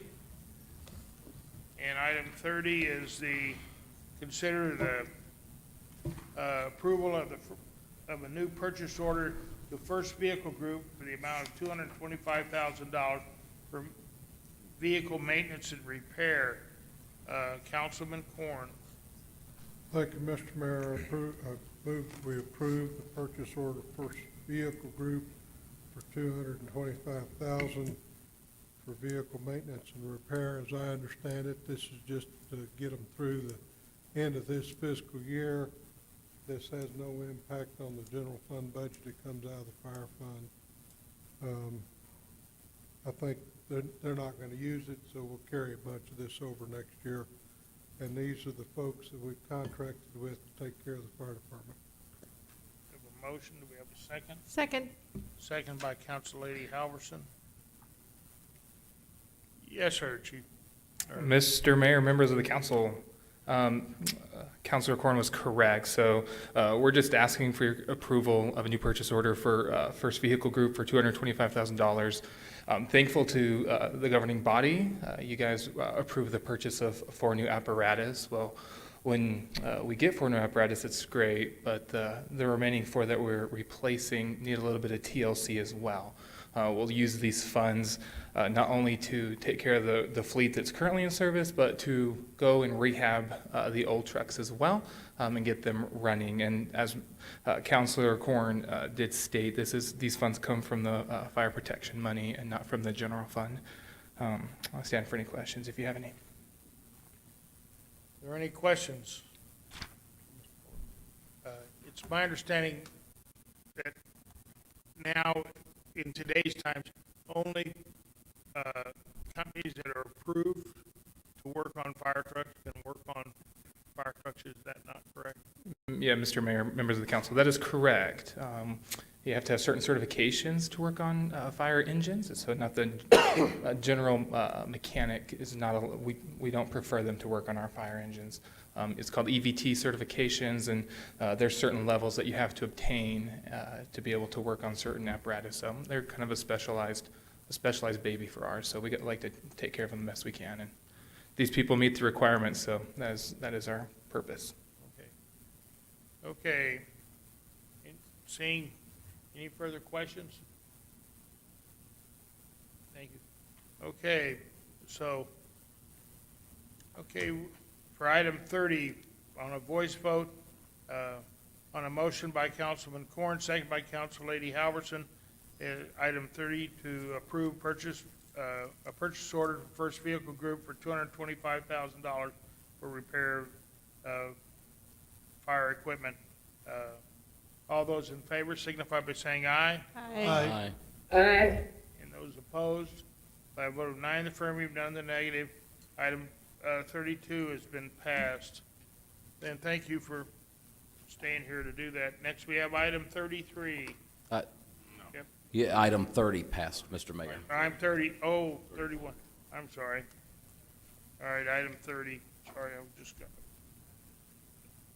Okay, next we have item 31 is runway taxi painting. Consider the approval to reallocate funds from 51004332-817504 capital outlay infrastructure in the amount of $25,000 to M&R Field for contracting highway supply to paint certain runway center lines and taxiways and lead-in lines under the state's purchasing agreement. Councilman Corn. Thank you, Mr. Mayor. I move that we adopt reallocation of funds from the two funds that, from one fund to the other fund for $25,060.17. There's a possibility, Mr. Mayor, that we'll get this underway because the FAA's coming in to inspect our facility, and these are way overdue, in my opinion. Okay. We have a motion by Councilman Corn, a second by Councilman Hildebrand. Yes. I just want to comment that the center lines on runway 21 and 03 ends have faded, as well as the lead-in lines for taxiway Delta and Foxtrot. And our FAA inspection has been rescheduled for May 23rd of 2023. Okay. Are there any other questions of Ms. Lanfair? She has a hot date tonight, I guess, so she's ready to go home, probably. All right. Is there any, seeing no questions? Okay, we'll have a voice vote on this. All those individuals who are in favor of voting for item 31, runway and taxiway painting and the reallocation of those funds to pay for that, please signify by voting aye. Aye. Aye. Aye. Anyone here to vote in the negative? Okay, thank you. By a vote of 9 in the affirmative, none in the negative. Eight. Council, Was it, oh, Foster's gone? Oh, okay. Sorry. By a vote of 8 in affirmative, none in the negative, item 31 has passed. Okay, next we have item 32, access doors. This is the access to approve the approval to increase the current purchase order for $269,000 plus to J&G Electrical for expenditures for security upgrades to include TSA required new server rooms and additional access control doors for a total of $339,000 plus. Councilman Corn. Thank you, Mr. Mayor. I move that we approve the increases. Yeah, we have a motion to approve the increases. Well, I'm not done. I thought I heard somebody say something. No? Okay. For the amount of $339,205.14, and this is part of the TSA thing that we've been talking about and kicking around. Okay, we have a motion by Councilman Second. Corn, seconded by Councilman Perry. Okay. Is there any discussion? Seeing none, we'll have a voice vote. Well, go ahead, Ms. Lanfear, go ahead. I have nothing to add. Nothing to add, thank you. Okay. So we have a voice vote on this for item 32 to approve the improvements to the doors and the security in the airport for access control doors and to increase the purchase order that we have for the security things to satisfy our needs with TSA. All those in favor signify by saying aye. Aye. Aye. Thank you. Those opposed? Seeing none by a vote of 8 in the affirmative, none in the negative, we've approved item 32. Thank you. Thank you, ma'am. Okay, next we have item 33. Item 30 is consider approval of the RFP for the scope of work for credit check services. And that's Councilman Corn. Thank you, Mr. Mayor. I move that we approve the RFP scope of work for credit check services. We have a motion by Councilman Corn and a second by someone? I'll second. Councilman Halverson? Okay. Yes, sir. So this is a request to do proposals to send out an RFP and scope of work for proposals for a credit check service. This will be used by the billing department to complete credit assessments for new and existing customers, help determine the amount and the need for a deposit, help to determine the difference between bad credit and no credit. We would also use this to verify the verification of identity of our customers, keep customers from switching delinquent accounts from one household member to the next, help prevent identity theft, and assist with verification of information for possible future debt collection. The last thing that this would help us with is the red flag compliance with the Fair and Accurate Credit Transaction Act of 2003 as amended. I stand for questions. Thank you. Okay, do we have questions from any members of the body for Mr. Glenn? Okay, seeing none, we'll have a voice vote on this. For item 33, this is to approve the RFP for the scope of work for credit check services for the water department.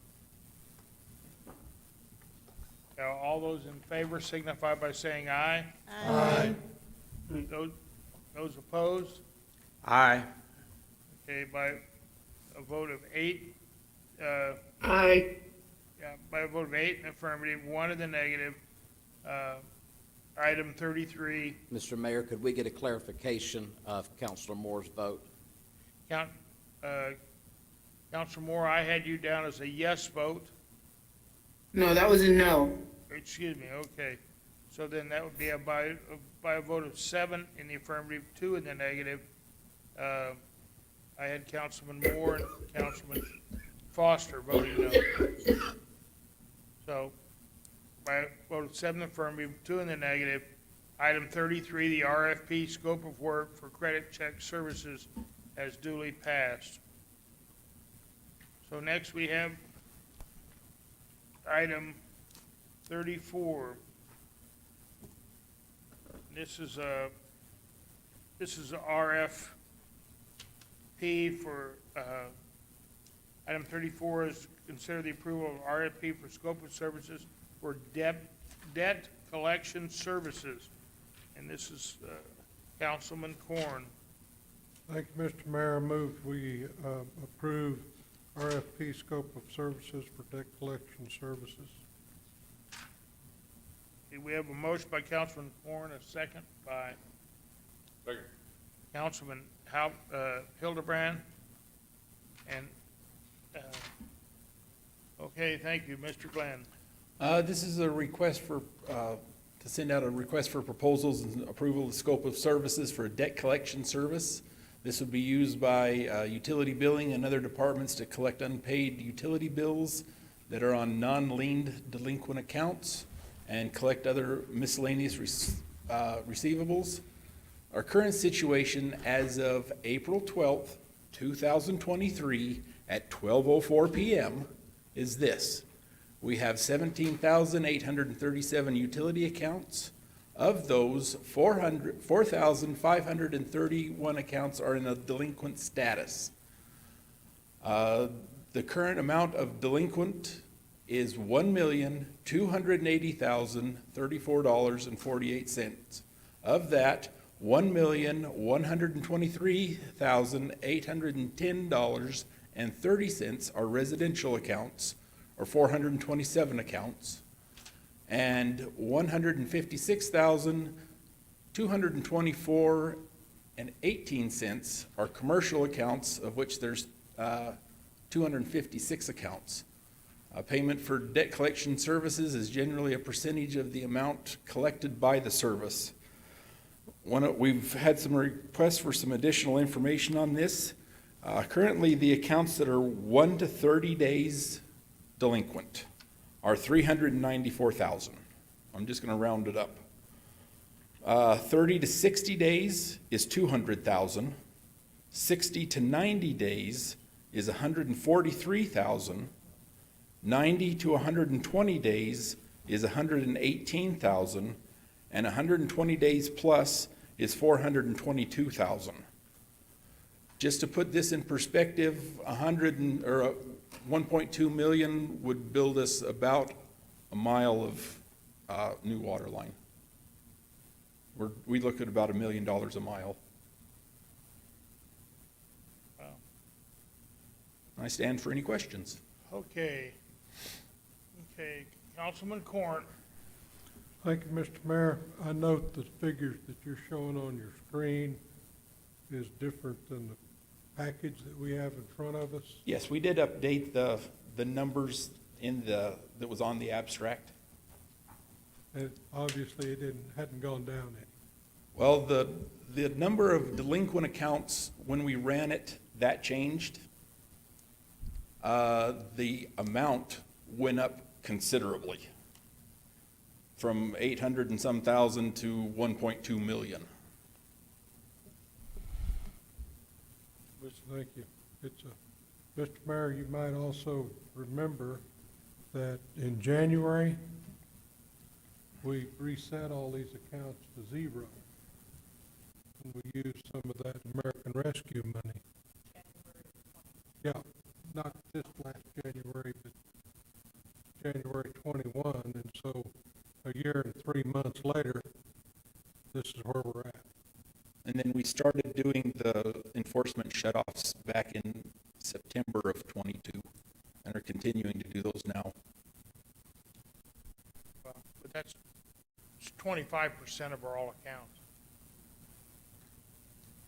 I mean, that's a lot. So, okay, any further questions? Okay, on item 30. Mr. Mayor, I'm Yes. sorry. Yes, go ahead. And I didn't catch it on the other ones. I'm sure that Mr. Matthews will be thankful to know that the name will be changing on who's negotiating in here from. It says now for you in doing it, so, but this is something that's definitely going to be necessary, and I think I agree with Councilor Corn that, and I'm glad that he had those numbers reevaluated and looked at, and I think this will potentially be able to help in that area and get some of this taken care of. Okay, thank you. Any further comments? Okay, we'll probably have a voice vote now on item 34. We have a motion by Councilman Corn, second by Councilman Hildebrand. So for item 34, this is to vote for a RFP on scope of work for debt collection services for utility departments. All those in favor, we'll have a voice vote. All those in favor signify by saying aye. Aye. All those opposed? Aye. Aye. We have opposed. We have Councilman Moore, Councilman Orpresa. Just those two. So by a vote of 7 in the affirmative and 2 in the negative, right? That's what I have, 7 to 2. Item 34 has passed the chamber today. Okay, next we have, oh, this is a good one here. This is gonna make us some money to pay for other things, but anyway, this is, item 35. Item 35 is to consider the approval of purchase of an emergency generator and installation for the Roswell Recreation Aquatic Center in the amount of $331,127.80. Councilman Corn. Thank you, Mr. Mayor. I move that we adopt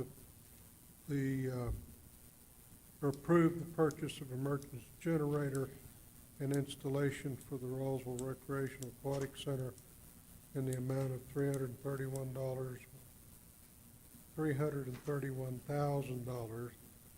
It's late, $127.80. Second. Okay. And, Mr. Mayor, one more quick thing. This is not new money. This is money we didn't approve prior to this because we found out about the mold issue. We had no idea what that was going to do. But with lots of input and study, we've got a handle on all this. So let's get this generator so I can quit talking about it. Yes, ma'am. Mr. Mayor, thank you, and council members. Colette Hall, Recreation Director. So we're asking for the Recreation's emergency generator approval for purchase. As Councilmember Corn has stated, this was from the ICIP list back in 2019. The amount was for $550. The funding is in the Recreation's capital line item. So in 2022, we started the process by reaching out to 2 companies vetted by the city. Both companies were not interested. Facilities then posted a public RFP with no luck. We reached out to CES member J&G. They presented a quote of $331,127.80 for the generator and installment. This generator will enable the pool mechanical operations to function properly during a severe power outage. And the lead time for the generator is 60 weeks. And then I do have visual aids to show you what the inside of a generator looks like. So the action requested is to consider approval of the purchase of the emergency generator installation for the Roswell Recreation Aquatic Center in the amount of $331,127.80. This was approved by General Services in January. Finance approved in February. City Council instructed back to Finance. Finance had been approved in April. And I stand for questions. Thank you. And the generator just flipped on for a minute. Is that one here, or you said it takes 60 weeks to get it? Yes, sir. The lead time for the purchase to get the actual generator is 60 weeks. Wow, that's a long time. Okay, thank you. Councilman Foster. Thank you, Mayor. Ms. Hall, when was this originally brought to us when we pulled it off the city agenda? Was it back 2 months ago, or was it? Can you? I was trying to The remember. last slide. Yes, sir. So it was February.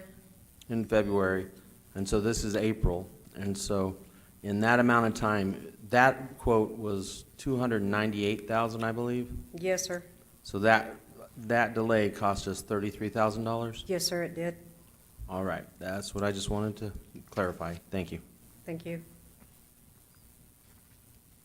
Okay, thank you. Are there any further comments or questions? Okay, thank you, Ms. Hall. Okay, we have on a motion for item 35, on a motion by Councilman Corn, seconded by Councilor Foster, to approve the purchase of an emergency generator for the Roswell Recreation Aquatic Center. All those in favor signify by saying aye.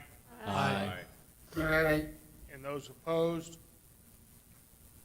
by a vote of 9 in the affirmative, none in the negative. Item 35 has duly passed the body.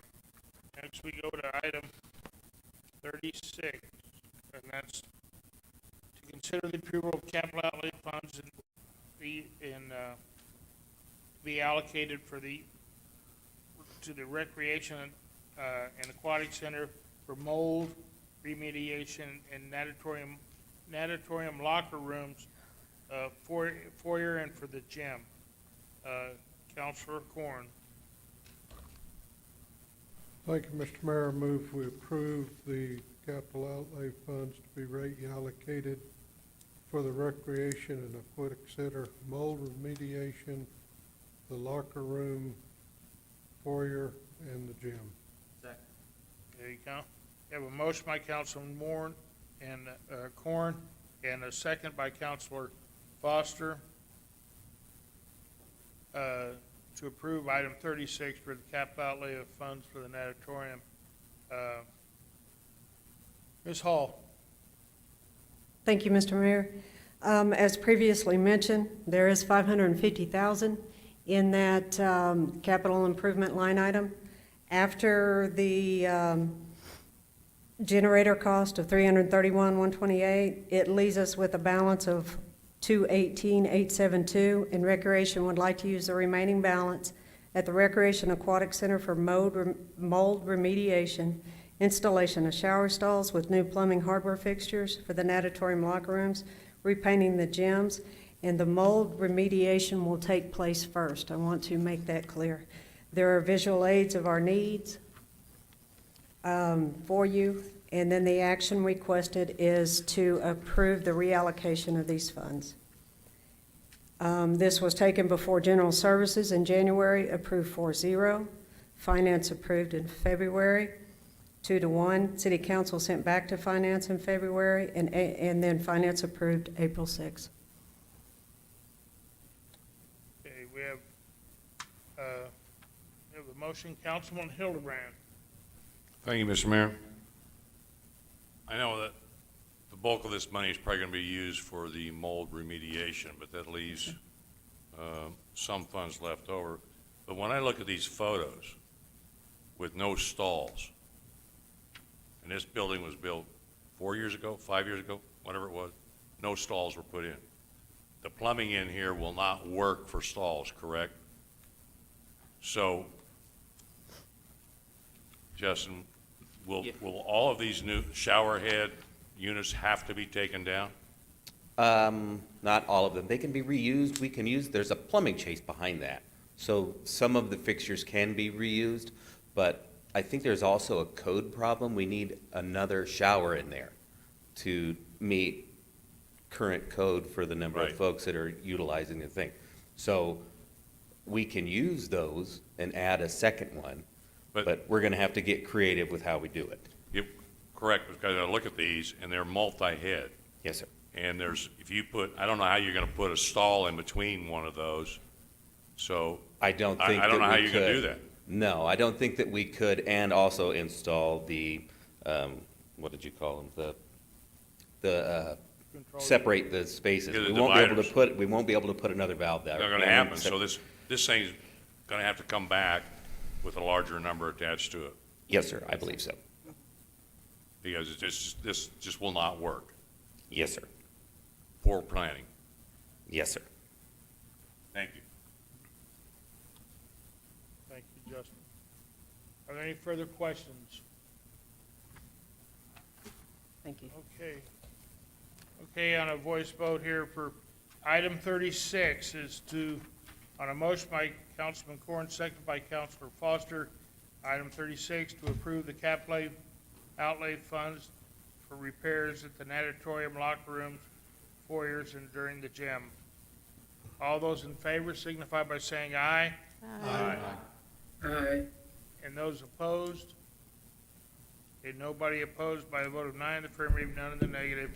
Item 36 is passed the body. Okay, next, we have item 37. Mr. Mayor, I make a motion that we award ITB 23-011 for the North Atkinson Rehab Project to Constructors Incorporated in the amount of $3,335,936.08, which includes gross receipt taxes. Okay, Council.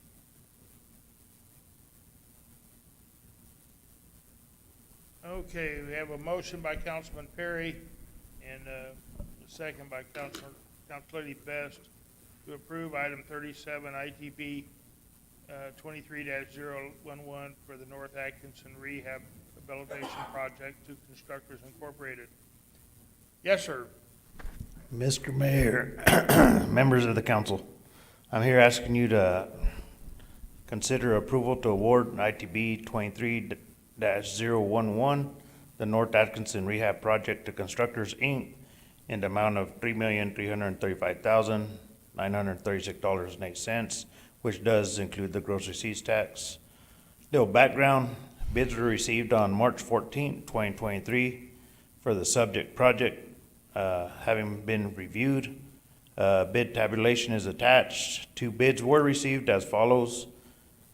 Constructors, Inc., out of Carlsbad, New Mexico, $3,335,936.08. Second bid was from Adama Construction from Las Lunas, New Mexico, $4,064,641.97. The original engineer's estimate was $2,816,011.96. The project is from North Atkinson to Cherry Street. It's Cherry Street to College on Atkinson. And we have recently completed Atkinson from Second to Cherry, and this is a continuation of that project. So it's actually like phase 3. The original cost of that project was $2,125,687.40, and attached is a recommendation of award letter to purchasing. Financial consideration, current budget, available budget is $2,689,000. From New Mexico Department of Transportation is $2,554,550. City, $134,450. The shortfall amount is equal to $646,936.08. A breakdown of the bid cost indicates that cost will be 52% utility and 48% roadway. City engineer and utility director have agreed to fund the shortfall at a 50-50 split. That is $323,468.04 each. City engineer is recommending that the bulk of the roadway shortfall come from recently completed millfield projects that had underruns, and he has attached breakdown for that. An additional would come from the road capital fund project accounts from various other completed project savings.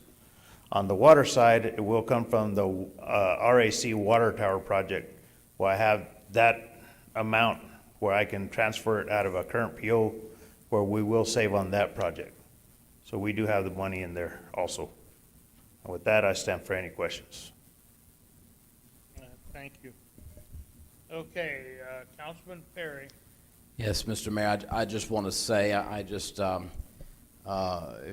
as you can see there, the shortfall, and after speaking with our engineer and everything, he had calculated a good bit of what the increase was going to be. I mean, we recognize that as we put this forward, and now we are looking at a major $500,000 increase to this. I'd just say this is probably one of the first of many shock, awe, and surprises that we will probably see in these departments. Counselor Judy Stubbs used to say periodically, build a bridge, then get over it.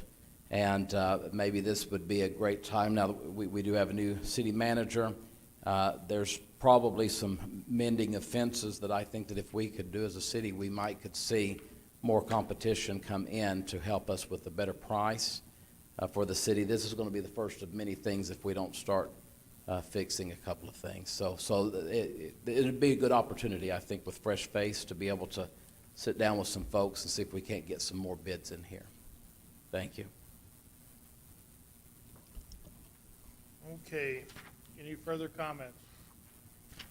I would just hope that they get sweepers or whatever it takes so that each of the lanes are level all the way across the street. It doesn't look like the road they did on the first. Yes, sir, Mr. Mayor. I think Lewis heard you on that one.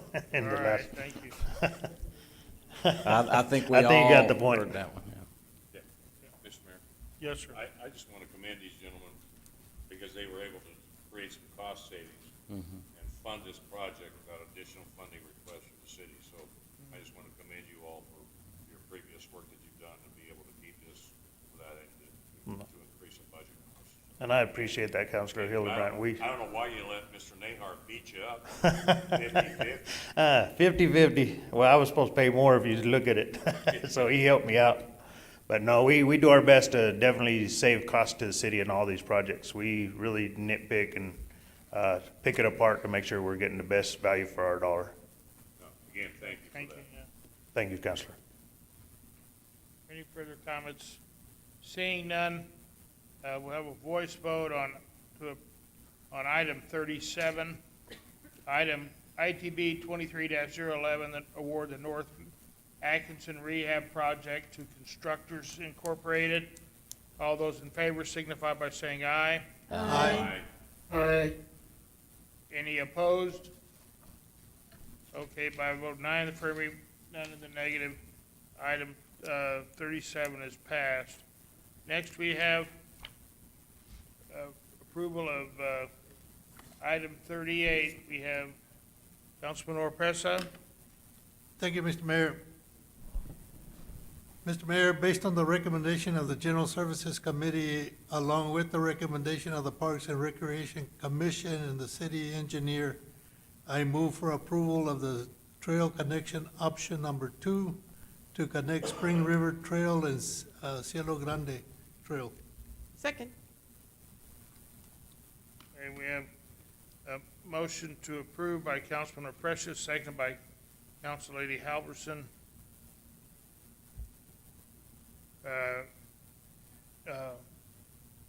Okay, so next we have Mr. Matthews. Good evening, Mr. Mayor, members of the council. I'll be filling in for Mr. Nahar tonight, who's out of town. I believe this has gone through a couple committees. I'll be glad to answer any questions you have about it. It's been a discussion for a number of years now to connect these trails. Myself and the city manager did go out today on 8th Street, and if you get a chance to drive by, the engineer has staked out where the trail would be, connects to the sewer system right away. It takes out on over to Cielo Grande. So if you have any questions, I'll sure try to answer them. Okay, Councilman Perry. If you can go back to the slide before, I think that Mr. Nahar is ready to get this one done. Slide before with the writing, please. He says, there we go. The 8th Street option is not in anyone's backyard or street frontage, and so he's trying to show us, because I think we've had a little bit of trouble with that in the past and getting that done. And even with the option that was presented to both committees, there were still problems and concerns because it was on the south side of the road. You've just got that small fence and very close to the road. And I really appreciate Mr. Nahar and anyone else who was involved in going back out there again and saying, you know what, I think we can move this to the north side of the road. So I think the concerns that he heard in those committees about the safety of being so close to the road, about being that close to the golfers, this puts more distance from the golfers, it puts it on that north side of the road, further away from the roadway, and also allows them to do the crossing of the street at a place that is much closer to that stop sign instead in the middle, where people have had the opportunity to accelerate and not be looking at where they're going. I think this is a win-win in trying to move something forward. I certainly hope we can get this one done and finally connect all the trails. Thank you. Any further comments? Seeing none, We'll have a voice vote on this for item 38 for the approval of option 2 and the trail connection between the Spring River Trail and the Cielo Grande Trail.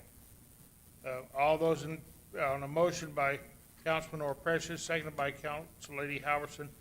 All those in favor of voting for this on a voice vote, please vote aye. Aye. And any opposed? By a vote of 9 in the affirmative, none in the negative, item 38 has been duly passed from this. Yeah. Well, we're getting there, Item 39, item 39 is a memorandum of understanding with Chaves County for aerial photography services. Mr. Mayor, Councilman Perry. Mr. Mayor, I make a motion that we approve with proceeding with the MOU with Chaves County to split the total cost for aerial photography services, which is $115,119.20, resulting in city cost of $57,559.60. Okay, we have a motion by Councilman Perry, a second by Councilman Best. All right, so, okay, we have a motion now. We have, okay. Do you want to have him first, or do you want a question? I just want to, what do we do with this aerial photography? The aerial photography is used for the engineering department, planning and zoning department, different departments. When people come in and they're platting new subdivisions, whatever, that's the photos that you see, well, of the last picture of the trail. Oh, okay. That's what that is. Thank you. Okay, is there any further questions of Mr. Matthews on item 39? Seeing none, okay, we'll have a voice vote on this. This voice vote is to approve item 39, this memorandum of understanding with Chaves County for aerial photography services to be split by the city and the county. All those in favor signify by saying aye. Aye. Aye. Aye. All those opposed? None. So by a vote of 8 in the affirmative, none in the negative, item 39 is duly passed. Next, we have to do a closed session. We don't want to hear any department reports or. Well, we got to do that too, but we've got. No. No, we don't. Mr. Mayor, I make a motion that we hold a closed session pursuant to NMSA 1978 with subsection 10-15-1H, paragraphs 5, 6, and 7 for the discussion of bargaining strategy preliminary to collective bargaining negotiations, the contents of competitive sale proposals solicited pursuant to the procurement code, and to review attorney-client privilege information regarding litigation threatened or pending against the city. Okay. So we want to, Roll, did we get a second? we have all those. Second. We have a second, Councilman Perry, second by Councilor Halverson. All those, Have to have a roll call. We have to have a roll. okay. Counselor Arnold. Okay, we'll have a roll call vote on going into closed sessions for items 40 through 43. Counselor Halverson. Yes. Counselor Arnold is absent. Counselor Corn. Yes. Counselor Best. Yes. Counselor Heldenbrand is absent. Counselor Foster. Yes. Counselor Perry. Aye. Counselor Oropesa. Yes. Counselor Moore. Yes, but Yeah. Yes. Motion passes 7-2. By a vote of 7 to 0, the closed session passes. So we should go in our little room back here.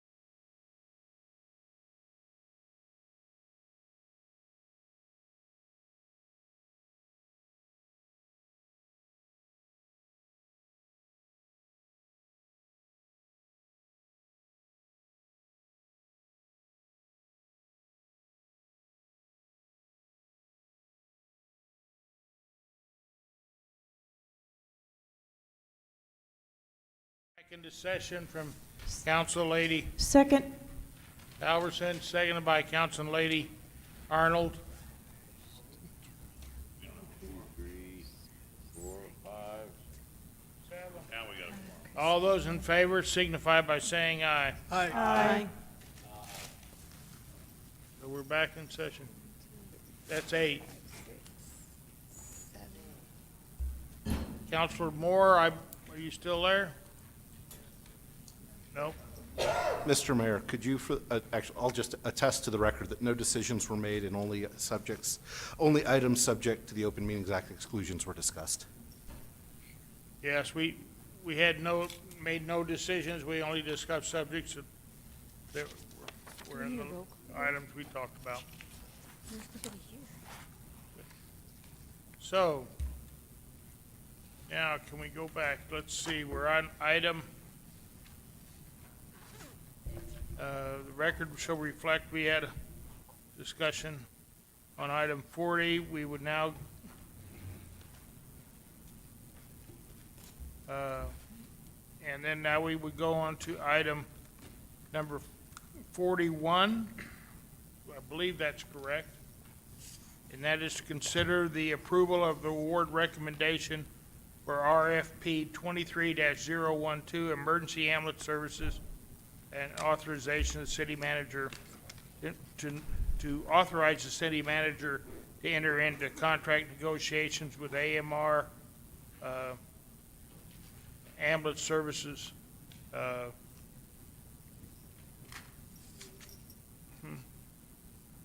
So, okay, for Corn, he's on his way. But, so, if we could have a motion to approve item 41, I would, Mr. Mayor, I make a motion that we award, that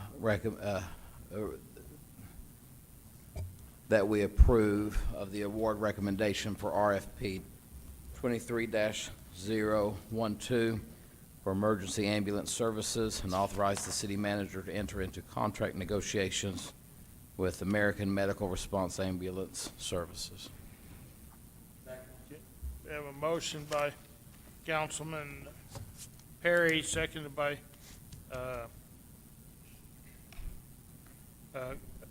Councilman Foster. Are there any questions on that? I would have, seeing none, I would have, if there was one question, do we have to be specific just to AMR? Or we had 3 people bid, can we talk with any of the 3? And I'm just saying. Yeah, Mr. Mayor, you could amend the motion to, well, AMR gets first bite at negotiations, and then and then we would report back saying how negotiations go, and then we could go to the next person at your request. Okay, so we would have to amend this motion to do that, or can we give AMR the first bite, and then after that? Right, yeah, so I guess the amendment would be to allow the manager to enter, to seek best and final offers. From all 3. Through negotiation, yeah. So, Mr. Mayor, I would amend my motion, and if, who seconded, I'm sorry? Councilman Foster. I would I accept amend, that as a friendly amendment. yeah, to allow the negotiations with American Medical Response Ambulance Services with the understanding that further negotiations could be made down the line with the others if necessary. Okay, thank you. Is there, yes, sir. Would you care to? Mr. Mayor, members of the council, good morning. I'll be happy to, just to briefly touch on this. So we're asking you to consider awarding RFP 23-012 to however you please. The contract term that we have lined out in the RFP was for 2 years with a possible 2-year an additional, but that will be up to the city manager to negotiate as we go. This is ambulance services, and you guys are of the full understanding and fully aware of the importance. So I'll stand for any other questions if you have any. Okay. Any further questions? Would like to thank you for the time you put in with that. I know it's your business, but your family's business and everything else, but thank you for doing a wonderful job on this, Mr. Fuller. My sincere pleasure. Thank you. Okay, any further comments? Okay, on this, on item number 41, we'll have a voice vote for approval of the award of the recommendation for ambulance services and for the city manager to look for the best and final officer of all the participants. We'll have a voice vote. All those in favor signify by saying aye. Aye. And those opposed, like sign. Okay, by a vote of 8, I believe 8 in affirmative and none in the negative, we've passed item 41. Next, we go to item 42, is to authorize the city manager and city attorney to execute a global settlement agreement with COR and TSA. Councilman Perry. Mr. Mayor, I make a motion that we authorize the mayor and the city attorney to execute a global settlement agreement between the city of Roswell and the Transportation Security Administration related to its operation of the Roswell Air Center. Okay, we have a motion and a second by live body Councilman Hildebrand. Okay. Mr. Mayor, thank you, Mr. Mayor. You guys have been appraised of the risks and benefits of entering into this agreement. It's legal's position that we do execute it. Okay. Is there any further discussion? Okay, we'll have a voice vote on this. Voice vote is to authorize the city manager and a city attorney to execute a global settlement agreement with COR and TSA. All those in favor signify by saying aye. Aye. Opposed? By a vote of 8 in affirmative, none in the negative, we have taken care of item 42. Next, we have item 43. This is, item 43 is to authorize the city manager and city attorney to execute a global settlement agreement with the United States Department of Agriculture. Mr. Eintema, My last I'm sorry, motion, Councilman Perry. my last I'm motion is sorry. Mayor Pro Tem, so Okay. Counselor Arnold gets them from now on. Okay. I make a motion that we authorize the mayor and city attorney to execute a settlement agreement with the United States Department of Agriculture as contained in Attachment 1. Okay, we have a second by Councilman Best, Council Lady Best. Okay. Are there any questions about that, the settlement? Seeing none, we'll have a voice vote. Item 43, authorize the city manager and city attorney to execute a settlement, to execute a global settlement with agreement with the United States Department of Agriculture. All those in favor signify by saying aye. Aye. All those opposed, like sign. By a vote of 8 in affirmative, none in the negative, item 43 is passed. Next, we have,